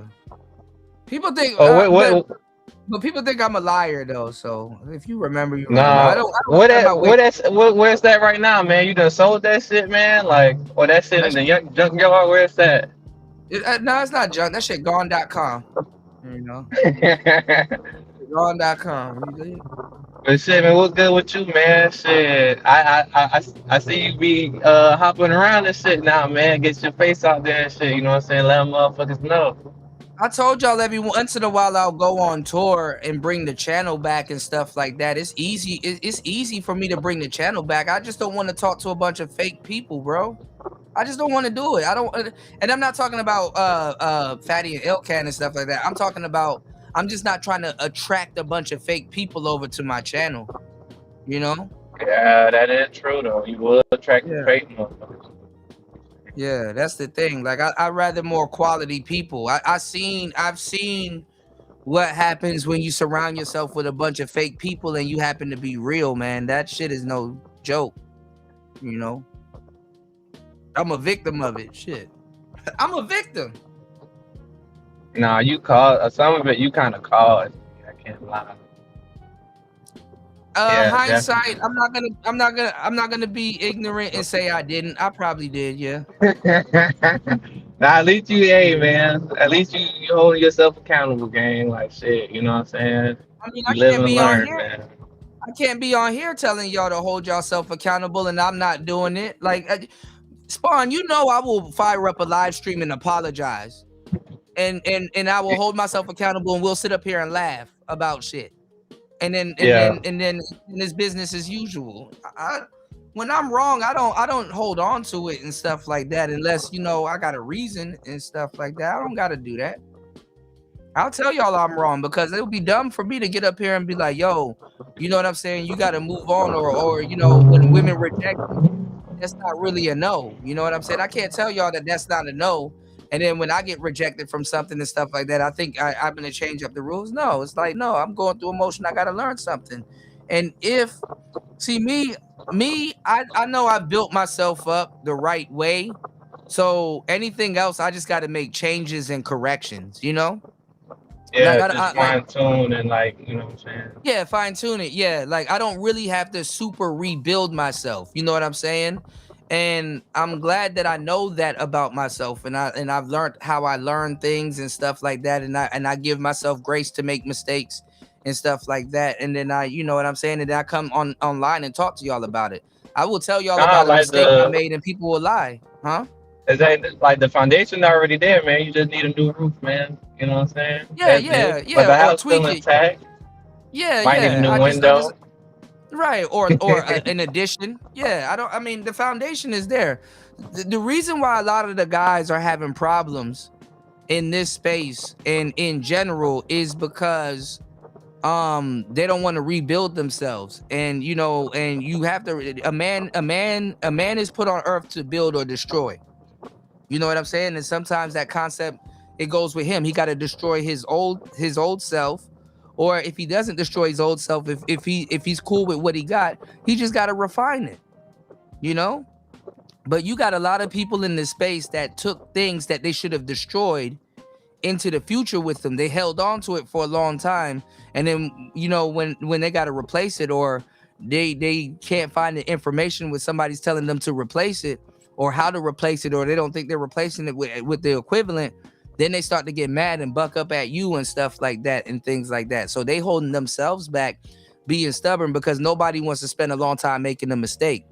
So that's why. Well, you got an example?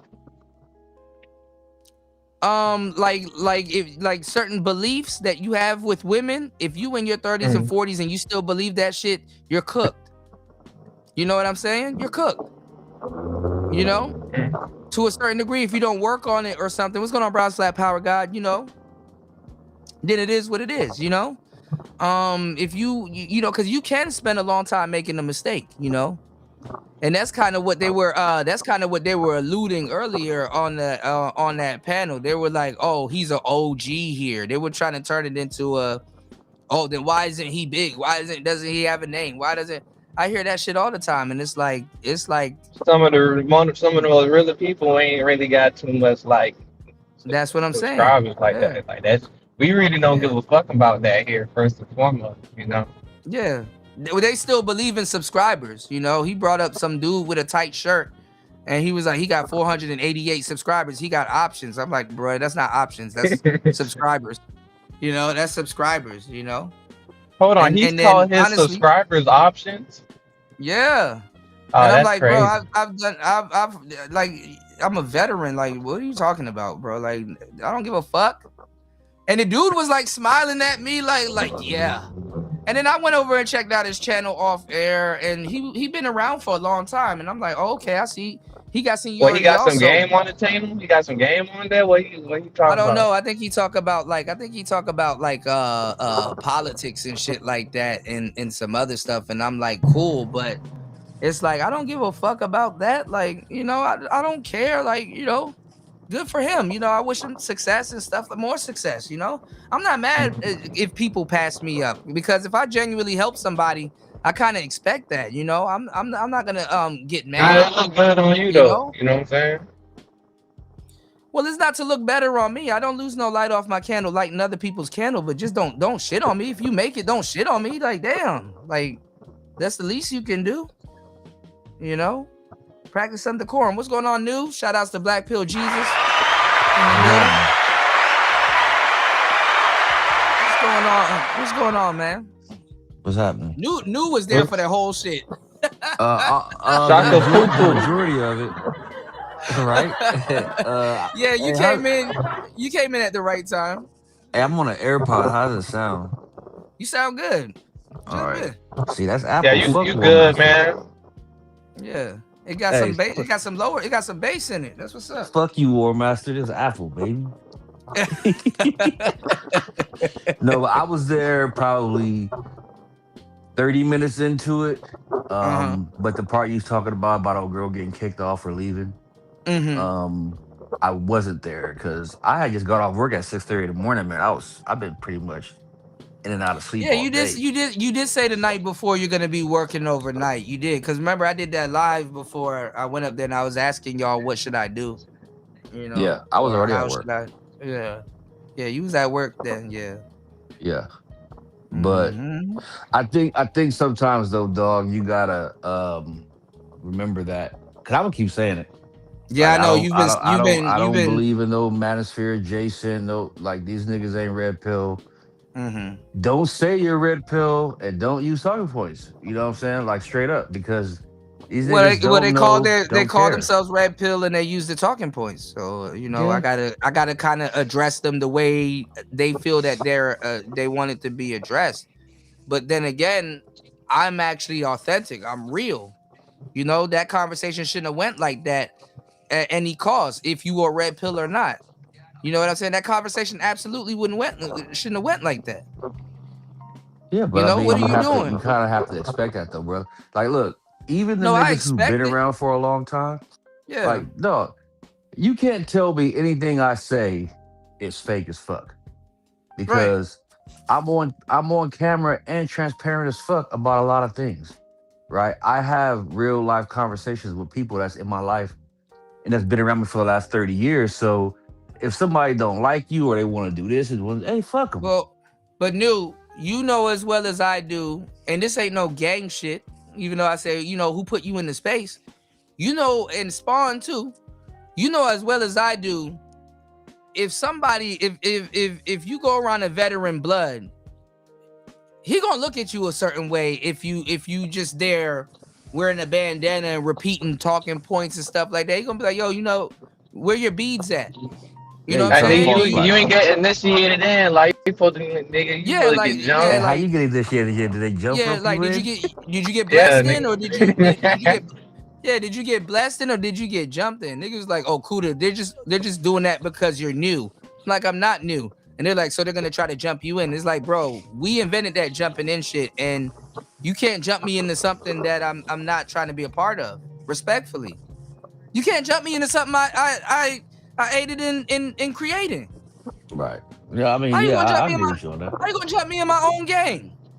Yeah. Yeah, it's like leaving prison after 20 years and like the young motherfucker running that shit. And like nigga, old head, we gotta jump you back in on some shit. No, that's not even. If you in a gang and they jump you again, that's a DP. You can't DP me.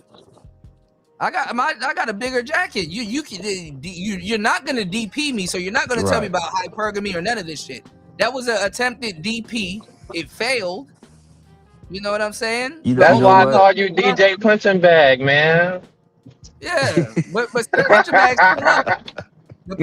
Punching bag resilient, man. I go back to the gym. That shit there every time. You know what I'm saying? No matter how much lumps is in it. It's got tape on it. It's got tape on it. It's got sand coming out that bitch. Yeah. You know what I'm saying? No, but the reason I be saying that shit is because, like, I've already done this. No, I know shit. why you're saying it though.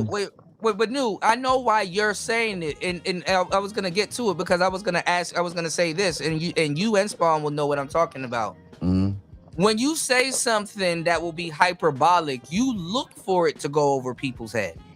But knowing who you are, like if you say Nawalt, and let's say I didn't know what the hell that shit was, it came from you.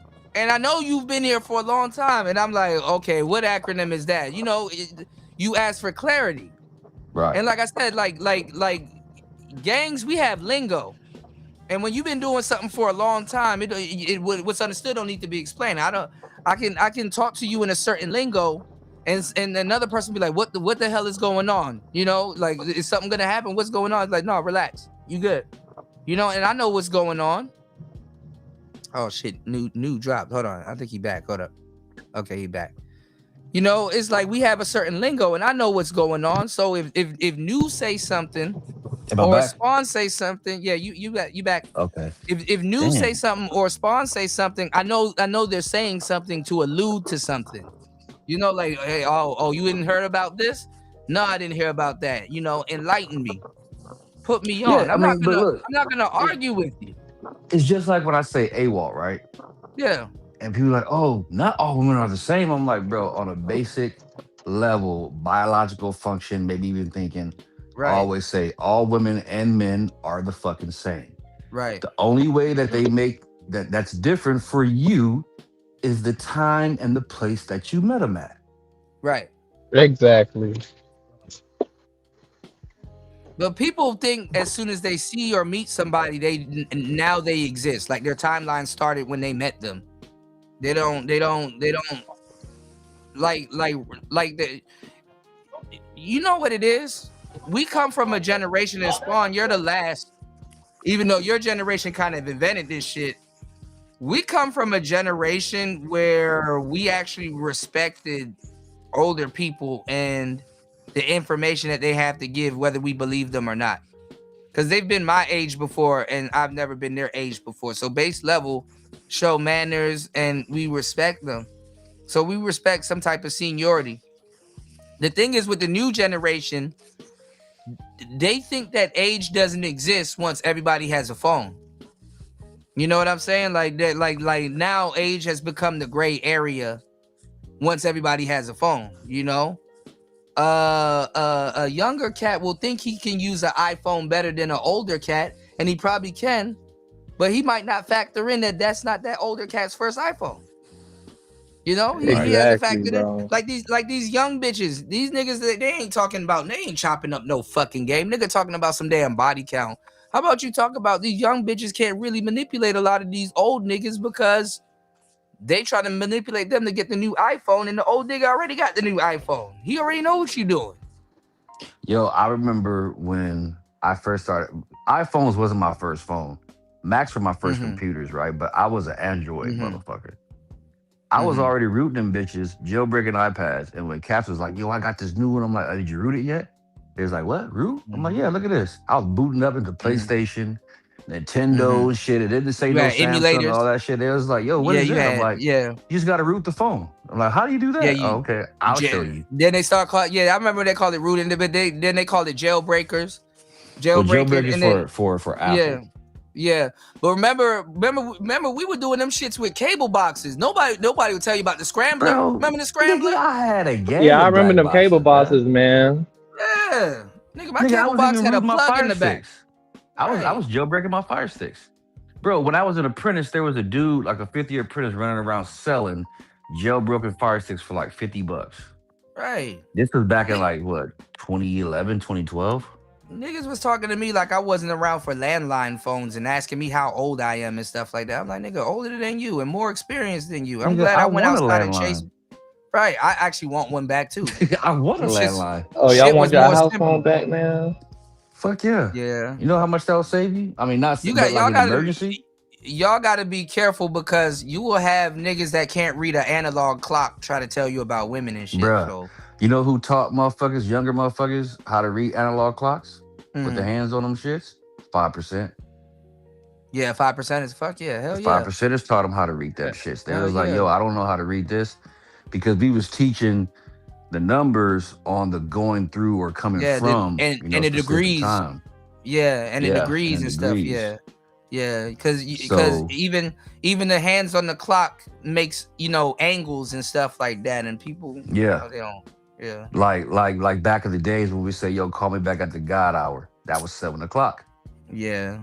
You know what I'm saying? But so they it write was a whole thing. it's fucked up though. They write y'all off as glorified Hotep niggas, which is funny, but it's like, you know.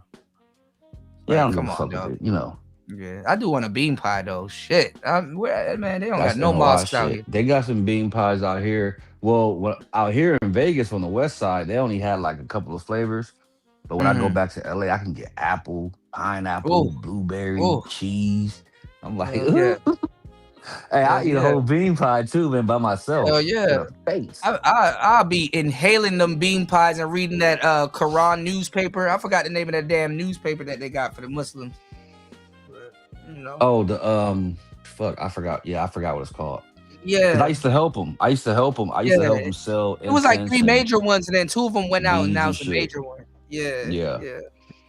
But I'm well read. I do my research. I read the watchtowers. I read everything. I quote scripture from the Bible and the Quran. I talk about esoteric stuff. Like, don't play me. Like, I don't know what I'm talking about. And then I could take the Bible and do the whole 120 out of that shit. Right. And then that whole cowboy shit, that shit was funny. Like, and the conquistador stuff. I'm like, I know most niggas don't know about Florida. These FBA conversation got niggas in the chokehold, so I'm not even gonna go into that. But then a nigga came I'm in the leaving chat that and shit said alone, man. a nigga came in the chat and said what I said word for word about how white people didn't want to get called boy. And when I said that, they clowned me for that, and then they turned around and said I didn't say that. And then Fatty went back and played the clip after I said it, and he didn't want to go back and find the clip of me saying it because he remembered that, or he probably didn't because he doesn't listen, but he remembered that I said it. I brought up the cowboy situation, and I said the same thing. Well, I made a reference to the cowboy situation because we were talking about rodeos and stuff You like talking about that. the black cowboys? Yeah, the black cowboys. black A cowboys. cowboy is a black man. White people wasn't trying to be called boy. And I forgot that the white man was on the panel, and I said that, and I was like, I even looked around later to see if he was gonna confirm it, you know. But this is basic history, you know. But most niggas don't even know about Florida. They don't know about no FBA stuff. Like, all of my audience is well equipped, you know what I'm saying? My audience is well equipped because I talk about all of this stuff with you guys. I don't have to go on tour and show people that I know what the hell I'm talking about, you know? Like, this conversation ain't really made for everybody, man. Like, shit, motherfucker don't like reading this shit, man. Doing Then don't have it. That's the problem with black people. They try to have conversations that they should not be talking about. Don't have it. You don't have the capacity. If you don't have the capacity to take a response to something that's in that ballpark, you shouldn't be having these conversations. You should have stayed in the audience and gained more knowledge, or go up on the panel and ask for knowledge if you need to. It doesn't make you look any less of a person. They try to do both at the same time. Well, they're trying to be the teachers. They're trying to be the ones with the knowledge. So, and this is why a lot of Manosphere people don't get invited anywhere, because I'm not gonna lie, like, Angry Man can, if he wants to, playing around, he can go on Fresh and Fit and make them look like rookies. Respectfully, if they navigate that conversation wrong. To a certain degree, Obsidian can go to certain places and make people look like pure idiots if they navigate a conversation with them wrong. You know what I'm saying? Yeah, O'Shea, yeah. even though I O'Shea agree on with you some on bullshit. that. Whether I like him or not, I agree with you on that. Yeah. You know, I throw that like shit out the window. It's like, even that, and if I don't like somebody, I will tell you, look, I don't really like this person, but I do got to give them their props. Fantastic. Even though he doesn't know probably a lot of the stuff that I know, and there's stuff that I can lace him with, but he's not going to take it because, you know, he's so-called beefing with me. Fantastic been in this space and been through eras and seen enough to be able to go around and lace people. So him being panel furniture and assimilating the people, I don't really care about that. It's just that I'm just more so disappointed because I know where we could have been. Even if we didn't fuck with each other, I know where the space could have been. And it's just bad. It's just bad that it turned out the way that it did. And I don't know. I just this shit went to shit. It just went to shit, But then again, I don't mind being alone, and with my small tribe, I don't mind being alone because red pillars are alone anyway. We start off alone, and that's the thing about waking up and being red pill or staying red pill, that you can be around like-minded individuals. I'm glad that I can talk to Spawn. I'm glad that Spawn can ask me a question. I'm glad that there's an open line of communication here. And the same thing with New. There's things that I want to ask New about. Like New said that he's an electrician, and I wouldn't come to New and say, "Hey man, I use the oscillator. I know what I'm talking about. I know a pop word or a buzzword." There's a component that New can tell me that I don't know about, and if I navigate it wrong, I'm getting sent to Jesus. And because the industry is so big, this is why I travel for work a lot, is because shit out there that I don't even fucking. We're doing I'm doing a Target, right? A remodel for a Target, and these motherfuckers want like a fuse disconnect with a contactor in it, and I'm like, I've never seen that before. That's some new shit for me. But I know what both of them are separately, but together, I was like, I've never seen that before. That shit is new.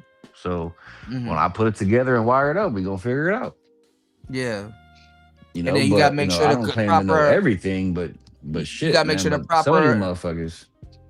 You gotta make sure the proper amount of volts is running through it, and you know how you route it so that they don't have any problems, and then you gotta come out there again, or Well, I gotta know what it's for first. Yeah, I was just about to say that. I was about to say, I was just about to say you got to know exactly what it's for, because it's the same thing too. I'm talking to a client right now who I'm trying to maintain. I'm gonna do a cleanup for them. Well, I'm negotiating doing a bookkeeping cleanup for them, and I'm gonna see if I can get them to hire me and onboard me so I can maintain their books monthly.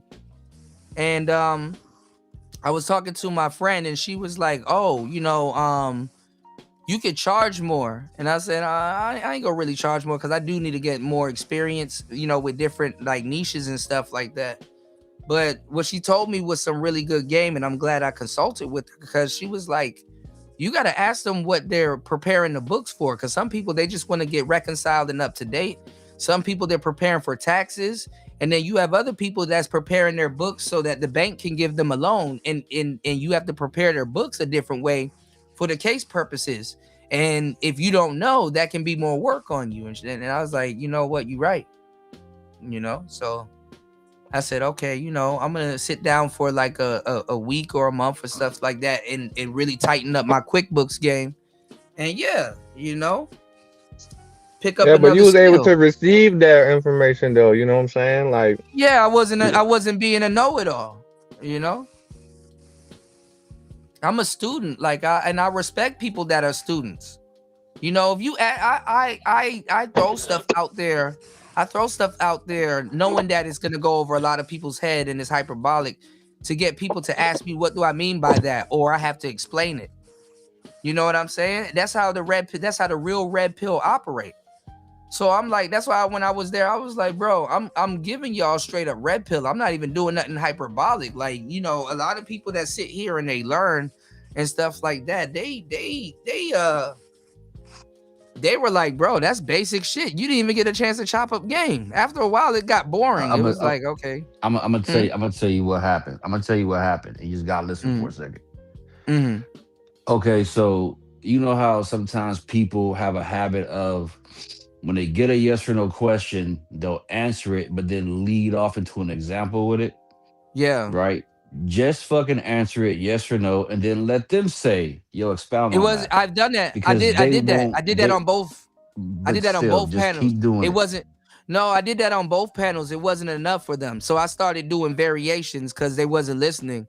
So, because I'm a great listener, I have an ear, and that's something that you have to develop as a podcaster before you start doing panels and certain things, because it's gonna have to be a money grab at that point if you don't want to learn or listen. You know what I'm saying? If somebody's telling you to listen, they're actually helping you out. You understand what I'm saying? That's why an old girl left. Yeah. because she didn't feel welcome anymore. It's like, why the fuck am I here? Like women won't waste. I mean, women will waste their time, but women, they're not gonna waste their time like that. A lot of women would just be like, yeah, fuck this. And then I'm getting called a bitch on top of, oh, fuck this. They ain't home. They were chasing the hoes away, man. Yeah, they dog, baddies were getting kicked off by proxy, and she was telling him. We were explaining it. That's what I said. I did it backwards. I said, okay, these niggas don't listen. So I'll say yes, or I will answer alluding that I disagree or I agree. If you listen to the answer, you would know what I'm saying. You understand what I'm saying? But they didn't care about the answer. They wanted to respond. So I said, okay. I said, okay, I've been here 1,000 times. It's like this isn't new. So I'm like, all right, this is what I'm gonna do. I'm gonna say yes and give an explanation. Right? Why I said yes, to give context to why I said yes. The game is in the context, right? Because this is a dialogue. We communicate.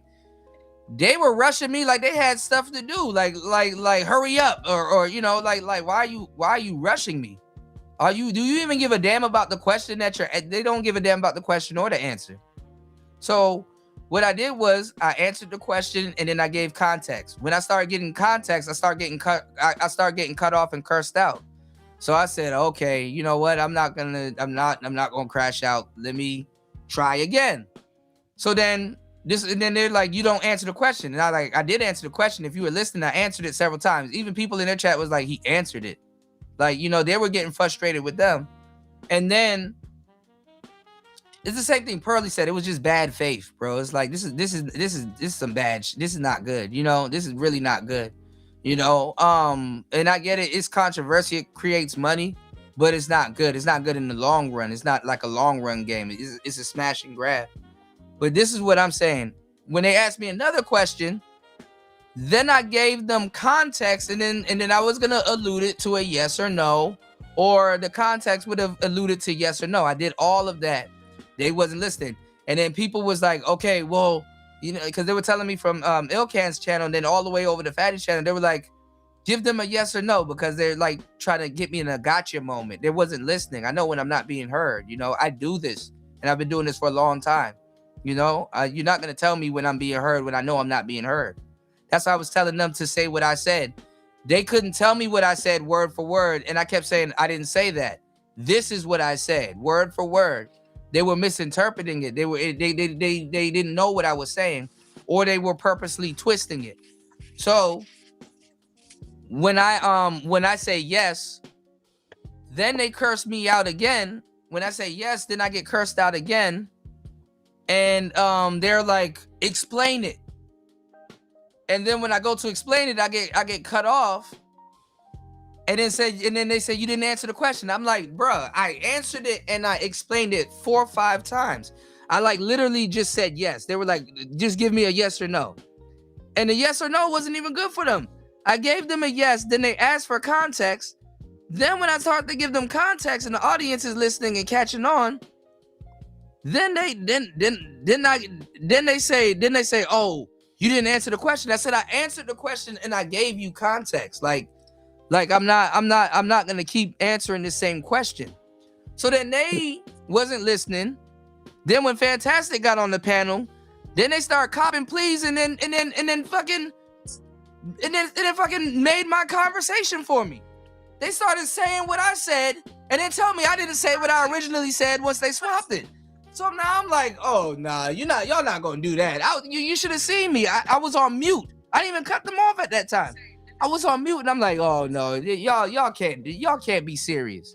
Really? Y'all gonna move the goalposts like that and now say you were saying what I was saying the whole time? Like I'm like, man, this is some bullshit. No, you right though, man.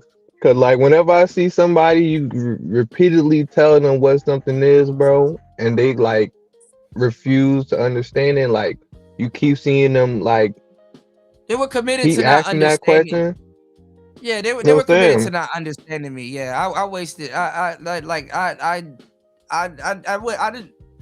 wasn't heard. The audience heard me more, so I'm not too mad. That's the most important part, man.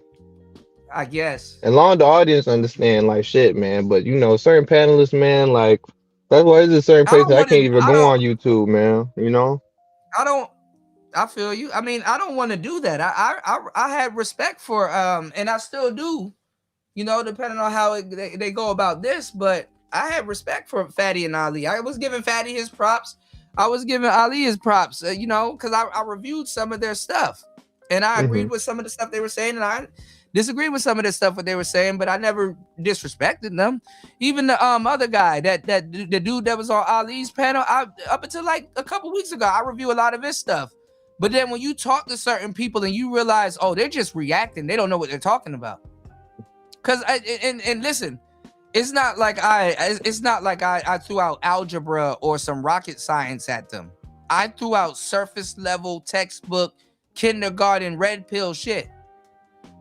And I'm like, oh, you know, they're trying to tell me, they're trying to gaslight me with manosphere rhetoric, not knowing that, bro, like, that's like you trying to beat Mike Tyson with his own peekaboo style.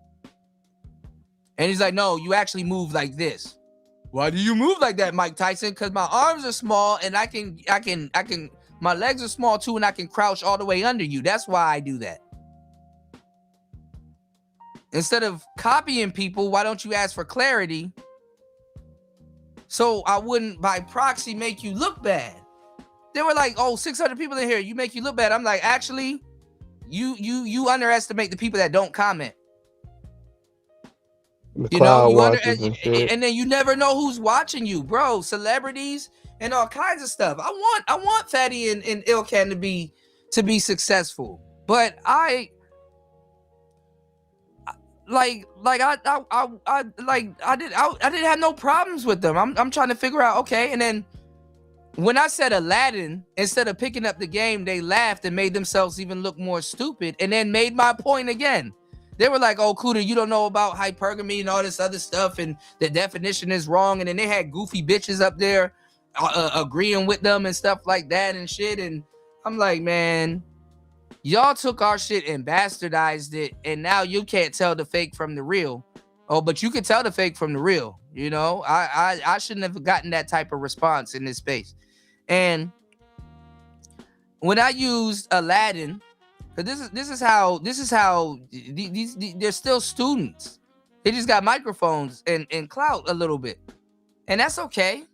You can learn it as you go. You can build the plane as you fly it. But when I said Aladdin, everybody laughed. And you know how I do with y'all, Spawn. I will use a funny situation and be dead serious, and then point out the irony in it. You know what I'm saying?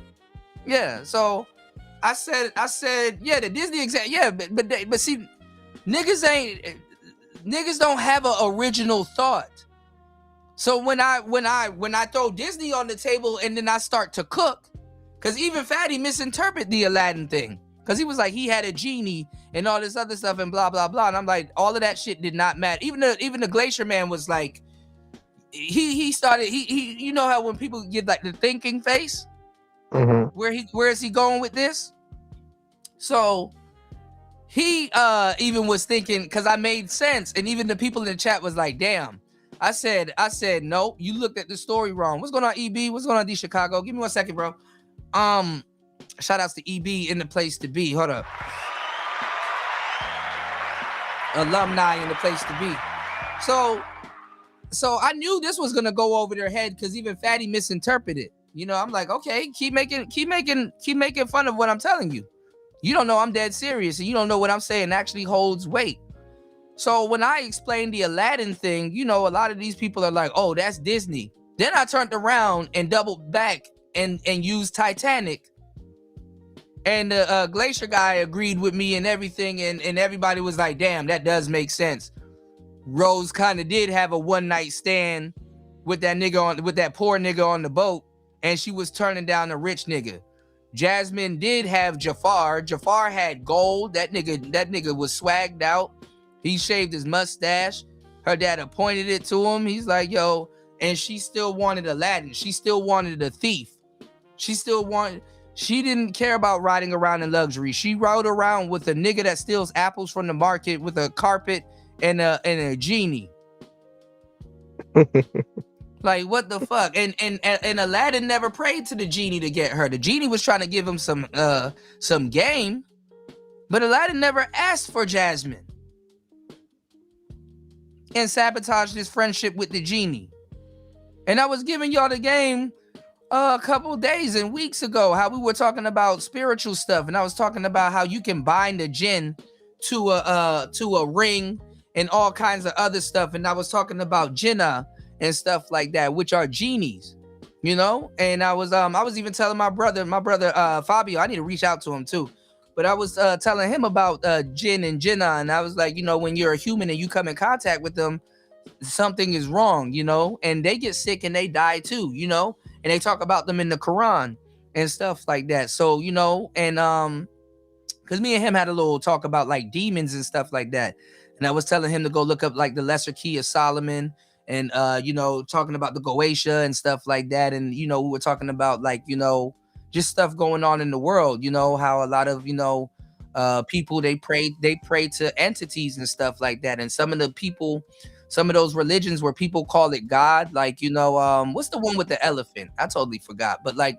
all of those idols in like those gods and stuff like that, you know, he asked me a great like the question. Hindu gods and shit. Yeah, like the Hindu gods and stuff like that. So he asked me a great question. He was like, you know, because you know, he's very smart. You know, that's my brother. I'm gonna do a show with him one day. You know, real player shit. Me and him done been on some player shit. We got stories. I met him here. But and it was a cool story, and I'm glad I met him. You know, but I'm gonna tell you something, man. He asked me a great question. He was like, do you think some of the gods and stuff that people pray to, are they demons? And I'm like, yes. A lot of them are technically demons, you know what I'm saying? Even though they have a nicer look or persona and stuff like that, you know? But yeah, they're demons. But the thing is that, you know, some of the stuff that you would have to do to attract a demon, you would have to do the same thing when you make an offering to some of those gods and stuff, you know? Like, for example, the Chinese New Year just passed, right? And a lot of people don't know. There's a lot of stuff. There's a lot of game I could give y'all that I have already gave y'all. You know what I'm saying? I got talent. I'm raw talent. You know, I got original thoughts. I do my research. I tell y'all what I think about it. I lay it all out. You know, you can catch up with me 4 hours later and I'm talking about something completely different. And you know, this is edutainment. I don't just entertain you guys. So yes, I'm going to take a pay cut. Because I don't want to have people over here yelling like I used to and stuff like that. And I give y'all game. I give y'all edutainment. My enemy can learn from me. That's the crazy part. So, you know, this Chinese New Year just passed, right? Mm-hmm. And they were talking about the new moon and stuff coming in. And they were talking about Papa Legba. And they said, you know, you go to and my Haitians, they'll know this. If you're from Haiti or if you from the South and stuff like that. That's why when Fantastic was talking about the South, he was trying to excommunicate, you know, or you know, try to have a level of expertise to tell me that I'm wrong. I'm like, nigga, I'm from the DMV area, but I'm also from the South. I grew up in Florida. I used to live in Florida. I used to live in Broward County, Fort Lauderdale, Pompano. I used to live in Miramar, all up and down 954, right? Mm-hmm. And not even just that. My folks are from the Caribbean. It don't get no southern than the damn Caribbean. Southern cuisine and all that stuff that we're talking about, a lot of that influence goes back and forth through the Caribbean. So it's like South Florida, Mississippi, shit like that, you know. Yeah, I just let people have it. You know what I'm saying? The American cuisine came from the Caribbean also, like chitlins and stuff, and it got revolutionized in a lot of those. I don't know about the chitlins though. I don't know about that guy. No, they eat that stuff in Jamaica and stuff like. They eat liver, they eat chicken hearts and gizzards and all kinds of stuff. Man, I eat some cow foot. I'm not going down there eating all that other shit, gang. Yeah, I'm not eating no damn tripe neither, and no damn chitlins, because that's the intestines. I will eat tripe. You know, I grew up with tripe and lima beans and stuff like that. I know how to cook that stuff too. But anyway, look, what I'm saying is, right, is that you do your history, you know. But they were talking about Papa Legba, Daddy Legba. And you know, if you have a crossroads where it's like a crossroads where you got one road going up and down and another going across. Mm-hmm. you're supposed to get a penny. I'm not gonna tell you what else to do, but you're supposed to get a penny, and you go to all four corners and you put a penny on all four corners, and then you hide it. You know what I'm saying? And then you hide it. And there's something else that you got to do for the ritual, but it's a money ritual. And but you got to keep the thing about some of these deities that you play around with, like Papa Legba, you got to keep making offers. You got to keep giving offers. You know, you got to keep giving it offers, or certain stuff is gonna start happening in your life. Shout outs to Woody Pack in the building.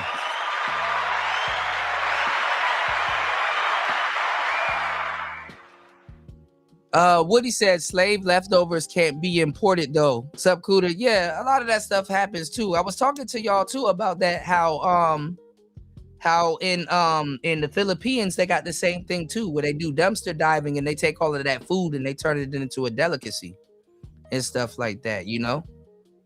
So this is stuff that people are practicing worldly and wide, you know, worldwide and stuff like that, you know. So I just let niggas have it, man. Because one minute they FBA and then the next minute they something else. They're debating if they want to call themselves what Umar was calling them. I'm like, that nigga just made that shit up. And y'all already arguing over that shit. I was like, man, I'm done with niggas, bro. Niggas always got identity issues. That's why, hey, man, but they we always gotta sit it out, man. You know what I'm saying? We ain't got nothing to do with that. Right, but they always got identity issues, but want to tell people about themselves and stuff like that. It's good to feel good about FBA lineage and stuff like that. I'm all for it. I supported it. I supported the majority of the Hidden Color series and stuff like that. Even though Tariq, you know, changed up his stance a billion times. You know what I'm saying? Because in Hidden Colors 1, he was telling you you're African. but anyway, in the first 3 of them, he was telling you you're African. But anyway, what was I about to say? You know, okay, you went out and came back in. Okay. He was saying that, you know, you were African at first, you know, but and then it changed now. But you know, it's good to have these conversations, you know? It's good to have these conversations. Yeah, you got to, man. It's like shit, man, you know, everybody don't really be going over their history like that, man, you know? Yeah. But y'all should already know my go-tos. I got some, I be like, really, you know me, Spawn, I'm an inside joke person. So, you know, when somebody comes up here and y'all see how I navigate them or kind of feel them out. And, you know, y'all know when I'm on some bullshit, when I start asking questions and stuff like that. You know, one of the things that I ask, and you've heard me ask it before, I will ask a guy that claims that he's FBA and he's well educated and read out. I'll just throw something out there. I'll be like, okay, so did y'all invent breakdancing? That's one of my talking points, right? And they be like, yeah, man, we came up with the breakdancing and the blah, blah, blah. And I'm like, okay, so you don't know about capoeira. No, what's that? Or if they do, oh, that's Brazilian and stuff. I'm like, nope, definitely. Brazil revolutionized it, but it's not Brazilian. And it's actually from Africa. It's from Angola. And go look at breakdancers again. And then go look at capoeira. You know, even breakdancers have their own version of the Jenga. You know? And, you know, a lot of the Latinos in New York, they knew capoeira. You know, they practice some form of capoeira. You know, you will find somebody just as black as me and you in Brazil practicing capoeira. You know, so they you know, a lot of niggas, they get this knowledge and then they get around other niggas and then they, off your aesthetic, they assume you don't know what you're talking about, you know? And when I can break down Kokoni, I can break down Jenga, I can break down all kinds of stuff. And, you know, but people don't care. You know, they didn't care when they actually thought you didn't know what you was talking about, and you actually do. And you can start teaching, you know? And then this is another thing. I almost got pissed off when they were talking about music. Because I'm like, these niggas will actually sit up here and argue with a DJ over music. They would literally what they were saying. They were like talking about like I think they were talking about like it was like a part where I kind of zoned out because they were just like it didn't really lead to anything, but they were talking about like music and who invented what and stuff like that. And I think I heard one of them said that white people invented rock, and I'm like, that's black people invented rock. Black people invented rock. Well, Ike Turner, y'all be sleeping on Ike Turner. Y'all think he was just beating bitches. Y'all wrong about Ike Turner. Ike Turner and James Brown and a lot of this stuff, funk and all that other stuff. And this is yesteryear. And niggas don't know. Black people invented that. Now, the basketball thing, I totally forgot. I don't know if we invented basketball, but we invented hockey. We invented all kinds of stuff. And actually, rock had to come full circle because in the Caribbean we had island rock, which was completely different from rock, the rock that we listen to today. Mm-hmm. And you got black people taking that shit over. And then country music, black people invented country music. We were turning a lot of the stuff that was in those barns, in the slave barns and stuff, into instruments and harps and shit. But niggas don't listen to that shit because they goofy.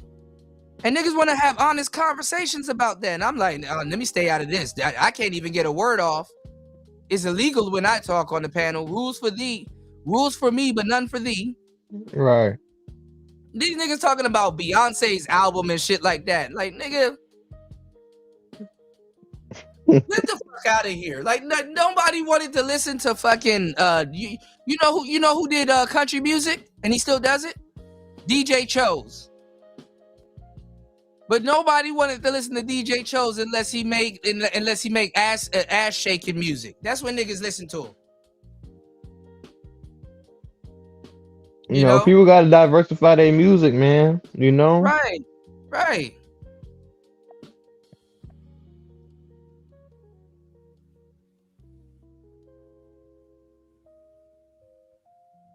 They don't want to hear DJ Cho's country music. They want to hear what's up, Tia? What's up, Bree? That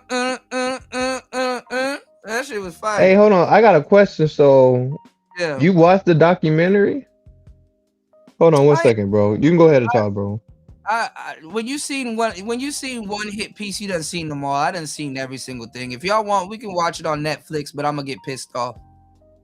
And I saw a lot of clips from it. I saw breakdowns from it.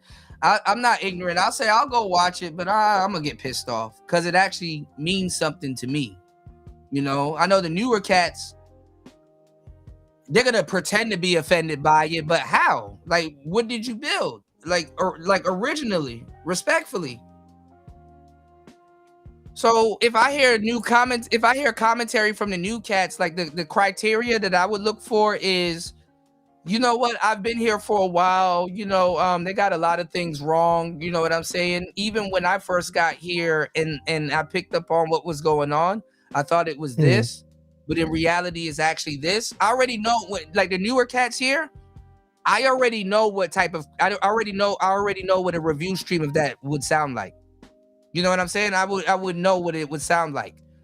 Now, if I go listen to an angry man, unless he wants to be calm or whatever, or I go listen to LAR Movement, or I go listen to Edward Anderson, or some other people that's not in my algorithm anymore like that, there's going to be a base level of anger that's going to be there.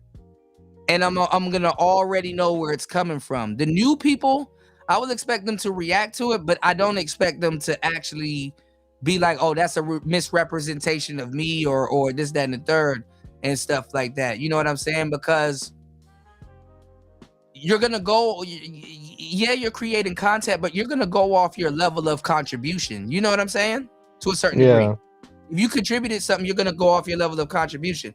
Like, for example, if you were to do a stream on that and you're like, you know what, even though I'm just getting into content creation, I've been here for a while and I know real content creators and I've heard their takes on it. And I would know the criteria, like I would know the bullet points you would hit, even if it's unscripted or not, or scripted or not scripted. You know what I'm saying? Yeah. And that will make me enjoy your content more because I know you're telling the truth. You know what I'm saying? So I like people forget, like I and a lot of other people, we've innovated this stuff, you know, with the equipment and the stuff that we use and you know, listening fatigue and stuff like that. You can listen to me for 4 hours because I'm not talking to no scratchy ass mic, and my production is good, my audio is good. But the thing is that what I'm saying is that I know good content when I hear it. You know, I know genuine content when I hear it. You can't fake it. So that's why a lot of the people that will come over here and listen, it's like, yeah, this is genuine. You know, I never heard no shit like this. Like, he's opening up a new world. This is a portal. Damn, you know, I thought he was tripping, but damn, he actually makes sense when you think about it and put it together. Or damn, I never went through that in my life, so I wouldn't know what to expect if that happens. But I know somebody. Or dang, I didn't know brothers were out here really going through that. I thought it was just a talking point, but it's actually real. Like, I can come up, you guys hear me come up with original thoughts all the time. I done came up with so much original shit. I done forgot better shit than niggas ever thought of. You know? I done forgot better shit than niggas have pondered. And it's not just a me beating on my chest thing. I'm just an artist. I'm a creator. I call myself a content creator. I don't just repeat content. I'm not a content repeater. You know? I'm not a content convoluter. I don't convolute content. So that's why it pissed me off when I was over there, because I'm like, listen, man, y'all wouldn't argue, even though they probably would, but y'all wouldn't argue with Angry Man over this shit. If he says no, it's this. You know?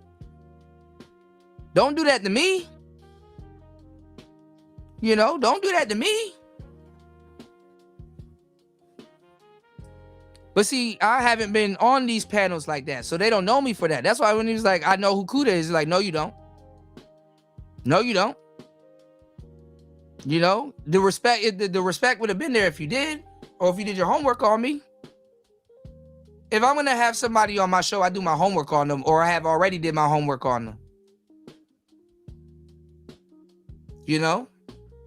And that's why I was telling Soul Provider. I was like, you know, Soul Provider, I went on Soul Provider's channel. I've been on tour, y'all. I've been giving y'all content. I went on Soul Provider's channel. And I know Soul Provider wanted some messy shit. And I know Fantastic was going to act like he didn't know I was there when I was listening to his old show. And he said I was going to be on the show. So Fantastic was already pre-warned. Ain't no messenger pigeon went and told them that I was over there talking about him. So I went on Soul's show, and shout outs to Soul. I'm cool with Soul.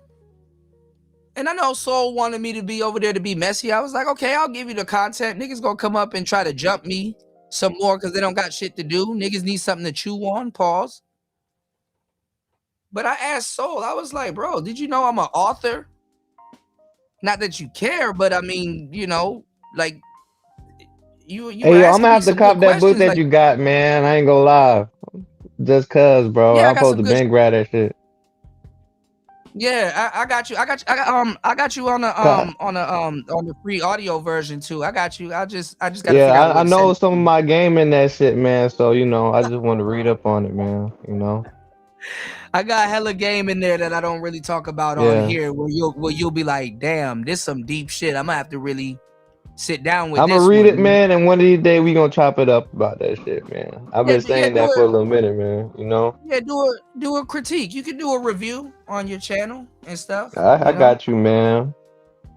Yeah, but I knew when Alan Roger Curry wasn't being listened to when he is an author and people are running around with his talking points and bastardizing them. You know, people are running around with Ron Will's talking points, bastardize them. Nah, the one thing I can say though, like the younger motherfuckers, they do respect Ron Wills a lot, though. I really do appreciate that, man. Yeah. And Steph is cold. But even though he's using their talking points too, you know. Yeah. I feel like out of everybody though, Ron Wills get like, people will shout him out for sure though. Body game motherfuckers, them boy do show him love. Yeah, he do get like a younger, he do like a game for the younger cats that, that get into the gym and stuff like that. I was listening to Ron Wills coming up. That's why I'm like laughing, like somebody trying to discount my knowledge and stuff like that, not knowing like, nigga, I'm a wizard around this bitch, you know? I don't give a damn if you don't understand me. I know what the fuck I'm talking about. You know, I'm a wizard. Like I'm a real genuine, like it's to your own peril. Like I know what the fuck, I know what type of weight I know the effect that I got. I know what type of weight some of the stuff that I can say hold on people. You know? It's not my fault you don't listen. You know, maybe I have to teach you how to have an ear, but hey, you know, you're not the first and you ain't gonna be the last. There's gonna be new people that's gonna come in and gonna look at me like I'm some pizza guy. Who is he? Imagine you innovated in the space and you have a whole audience full of people saying, who is he? You know? So I haven't been, I mean, my name ring bells every so often, but I haven't been on a fuckload of panels around here. So of course you're gonna know, you know, Fantastic had to change up his whole thing to go hang out with them. You know? O'Shea had to change up his whole thing for his new audience and stuff like that. So they don't know. And even though I pick up on that and I'm okay, you know, because they try to chase me off panels. Ism tried it. A lot of people tried it. It's like, bro, you coming up on some I know you, Kuda, and I'm coming back on some I made you though. Like what the fuck? Like you know, Luke, I am your father. Like you. I didn't even put the I know you. I gave niggas a chance. Niggas be like, I know you, and it's like, yeah, I made you. How about them apples? You know? So it's like niggas been trying and stuff like that. They don't want me to go over to these new channels and actually tell the real story and have some type of influence. But they forget to tell people that I influenced them. Not like, cause like even when you do go on these other platforms, man, like yo, it's some people that definitely fuck with you, man. You know what I'm saying? The many few that are out there, man. You know what I'm saying? Yeah. So Yeah, but like you people too said, man. comfortable. People Yeah, too you don't comfortable. want everybody, man. You know, you want that selective few, man. So Yeah, some yeah, niggas gonna have to watch me in silence because or they gotta make I have enemies that make burner accounts to speak to me again. So I'm like, you know, fuck it. You know, yeah, whatever. man. As they should, man. Just sit back and listen, man. Even though sometimes the game do be tainted over here, though. Don't get me wrong. Some misinformation do be coming around this my platform, though. But I say 80%, maybe like 90% is some decent shit. You know what I'm saying? Man, I'm telling you, man. But I'm original. I mean, I'm not like these other Nah, cats. and some of the stuff copy and paste it from me. But other than that, nah, you cool. We solid. I'm solid. Oh man. I got into an argument about that shit that we was talking about too. The number and the Instagram. They thought it was a new conversation. Man, bro. Cause you not wrong for that shit, man. I ain't gonna lie, but I get an Instagram. I'm like, I ain't gonna lie, bro. Yeah, but I don't want you to were talk to one- this little shit, man. I'm cool. but we talked about this years ago, me and you were one of the few cats that actually broke down why. And I said, you know what, I'm gonna give you your credit because I know why Gen Z don't want the Instagram. You know what I'm saying? Because numbers are damn near extinct now. They were talking about, like, they literally argued me down about how a number is more exclusive than the Instagram, and I'm like, see, this is how I know y'all niggas is dated and don't really know what you're talking about. You're just repeating shit. Because I will break down the shit and it makes more sense, you know?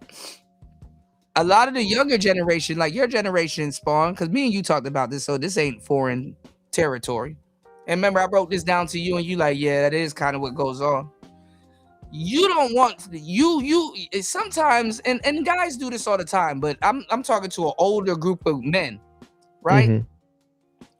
I help so much black men that I expect a level of conversation from another group of guys versus another one. And at times I tailor my conversation to that. You know what I'm saying? Because me and you, we can have a young nigga talk, and then we could have some old shit talk where you make fun of it, and then but it makes sense, you know. We can chop it up.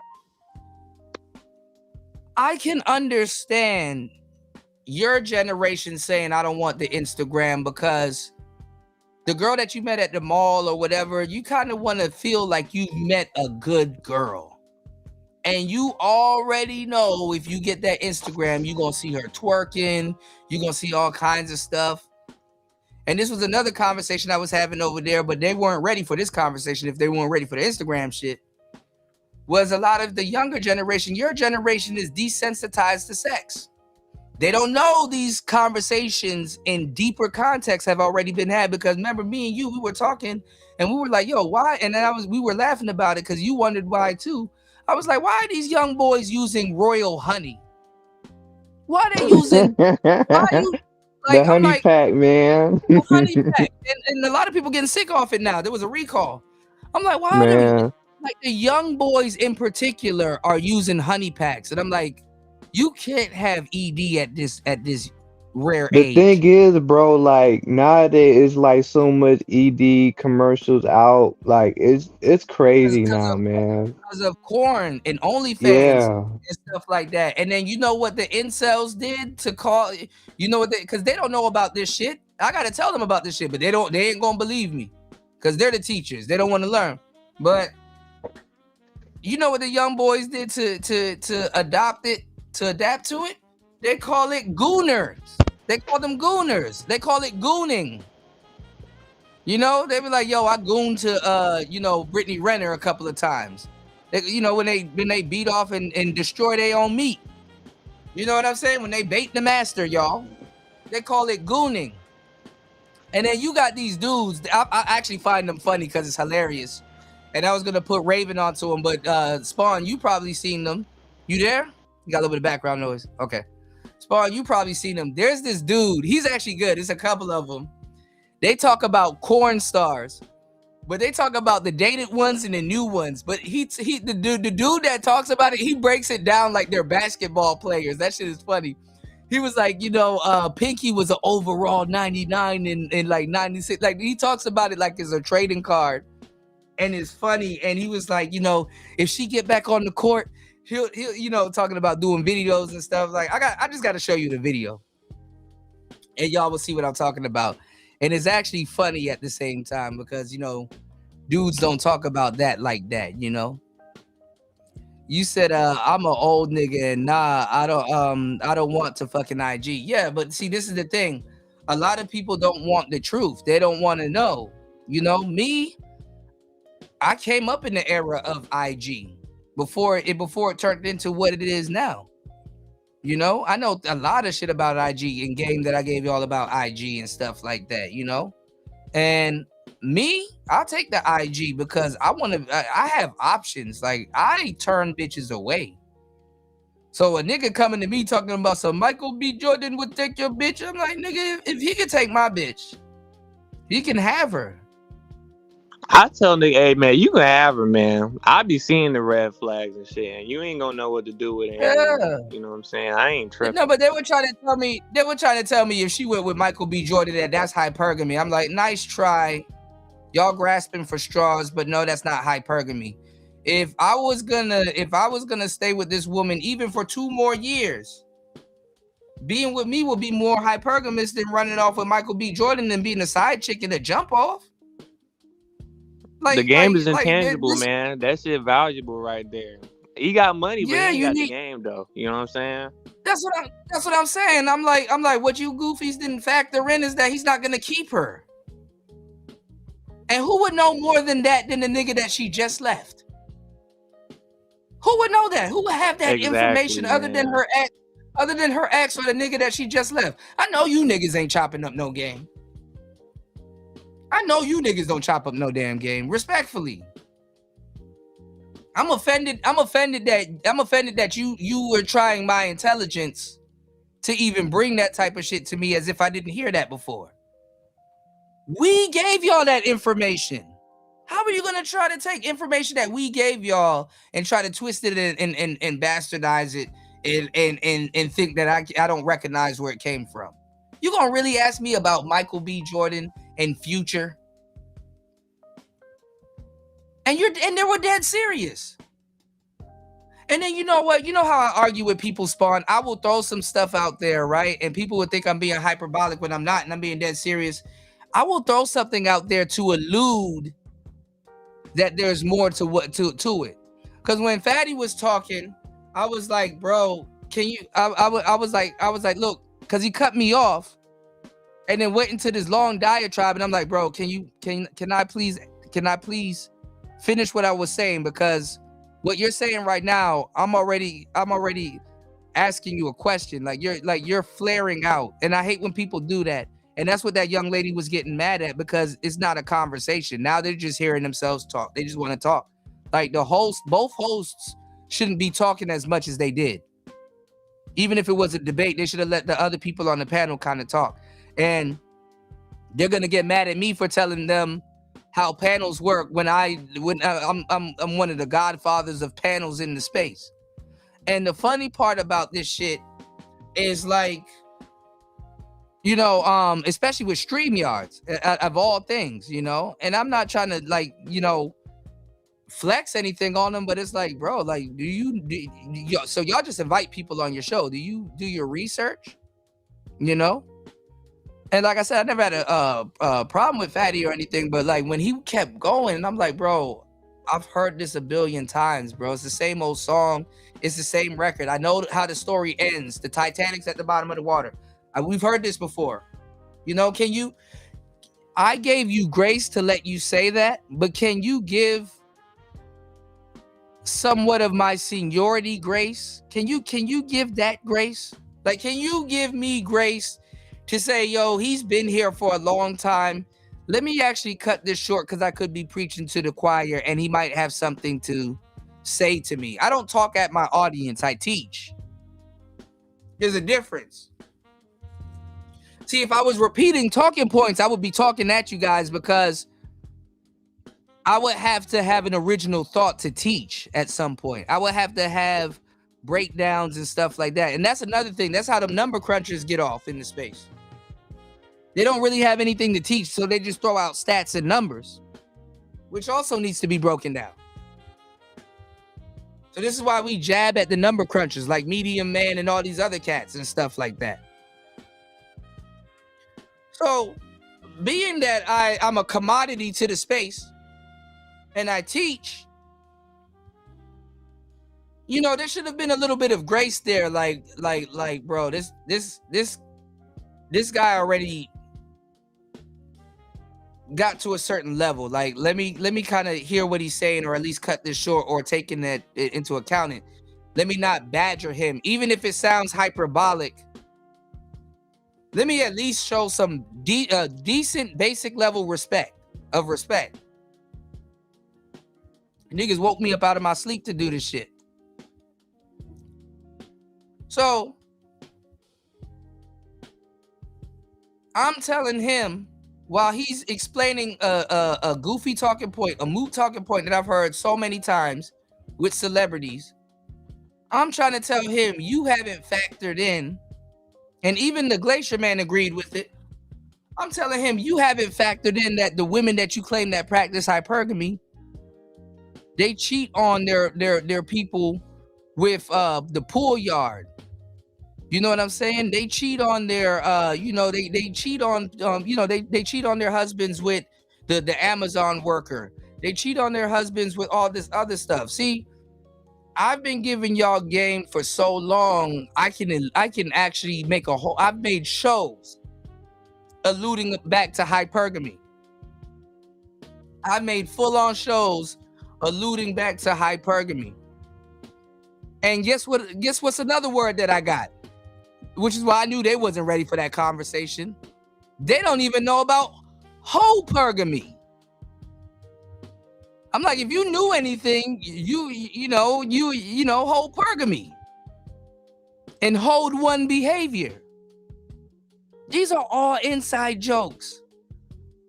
Don't you think if I was to create a new word off of something, I probably know the original word and the nomenclature of that word?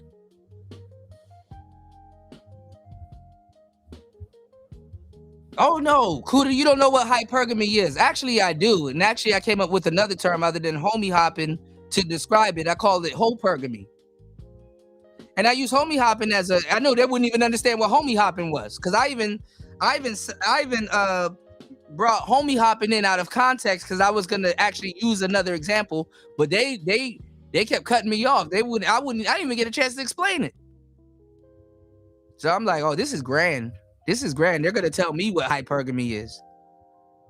That's like telling Angry Man what the red pill is. And you look up to him and watch his shows and repeat a lot of his talking points.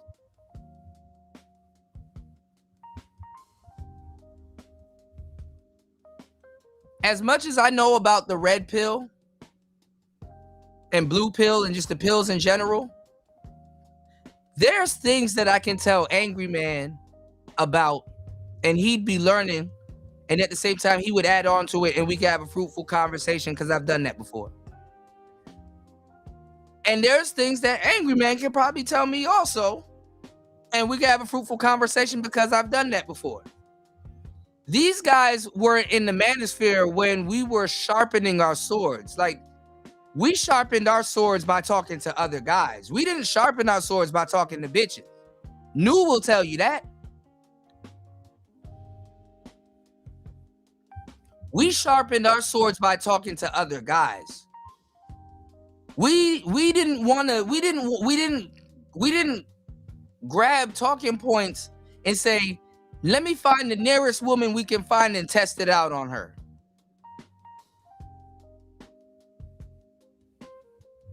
You didn't see Myron and Fresh talking to a bunch of guys and refining these talking points like we did. That's how Edward Anderson got so good. And a couple of other people. We were talking to other guys. We were too busy debating Taz, which shouldn't have happened. We were too busy. You could throw in Cynthia G, but we was too busy doing the rumbles. We were too busy trying to convert simps and panda bears and stuff like that.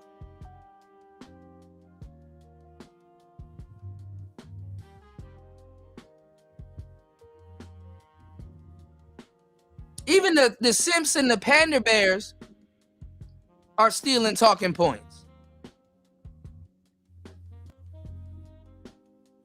And they get to live. You listen, ain't this funny?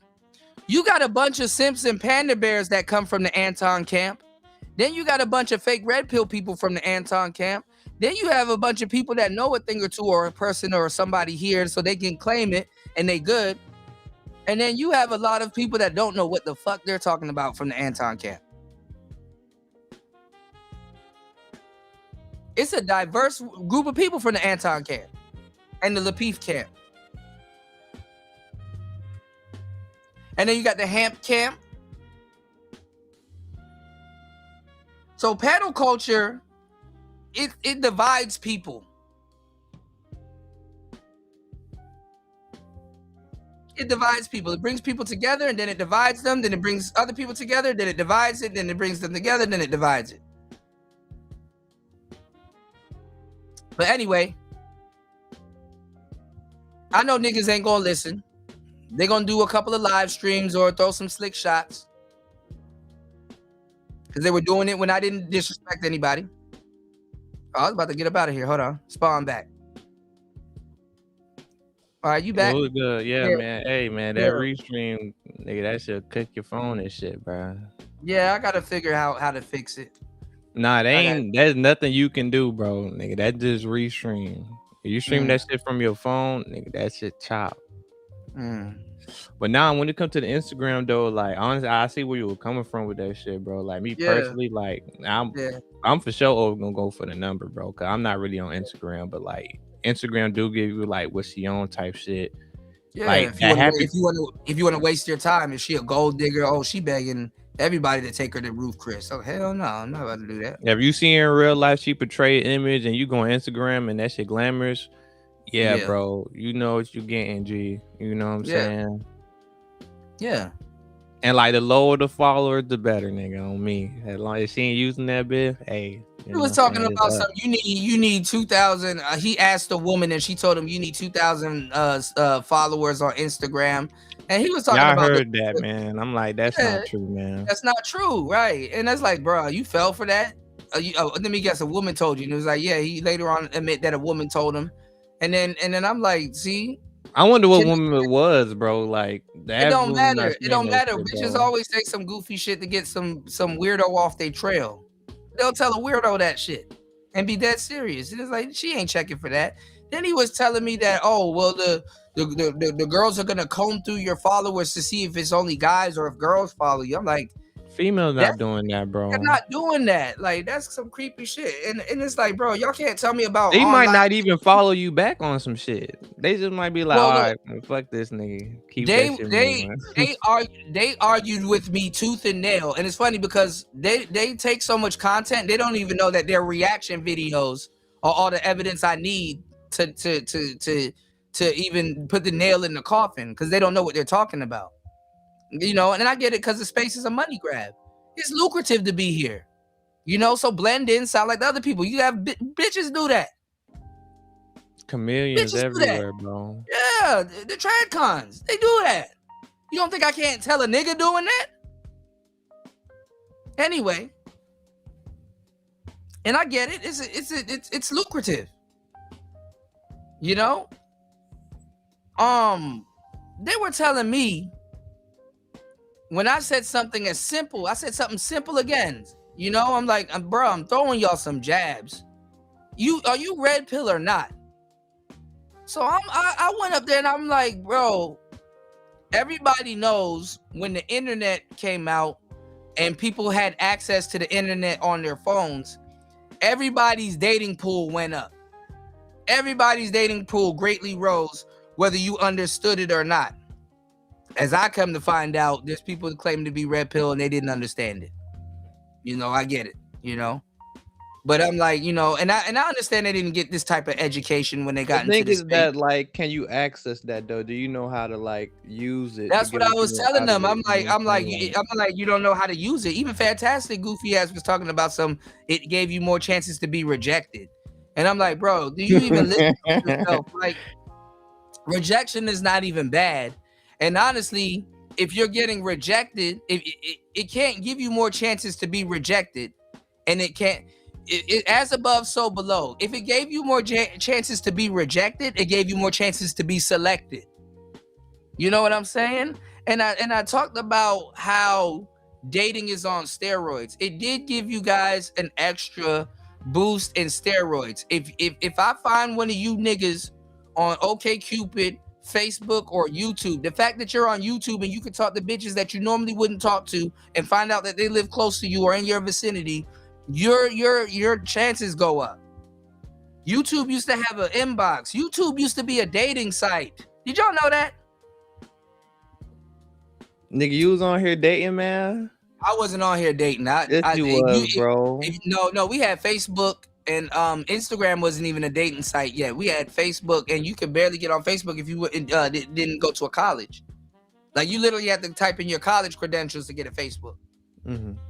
I had Black Planet and all that other stuff. So a motherfucker talking to me on YouTube was like somebody trying to holler at me on Rumble. I'm thinking I'm talking to a robot, and even if I'm not, you're creepy.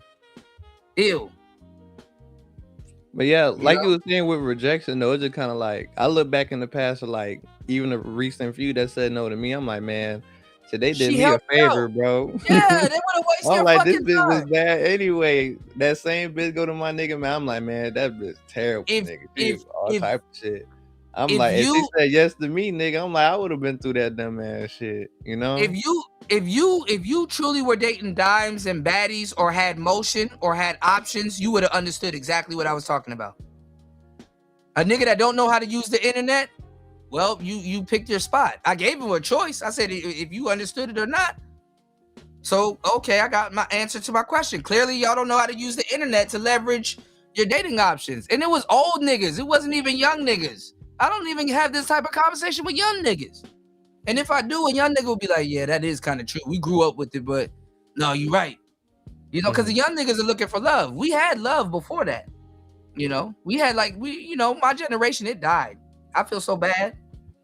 I'm seeing it right now, bro. Nigga, ain't no love out here, bro. Like, yeah, that's why niggas are gooning. That's why they're taking dick honey. all type of shit, man. It just debauchery shit everywhere, bro. Like before you start yelling and spewing our talking points to the youth and other grown men, can you ask the yesteryear group of people, like, what state is this space in? I know it's fucked up, and it seems like we didn't leave you nothing when we really did. We left you way more tools than ever. You know, but can you at least ask niggas in the space, like, what state of what state are these people in before we start regurgitating and yelling this shit? Man, we in dire straits right now, man. This shit. Yeah, do they know about this? Like, if niggas was respectful, I thought it was an opportunity for respect, because I respect the new cats.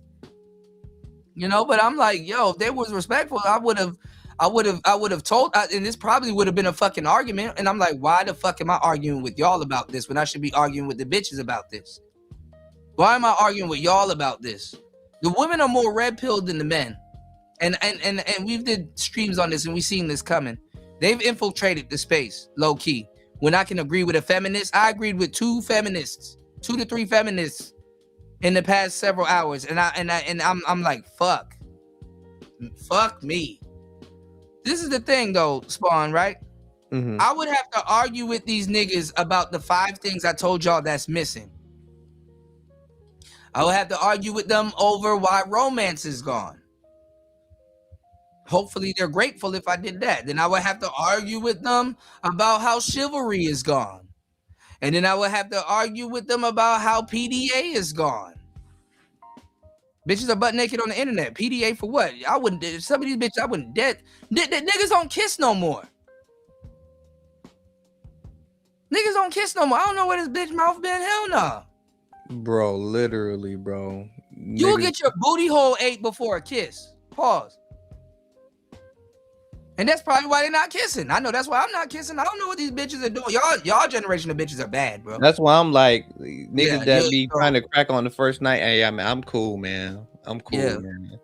Yeah. I want to hang around you. I want to catch a vibe first, man. Like, I'm not that dumb bad for that. Yeah, we used to have to apply game. I mean, one night stands existed, but we used to have to, like, top-notch game. I used to talk. I talked so many women out their draws. It was ridiculous. And then when this shit popped off, I'm like, bruh, fucking is standard.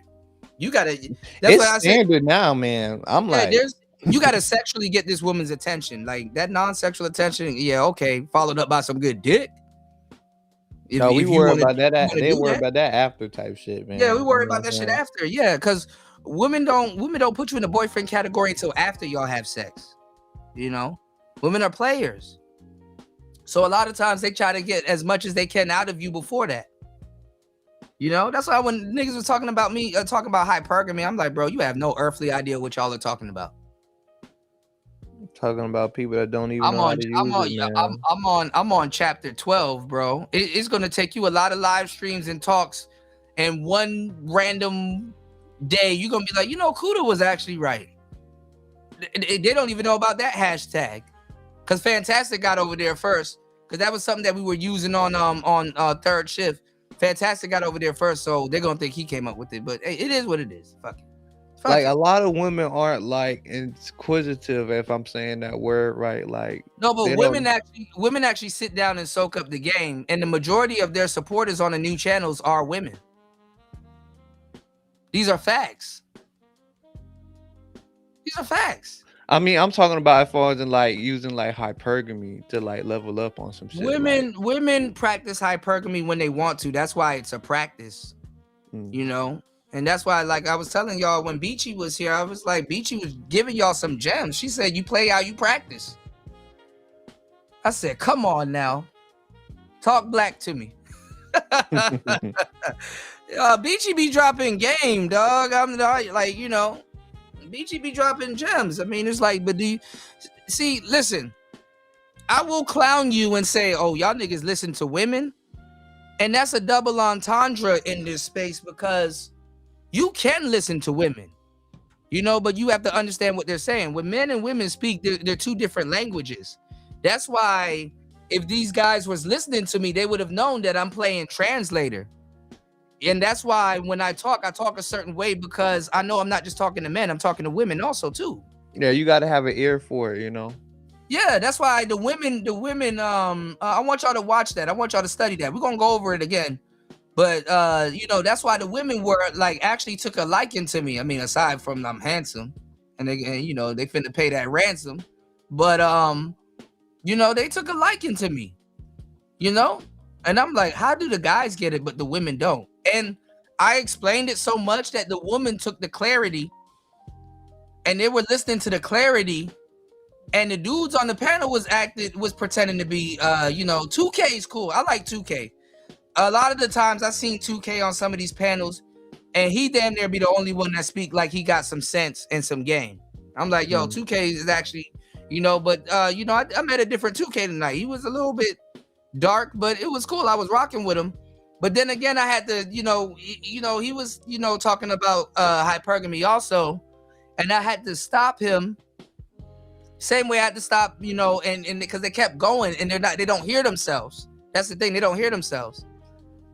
I had to stop them and I'm like, listen, bro, I even gave y'all the game. I'm like, y'all niggas are using too much logic. You're using too much logic. Cause even let's say if you're a simp, right? Let's say if you're a panda bear. You want to know why Derek Jackson, Ace Metaphor, and all them other people, they still fall off and have problems with women? How women cycle them out? Because even though they're simping, they're using too much logic. Like they'll simp and say something deep and women will be like, ooh, oh my God, he gets me, but he understands me.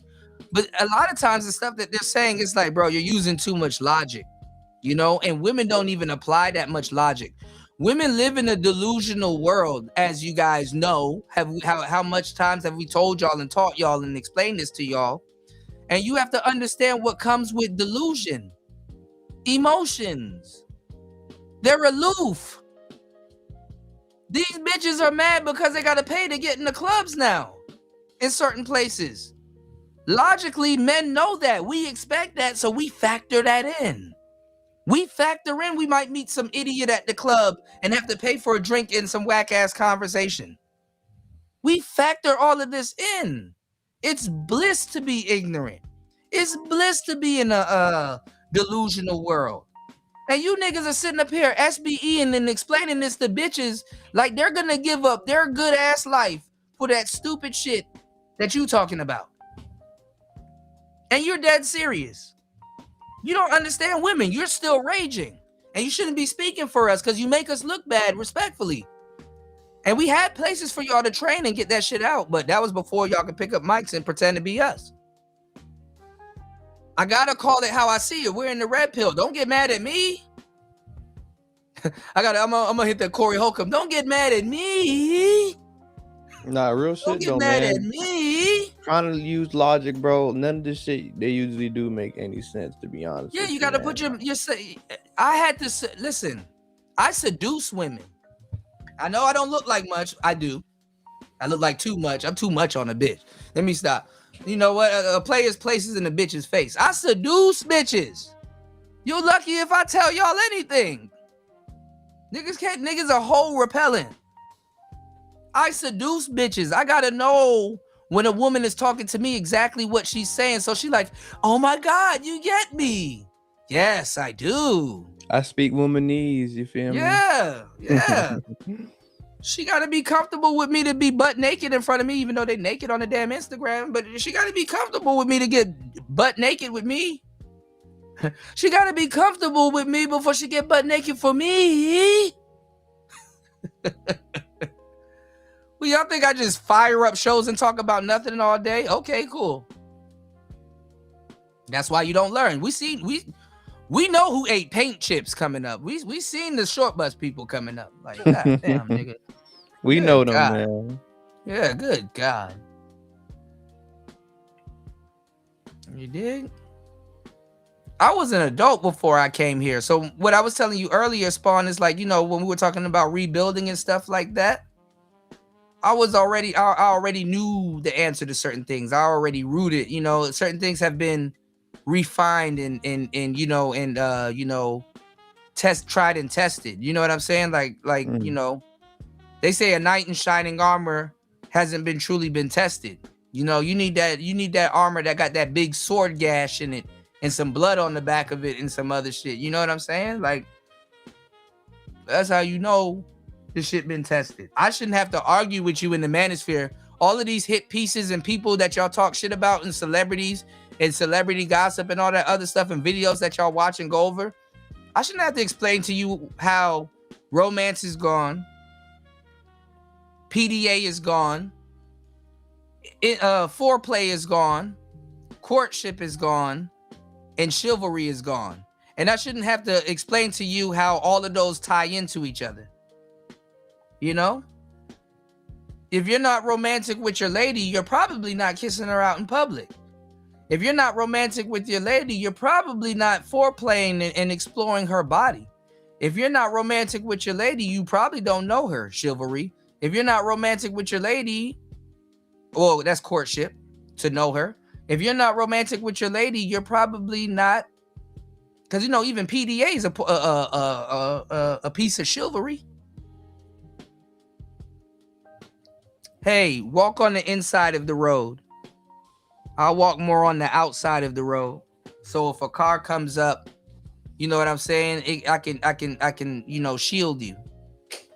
I mean, I ain't gonna lie, I do that just because I'm a gentleman and shit, but I ain't gonna lie, man. If you don't already do that, don't even trip about it, bro. I ain't gonna cap. Unless you really fuck with her, though, on some shit, man. Yeah, but I done the research. I'm not no nigga just spewing these talking points and stuff like that. Remember they were clowning me for quote-unquote reading books and shit? I'm like, y'all some nerds. Like, why is that? What's wrong with that? So I can't read up on something that I'm interested about, in? Like, raising the kid, like... Yeah, to learn, even though you're gonna go through it. Yeah, to learn, even though you're gonna go through it. So, like, I can tell y'all that, okay, you walk on the woman used to walk on the inside of the street because of the car, but not just the car. In certain places, the plumbing used to be aligned with the sidewalk, so that women don't, water and shit. Yeah, that's where the whole coat over the puddle shit comes from. Oh, for sure, nigga not doing that shit. This a $500 coat, man. These bitches are not dropping fucking handkerchiefs in front. These bitches don't even carry a handkerchief. You got women that walk around with condoms. These girls got their own condoms. These girls. Hold on, so like, if she drop a condom, you gonna pick it up and just give it back to her on some like, oh, you dropped this. You don't see that girl that do that prank, which is funny. She dropped like a bag and it's like a big ass, like 50 condoms fall out of it. The girl with the fat ass, you know what I'm talking about? Nah, I never seen that before. Oh, it's funny. I gotta find it. There's a lot of shit that I know that I gotta find. That shit is funny. I mean, I respect women that carry condoms. I mean, I know bona fide hoes that are cleaner than square bitches. Man, that's so true, man. You be surprised, bro. Yeah. But I'm gonna get into an argument with niggas over that too. They just not tapped in, man. Yeah, but you can't be arguing with bitches using our talking points, trying to psychoanalyze them and all that other stuff, and you haven't even reconciled with the red pill that you took. You blue pill raging. You just know red pill talking point. And that's no disrespect, but people are gonna take disrespect to that. So my work is never done, bro. Yeah, ain't nothing you could do about that, man. They gotta go through that shit, trial and error, man. You know what I'm saying? Like, imagine doing that and you bucking up to somebody, and then they're talking about you're the old school, nigga. No, you're the no school. What y'all? That's not red pill at all. The last generation of people didn't look at us and say that we wasn't red pill. You had some people that said that there was people in the space that's not red pill, but the real ones, they like, this person got original thoughts. He's elevating the space. So I already know what to look for if niggas gonna fucking cover this goofy ass documentary. It don't got nothing to do with you. These niggas think Andrew Tate is red pill, even though he himself said he's not. They think Kevin Samuels. I wouldn't be surprised if a nigga said Kevin Samuels put him on, or the death of Kevin Samuels put them on. Like, they don't know nobody in this space. They don't know Black Ram. Kevin Samuels repeat Black Ram. I ain't gonna lie, the space definitely do need like a good documentary just to represent this shit. You know what I'm saying? Like, At least the black space shit. Yeah, the black space specifically though. Even white though boys, like we really like. The white boys mad at that documentary, as they should be. I ain't gonna lie, I can just look at it like some from like the thumbnails and shit. It's like some bullshit, man. He said the home of the manosphere is Miami. I said, get the fuck out of here. Who said that? The nigga that did the documentary. Oh, the old dude. And then he had some weird dude that had like a beard, and he drove a Ferrari, and his wife, and admiring it. This shit was a hot mess, man. The cookie cutter. And then these gym cell niggas, they're not real manosphere. They not, bro. You do have to get the, you know what I'm saying, like the game, the body game niggas, bro. You know, Piers Morgan. I think the same dude. He went on Piers Morgan. Piers Morgan got cursed out. I got some shows for y'all. Piers Morgan got cursed out by a red pill cat.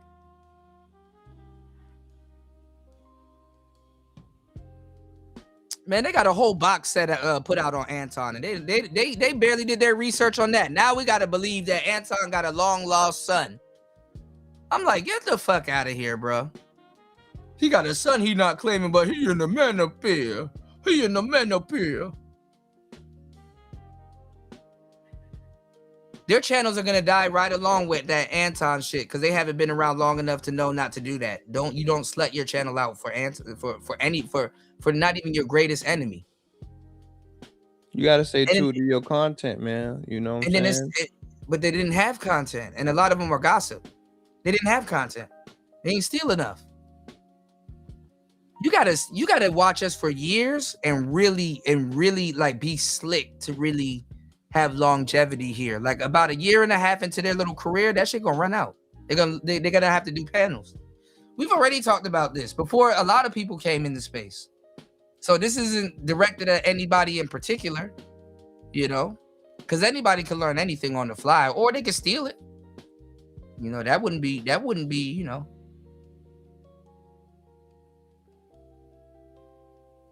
Yeah, they're not smart. They think that, yeah, they give up their channel over an arc. Like they come and go with the arc.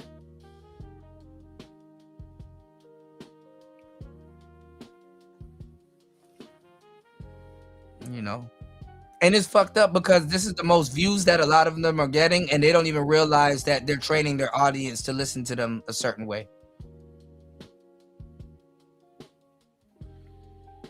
And I don't see any of them sprinkling any of their personality or anything into the end. Like, I get it if you do Anton content. But like kind of sprinkle some shit in, you know? Sprinkle some of your personality in there. You can't have a whole panel full of people just coming up talking about Anton and y'all really not getting nothing off the ground and shit. Hold on, so like Anton still run that panel? No, Anton is playing chess, and they're falling into it. You want me to tell you? You want me to give you the Anton play? Anton new here. I know exactly what he's doing. I told everybody. You want me to give you the Anton play? You want me to tell you what Anton doing?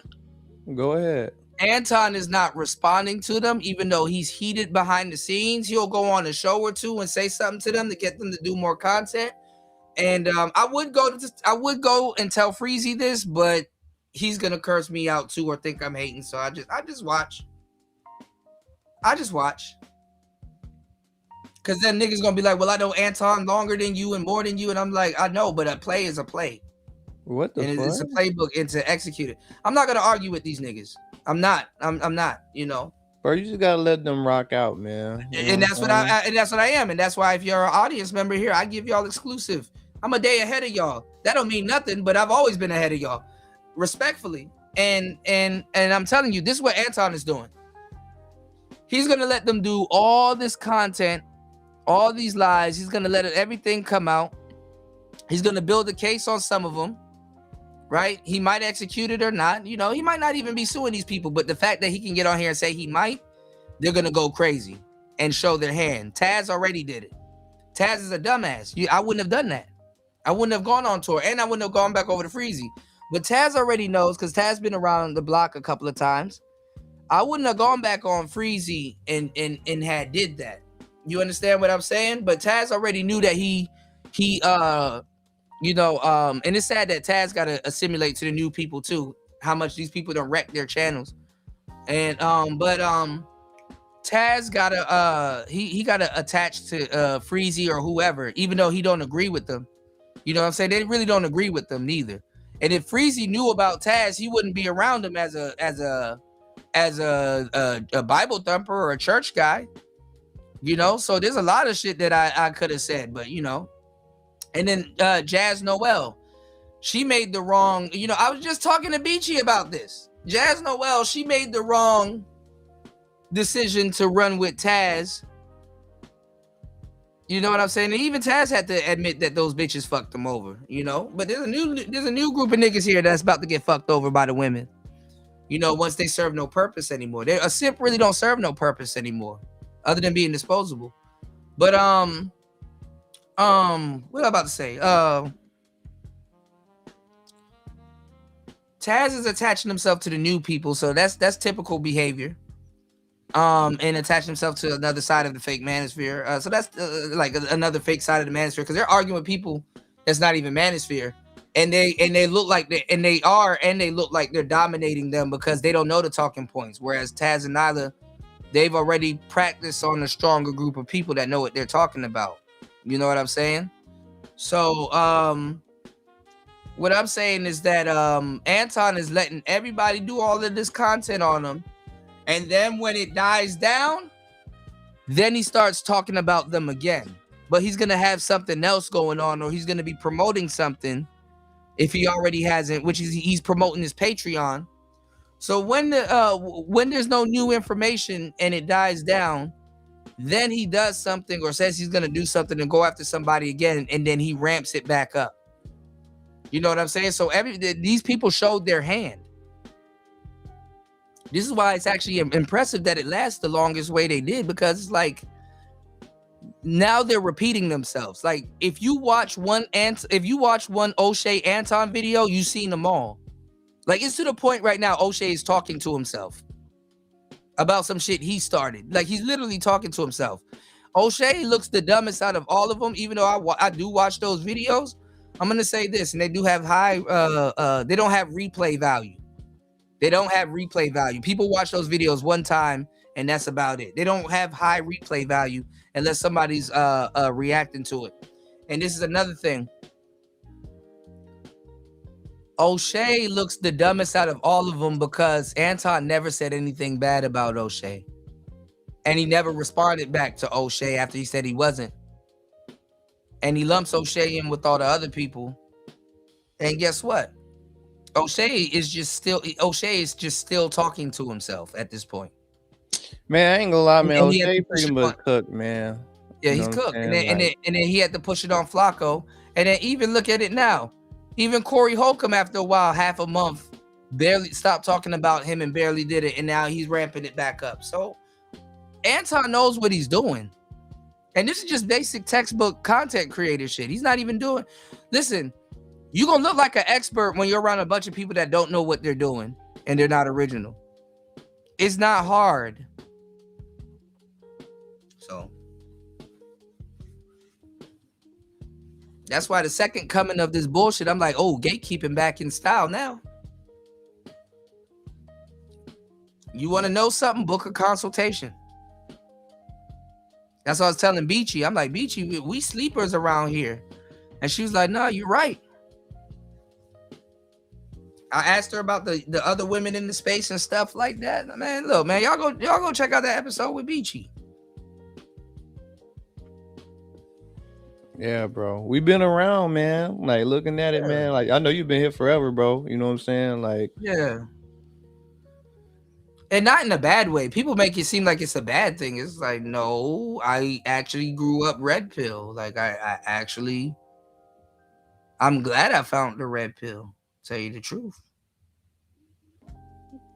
Like, in what ways have you felt like it's kind of like helped you or like changed you? In what ways? Like, I don't know. I'm weird. Like I'm a real weirdo. But in a good way. Like, you know, I'm the black sheep of the family. Like I'm not of my family, but I'm a black sheep. You know, I had no choice but to be a black sheep. I'm very opinionated. I know what I'm talking about. As a kid, it took me a while to really believe in myself. Like I'll be right about people and then I'll just watch everything I said unfold and play out. I couldn't really talk to anybody about it. You know what I'm saying? There's a lot of things I couldn't talk to nobody about. The kids in my grades wasn't like me. I didn't learn the same way they learned neither. Like I couldn't read, write, and regurgitate. I had a really rough time in school. I had to really learn myself. And then I'm left-handed. So when I write something, I had to really learn how to pull my palm up off the page, so I don't smear whatever I wrote. So naturally, I had weird handwriting. You know, my signatures looked weird when I was learning them and stuff. I can observe stuff, but to a certain degree, I got to be hands-on. I had a lot of things that happened in my life, man. Maybe I'll write a book about it one day. I got some of it in my book, man. You know what I'm saying? Yeah, I got some about it in the books, but I'm not in the space where they can resonate with that. But you know, I've been through it. I'm glad I don't look like what I've been through, you know, but I've been through a lot of shit. And you know, like I said, I've been candid with a lot of people. You know, some of y'all know things about me people in my family don't know, or my best friends and stuff, you know. I mean, it's a lot easier to talk on the internet, man, with people you don't know, man. You know, not just that, but yeah, that's true, and strangers and stuff like that. But it's just that, like, you know, everybody's not gonna know everything. You know, there's a side of you. Like, even if you're married, right? You could be married to somebody 12 years, but there's a side of you that your wife will never know about, you know? And she don't necessarily have to know about it.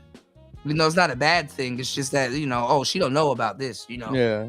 Just manage that shit yourself, you know what I'm saying? Get your shit right, yeah. You know? Or this is a side of me I haven't really introduced to her now that I think about it. Not that she will reject it or be bad about it. It's just that there's always going to be a side of you people ain't going to know, you know? And then it's worse in situations like this because people are gonna rock with you how they found you and shit like that. You know, I've been a rapper, I've been an artist. I get women and stuff like that. I've been on some fly nigga shit. I've been broke. I've been, you know, I've had it. I've been hood rich. I've done a lot. I used to think I didn't do a lot, but I done ran it up, dog. I done did too much. You know what I'm saying? And there's things I haven't experienced and there's things that I'm learning and stuff like that, but I'm enjoying life, you know. You out in aging, man. Do your thing, man. You know, I know a lot of people talk shit, man, but I get clowned for that, but there's no difference, you know. I get clowned for that. I'm like, well, you know, some fucked up shit happened to me abroad. What you gonna do? I gotta pick it up. I gotta pick up the pieces and learn. If I was in America, I'd be all right. I can cut on an Uber app. I can go to Kmart and go get a bicycle and go ride for Uber and work my way up to a car or a house or something like that if I had to, if I lost everything. You know, I would never make fun of somebody that's trying, bro. Like, just on some. How can you, right? How can you make fun of somebody that's trying, bro? I'm in a space where nobody knows me. I don't know nobody. I can't run to nobody. I can't get a loan. I can't do nothing. I don't know. I don't use the currency. I am alone in this world. I got to rely on myself and what I know, what I can do, and my connections and stuff to do stuff. I've learned so much. I don't have people that's gonna come and rescue me or nothing, none of that stuff. You understand what I'm saying? Yeah. And you know, I had no choice but to figure it out. Like, niggas talking about being in a city and in America and all this other stuff. And then again, I'm not going to say it's not hard in America too, because America's fucked up. You either have it or you don't. If you in a foreign country, at least you can go up a class or two or go down a class and be okay. You can go down a class and be okay. The fucked up part about a first world country is that people don't let y'all know you're a guinea pig. A lot of Americans will never know the situation that they're in if they didn't have their cell phone. Your cell phone is the perfect tool to distract you and everything like that. People would be more aware of their life and their finances if they didn't have a cell phone and all these micro bills and stuff like that to manage, you know? That cell phone is sedating y'all. That's why I call it an external organ. Yeah, it is, man. It's getting way worse with TikTok and all this. The cell phone is. But I think about it, the cell phone is a blessing because, you know, it allowed you guys to hear me. You know, I mean, I'm going to tell you the truth. If you want to become a millionaire, I'm going to tell you the truth. It used to be that you got to go to a library and learn, but you can get PDFs and stuff like that. I'm not going to lie. What you do with your cell phone will determine in a lot of cases where you're going to land in the future or opportunities. And that's some real shit. Yeah, real shit, man. That's some real shit. No, but like, shout out to you though, man. I know you're doing your bookkeeping shit, man. It is kind of like I'm learning. I'm building up a business. I've been trying this business, but I got my certifications. I got my TEFL. I got my certifications. You know, I got my Google cybersecurity cert.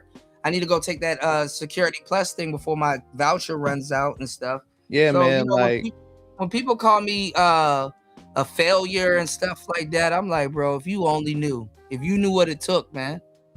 You know, like, man, the world is ever changing, man. New technology come out, change shit up, bro. Like, for sure. You know, and you always gotta be reinventing yourself, man. You know what I'm saying? Yeah. Like, and throughout all of that, I've maintained to keep my channel throughout all the stuff that YouTube, bro. My finances got crippled when I got out here and lost my bank card, and then YouTube demonetized me over some BS and some other things and stuff like that. Like I said, you know, And people took the liberty to laugh at me and stuff like that and talk cash shit about me and stuff like that. And I'm like, oh, I remember all of that, you know? And I'm like, man, you know, it's a blessing. It's a blessing.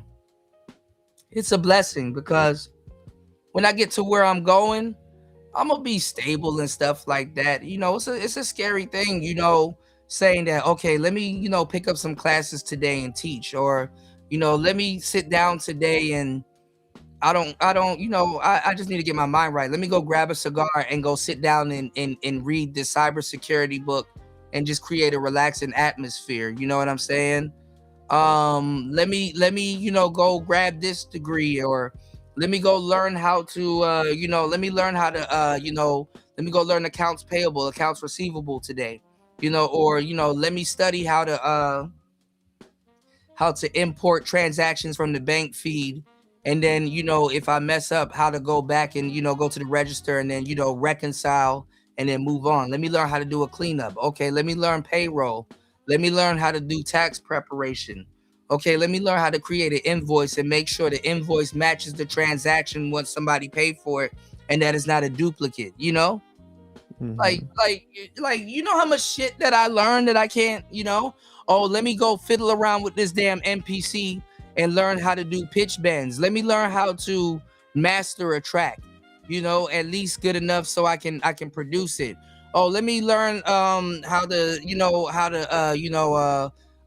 make a lo-fi track. How much BPMs does Amapiano use? Y'all were there with me for my whole journey. And like I said, I'm a jack of all trades. I'm dodging that master of none. So one of my friends gave me a really good mantra. He said, you didn't hear about this. It's the same guy that military guy that taught me about the book of Barnabas, you know, for the Bible thumpers out there. He said the real phrase in the military is jack of all trade, master of the same, you know. I said, damn, you know, I said, man, I got to sit on that one. That's a mental chewing gum right there. On that one, man. Yeah, I got to ponder on that one. Let that shit work its way into my fabric. I said, damn, you know, because I'm dodging that shit. What's going on, Guido? I'm dodging that shit. I'm not trying to be the master of none. I'm a man of many hats. Like, I'm not. I want to be able to pull the tool out of the toolbox and know how to use it. You know what I'm saying? Like, Sure, I'm a Swiss Army knife. You know. hey, what they call that? It's kind of like a pocket knife, but it got like screwdrivers, The Swiss tweezers. Army. Yeah, those are the Oh Swiss yeah, Army that knives. shit. Yeah, and the Boy Scouts carry it. That's I low key need man. one, man. Shit, man. Man, you can use one. Absolutely. I lost a couple of mines, man. I need them shits. I used to collect knives and all kinds of shit. Yeah, man. I ain't gonna lie, like lately I've been getting into like older swords and shit, man. Just collecting. Yeah, man. I want a kunai. I want the police in my neighborhood used to beat the shit out of me and take my knives. So, you know, Damn, I haven't even told y'all that is, man. Grow up in PG and find out. You ain't from PG if you haven't gotten beaten by the police. I got beaten by the police. Y'all DMV niggas is different, man. I don't know. When they don't, sometimes they get mad when they don't find nothing. I got beaten by the police several times. They beat the shit out of me one time and slammed me on the back of my trunk, and I got locked up. I don't talk about it, but I got the shit beat out of me a couple of times by the police. Yeah. And they take your stuff, they rip up your stuff, they cut stuff open. They took all my knives, they took my sunglasses. I remember I got caught with a gas mask one time. I got caught dead red-handed. Open container, everything, a gas mask and everything, bro. They impounded my Crown Vic and stuff like that. I had a girl with me. Oh, the police was dirty macking too. They let me go, but the police was dirty macking, you know. I ain't even gonna tell dirty macking. Damn, man. Yeah, I ain't even gonna tell that story. It's a long. Listen, I can give a shit less about what somebody on the internet say to me. It's like, nigga, okay, okay, you know. I remember one time when I got my I bought a car from my brother, his aunt. She was selling a Lincoln Town car, and it was my first big car. You know what I'm saying? That shit was peanut butter jelly. That shit was purple on peanut butter. That was my fucking car, bro. I loved the shit out of that car. It was a 93 Lincoln Town car. 93. God damn, yeah. Man. It was box in the front, bubble in the back. I wanted to take that shit to Texas or to Florida, and I wasn't gonna donk it out, because you know box you usually donk it. Mm-hmm. You know what do you mean by that? Donk is you have it sitting on 30s or 25s and stuff. You gotta get like a lift kit and stuff like that. So yeah. So but bubbles. I'm the South. Like I know everything that goes on in the South. You know, I'm Texas down. You know, I'm on my Texas shit. I'm around this time I'm rapping. I'm barely making money going back into cars and all kinds of stuff. I'm sipping syrup. This before I got hired, or I think this is right before I got hired at FedEx and stuff like that. I'm doing all kinds of stuff. I'm in my street rapper arc at the same time. You know what I'm saying? Yeah. And this a young DJ Kuda we talking about. Yeah, it's a younger one. You know, because I was a hothead. You know, I'm chilling now. I was a hothead. You know, and I ran with a crew. I had some good man. I miss my brothers and sisters. Man, I listen, man. You wouldn't believe me. It was a fucking movie. And when we all start getting our cars, bro, shit got even wilder. That shit was crazy, you know. Motherfucking hitting the strip outside on the pavement, you know. Everything. And then I'm close by the mall and everything. So it's just, you know. So I wanted to slab it out. So a slab is a little bit different. Like you lower the car. I was gonna get it on springs, because all of those, like Lincoln is a part of Ford also. Yeah, and, man. And they got the air suspension. But what a lot of people don't know, because you know a lot of those Lincolns, you know, they sell them once the air suspension go out. So a lot of people, you know, I got friends too. You know, we ride big cars, like, you know, that's what we do. You know, it's just, you know, and you know, my friend, he had another Lincoln too. You know, I think I don't know if he got it from the auction and stuff like that, but oh man, thanks, bro. I appreciate that, bro. Yeah, on the coffee store. Yeah. I appreciate that, bro. I'm gonna look at the book, bro. I'm gonna see. I'm gonna definitely see some game I'll put in there, but yeah, man, I want to see what you got in there, bro. I've been saying that shit for a minute, man. So let me know. Let me know if you want to write one too. Yeah, let me know. I've been around the book one day, man. I'm still taking in game. You know what I'm saying? So shit, I got enough to give right now, but I'm chilling on y'all, man. You know what I'm saying? Man, well, I told you this. I said your generation gonna give you the most shit. It's your generation that's you gonna have problems with. Yeah, man. Maybe alpha. Maybe you might be still active and alpha start getting on your nerves too, and you're gonna be like, damn, you know. Hey man, motherfucker be calling me old and shit. You know what I'm saying? I'm like, bro, I'm like 27, bro. Like, yeah, you're an OG. Yeah, you're an OG in your joint. Yeah, I remember when Trippie Redd and all of that shit came out, and I'm like, damn, that's more than 10. Trippie Redd came out more than 10 years ago. Yeah, man, I'm looking at it now, and like, fuck. And like looking at the rappers nowadays, you know, somebody named Too Slimy. I heard of Too Slimy. I'm listening to a couple of young rappers, but I'm listening to some old rappers. Like, I'm listening to some grown man, old head, good shit. Nah, I feel you, man. Like, you know Mexico Dro? I was just about to say his name, bro. That's the type of time I'm on right now, bro. I fuck with Mexico Dro. I be mixing him. I got a playlist. I'm gonna put out for the grown niggas, bro. I got Mexico Dro. I got some Larry June. Larry June. Mm-hmm. I got some Larry June. I got some old school Glizzy. You know, Shy Glizzy, man. Yeah, you're gonna have to make a playlist for sure, because I've been trying to get into that bag, man. Like, you know, I like the distorted sound, but you know, a lot of it's just getting kind of crazy. And you know, I'm old. I be wanting to chill and shit. Like, you know what I'm saying? Like, so Mexico Joe, he like damn near number one right now, bro. Yeah, man. That album he dropped last year, bro. Man, I gotta check that out. Yeah, I gotta check that out. Fire, bro. You'll love that shit, man. Okay, I'll check it out, man. I didn't know he had a project out. I mean, I'm pretty sure, but I didn't get to go that far back. I still got to check out that J. Cole joint. UFO sent me some fire the other day. I said, man, I've been chilling off J. Cole, man. I don't know, man. It's like ever since KOD, bro. I mean, I love KOD. You do? I stopped listening like after For My Eyes. Nah, For My Eyes is one of my. Oh yeah, I was gonna say they talk. They talk. I was just talking about this. They talk down on For Your Eyes, but like that's a really good. Yeah, but you got to let it play though, because it's a whole story, and that's the problem with people. They don't know. You know, but I've been fucking with J. Cole since Grown Simba and stuff like that. I just had a rant about this on the last show. Yeah, I remember. I was here for it, man. I was. Yeah. Wale had a young J. Cole on his on attention deficit, you know.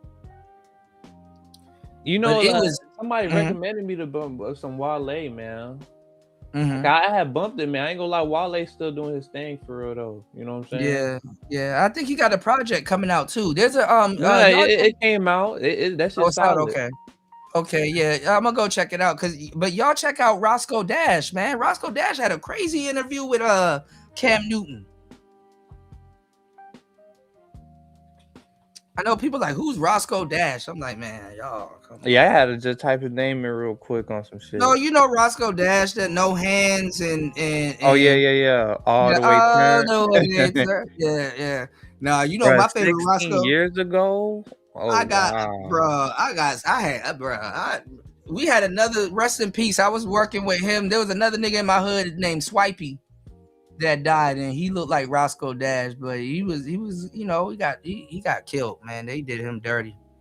That's another story in and of itself. But I gotta put you on to No Savage. I've been listening to No Savage. He just dropped some fire shit. He got one song with no hook. I know it don't be on Discord like that, but you know, you can always send me some. Yeah, I gotta re-download Discord. Yeah, man. Yeah. I changed the Discord around too, and then it ended up uninstalling, so I gotta re-download it. But no, my Roscoe Dash joint, bro. I used to get the girls to this song called Show Out. He's like, every day I go out, and then I show out. As Camaro, then I go out. That shit was, bro.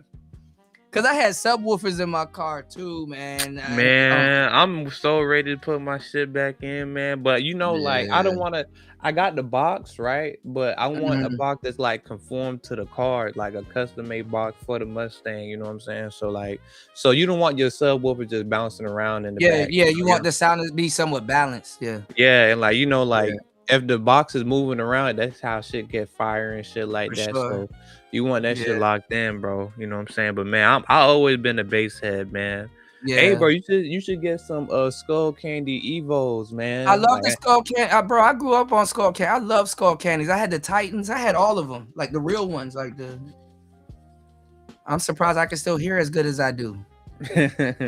Yeah, me too, man. The bass be thumping on these hoes, man. You know what I'm My saying? Sony's going out. I got some really good Sonys they made in Thailand, but I can't find them. Like, since I got into Asia, I'm still using old headphones. Yeah. So you in Korea right now and shit? You in No, South I'm trying to. I don't want to say where I'm going because people burning candles on me. I'll let you know in the Discord. But I'm going to another country soon. I'm trying to be on the beach. I'm trying to move to the beach, but nothing's really going my way. But I'm grateful, man. Yeah, man. I'm For the trying to be best, man. You know what I'm saying? Yeah, I've been moving around and stuff, but I'm trying to be on the beach, and I'm just gonna, just be chilling, do some content for y'all, smoke some cigars, and get my hands on like I said, I'm gonna do some Xbox content and get my hands on some more one wheels, man.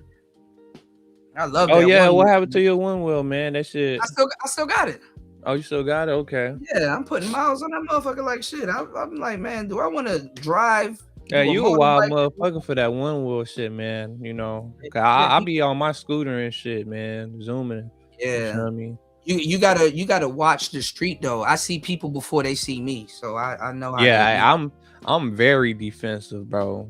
Yeah. Defensive than a motherfucker, bro. Like, Yeah. 'cause like the intersection, right? How you be going up the intersection, like motherfuckers on the scooter don't be looking at like the people that making that right turn, bro. They and just running keep red going. lights and stuff. Yeah. Yeah, And then I'm you're like, not bro, then you're not even safe in the bike lane. You're not safe in the bike lane, bro. It been so many times motherfuckers almost hit me, bro. But I be peeping shit before it happens. Yeah, I be out the before it way. happened. Right. Yeah, right. bro. And I thank God, even though every once in a while, man, it'd be like a year that almost passed. I'm like, I didn't bust my ass, and then boom, I bust my ass, and then I'm like, damn, I be bleeding like shit. I be leaking, boy. I be on 2 HP talking to y'all sometimes, man. Y'all don't even know, man. But my biggest fear is because when I'm in traffic, I like to have the cars head on. Like I like to see the cars coming towards me. I don't like to do going in the same direction of cars and stuff like that as much, I feel like no, because what can happen, and I want you to pay attention because you see it all the time, but you probably don't think about it. But I do with the one wheel, because the scooter, you at least have something in front of you, like the handles and stuff like that. Yeah, the one wheel, I ain't gonna lie, that totally different.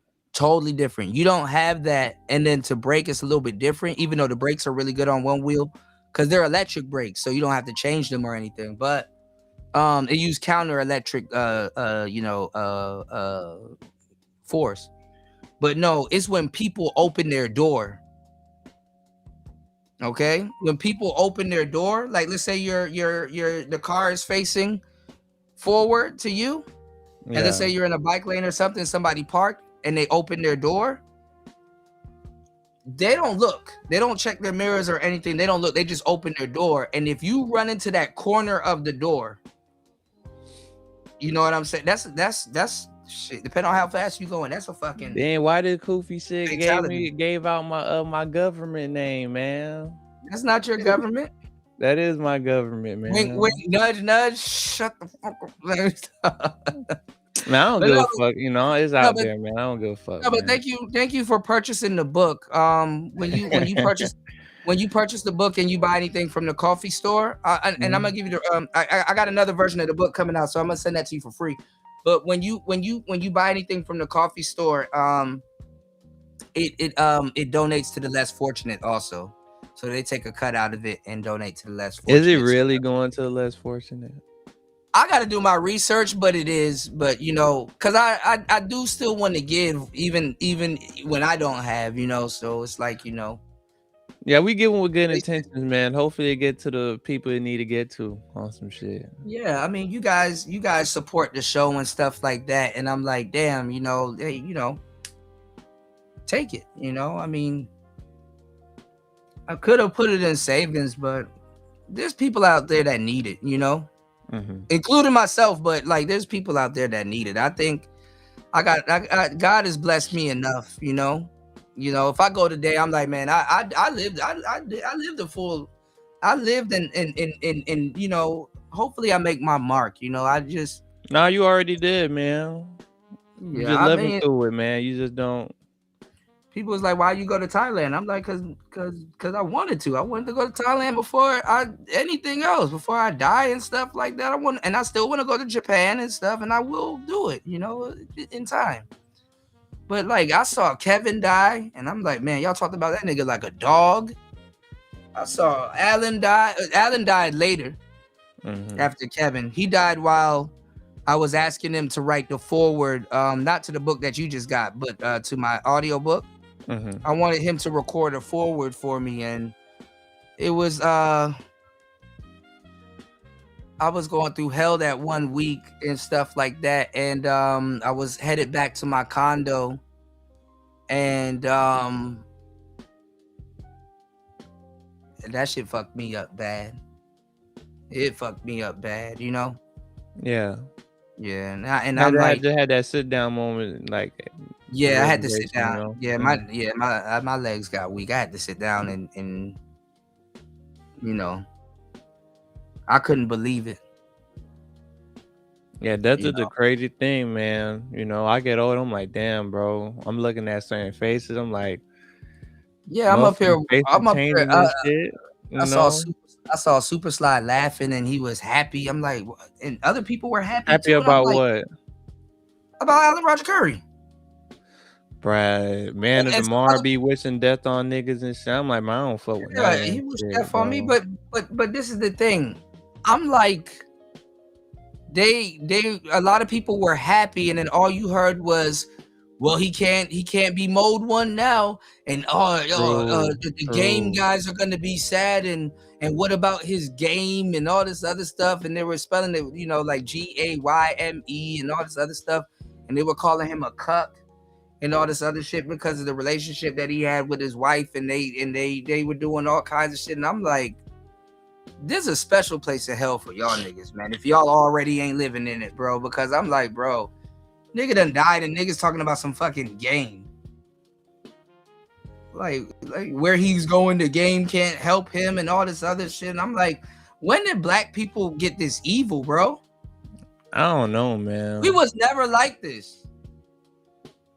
Unless it's somebody that deserved it, I get that. You know what I'm saying? I get that. Yeah, but somebody that's just doing their own thing on YouTube, I don't know his situation fully. Or disagree. Yeah, but bro, you don't gotta dismiss. Like, that's just something. It's just, it's like something you're supposed to celebrate. You know what I'm saying? Congratulate. You know what I'm saying? Like, yeah. As long as he ain't do nothing crazy to you personally, like, I don't see how like you just had so much vitriol for a person, man. Like, I don't know. They hate the game that much that they're like demonize the messenger, man. Like, shit, Right. But I grew up listening to Alan Roger Curry and Ron Wills. I used to try to man, there was Afrocentricity ain't the way it used to be, there was an African store that was at the mall, and I used to skip school to go read books. Can you believe that? I used to skip school to go read books because I just wasn't interested in half that stuff. And it was this African shop, and they had books there. They had like Zane books and all kinds of other stuff. I wasn't reading those books though, but I used to see Ron Wills books. And then, even when I was in the Manosphere. Were you seeing it in the library? No, in the actual bookstore, African bookstore. I know a lady that used to, like a real African bookstore, and I knew about Ron Wills. About Ron Wills? Who put her on? I knew about him. Yeah, I knew about him since I was a kid, man. I actually want to do some work with them soon. Definitely do that, man. Shit, who knows how long he gonna be here, bro? That's what I'm saying. Yeah, and I really wanted to reach out to him. In the history books, man, for sure. Yeah, I've talked to him over the years. He's always been a good guy to me, man. I used to skip school. I can just tell by his demeanor, man. Like he's like a real cool dude. I can tell. I know good character, bro. You know. Yeah, he got sons and stuff. He's a good dude, man. You know, I'm glad that he had a scare, but he's taking his health, serious, which is good. But man, I used to read his books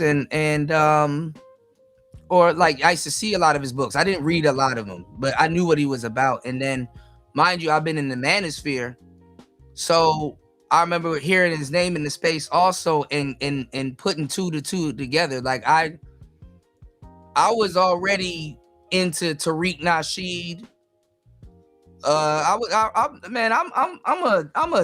a teen reading The Art of Mackin. You know what I'm saying? Just to give you a perspective. And I'm already getting women and stuff like that. So I'm a teen reading The Art of Mackin. The game just elevated to a whole new level, man. You know what I'm saying? For sure. And like you always got something that you can add to your repertoire, you know? So players don't mind soaking up game, whether we agree with somebody or not. There's always something that you can learn. You know what I'm saying? You learn to respect you learn to respect things, because when you don't respect things, and the game always have a way of finding its foot in your ass if you don't respect it. You know what I'm saying? Mm-hmm.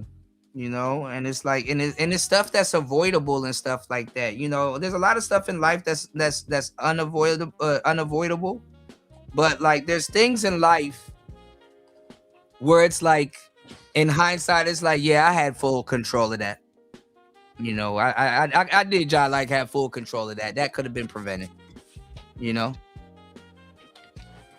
But you gotta give yourself a chance. You know, you gotta allow yourself to learn. You know, you know, you gotta allow yourself to fail. You know, make mistakes. You know, try new shit out. See if you like it. You know, so I mean, Spawn, you could be around here toting Dracos and doing dumb shit, but you sitting somewhere, you have an honest, you know, you move around honestly, and you're not contributing to this, you know, and nobody tells you as a young black man, nobody tells you like, yo, you're doing the right thing, bro. Don't trip. Well, the real ones do, you know, which I appreciate. Well, I make sure to tell you that, you know, I make sure to tell you that, because you know, you got good brothers like yourself. Half the people in your generation, they don't want to listen. Half the people, the majority of the people in my generation don't want to listen. And, and I'm not trying to be on I never, reached out to you on some, I'm trying to son you. You could be, you know what I'm saying? Like, it's like more so from a brother to another brother. You know what I'm saying? Keep your chin up, man. You got, anything you put your mind to, you can do it. Just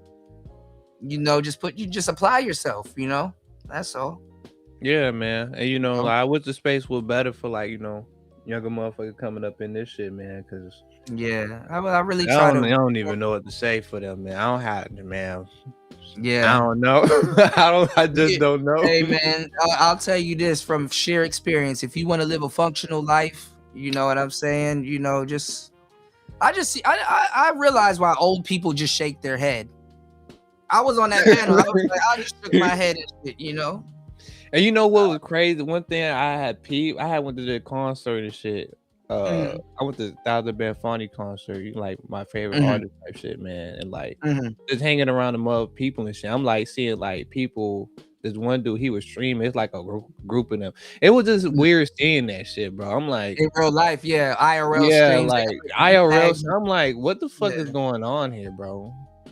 Yeah, this shit weird to me, man. But I'm just taking it all in, bro. Yeah. I live an interesting life, I live an interesting life, but I don't really do too much IRLs as much anymore. But because I want to keep it to myself, certain things keep to private person. I'm a private person, man. Yeah, same. Yeah. And that's what I was telling you. If you're into something, that's what I said, you don't have to tell me. But I know what sharp brothers like yourself, y'all you get into stuff. You have a palate.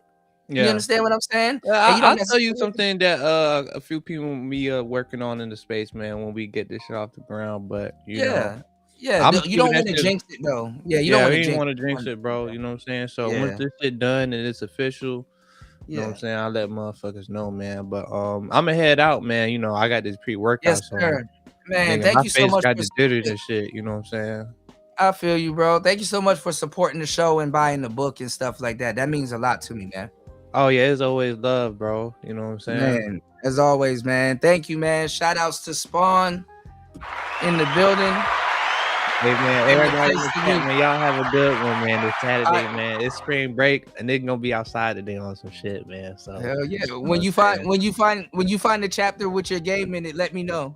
I'll let you know, man. I'm be honest with you. If this book trash, I'm gonna say this shit trash on some shit. All right, let me know. No, it's for Sigmas too, but it is for beginners also, but it's Yeah. not really for beginners. It's really for Sigmas.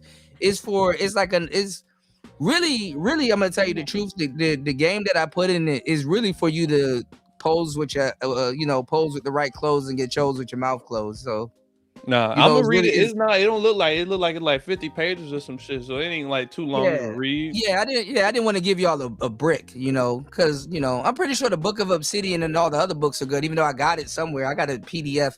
I got Grinch's Yeah, this book. is the first I got a couple- Mansfield book I ever bought on some shit. That's crazy. Oh man. And it got some of your game in it. There you go. Yeah, that was up, man. Yeah. But no, it's just talking to Sigmas and stuff like that. Like, even though, you're thinking of stuff, you're in your head too, some things that you may have in your head when you observe certain things, and it's like, no, that's not it. But this is a better way to think of it. Or, a lot of guys think this way. In reality, it's like this, because you're a little bit extroverted also too. So some of the stuff that you see in there, they're gonna be like extra gambits and tips. And just you might have a laugh at some of the stuff too, that you pick up. Yeah, I'm read about it, man. I'll let you know how if I fuck with you, we can definitely chop it up on some shit, man. You know what I'm saying? For sure, man. I appreciate you, man. All right, man. Take it easy, man. Absolutely. Shout outs to Spawn, man.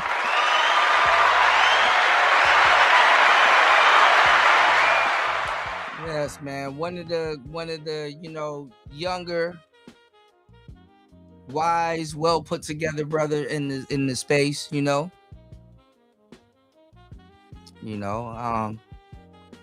don't know what to say, man. I just had high hopes for the space, and I don't know. It's like for some reason when I leave my nest, it's like, and I just see some of the stuff that goes on in these spaces. I'm like, bro, how much? It's like 1,000 ways to be let down. Like how much let down can I be? Like I it's not even that I put people and their opinions and shit on the damn pedestal. It's just like, man, we got a lot of work to do as black men.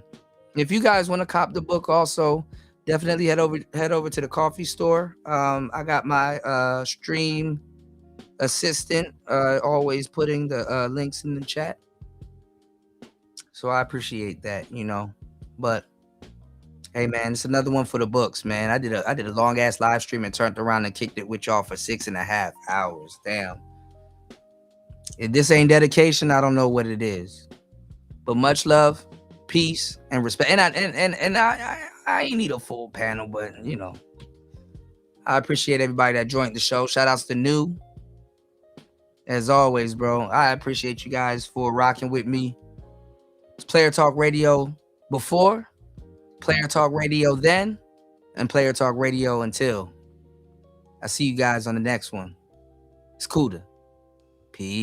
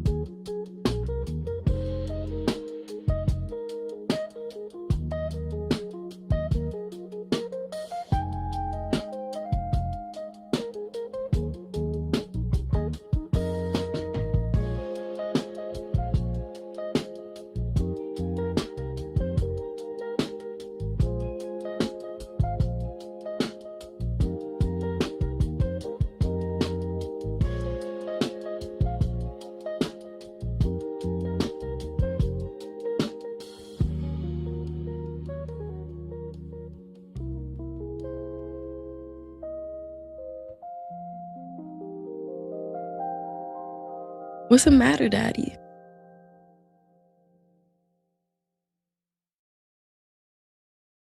Bust all in there.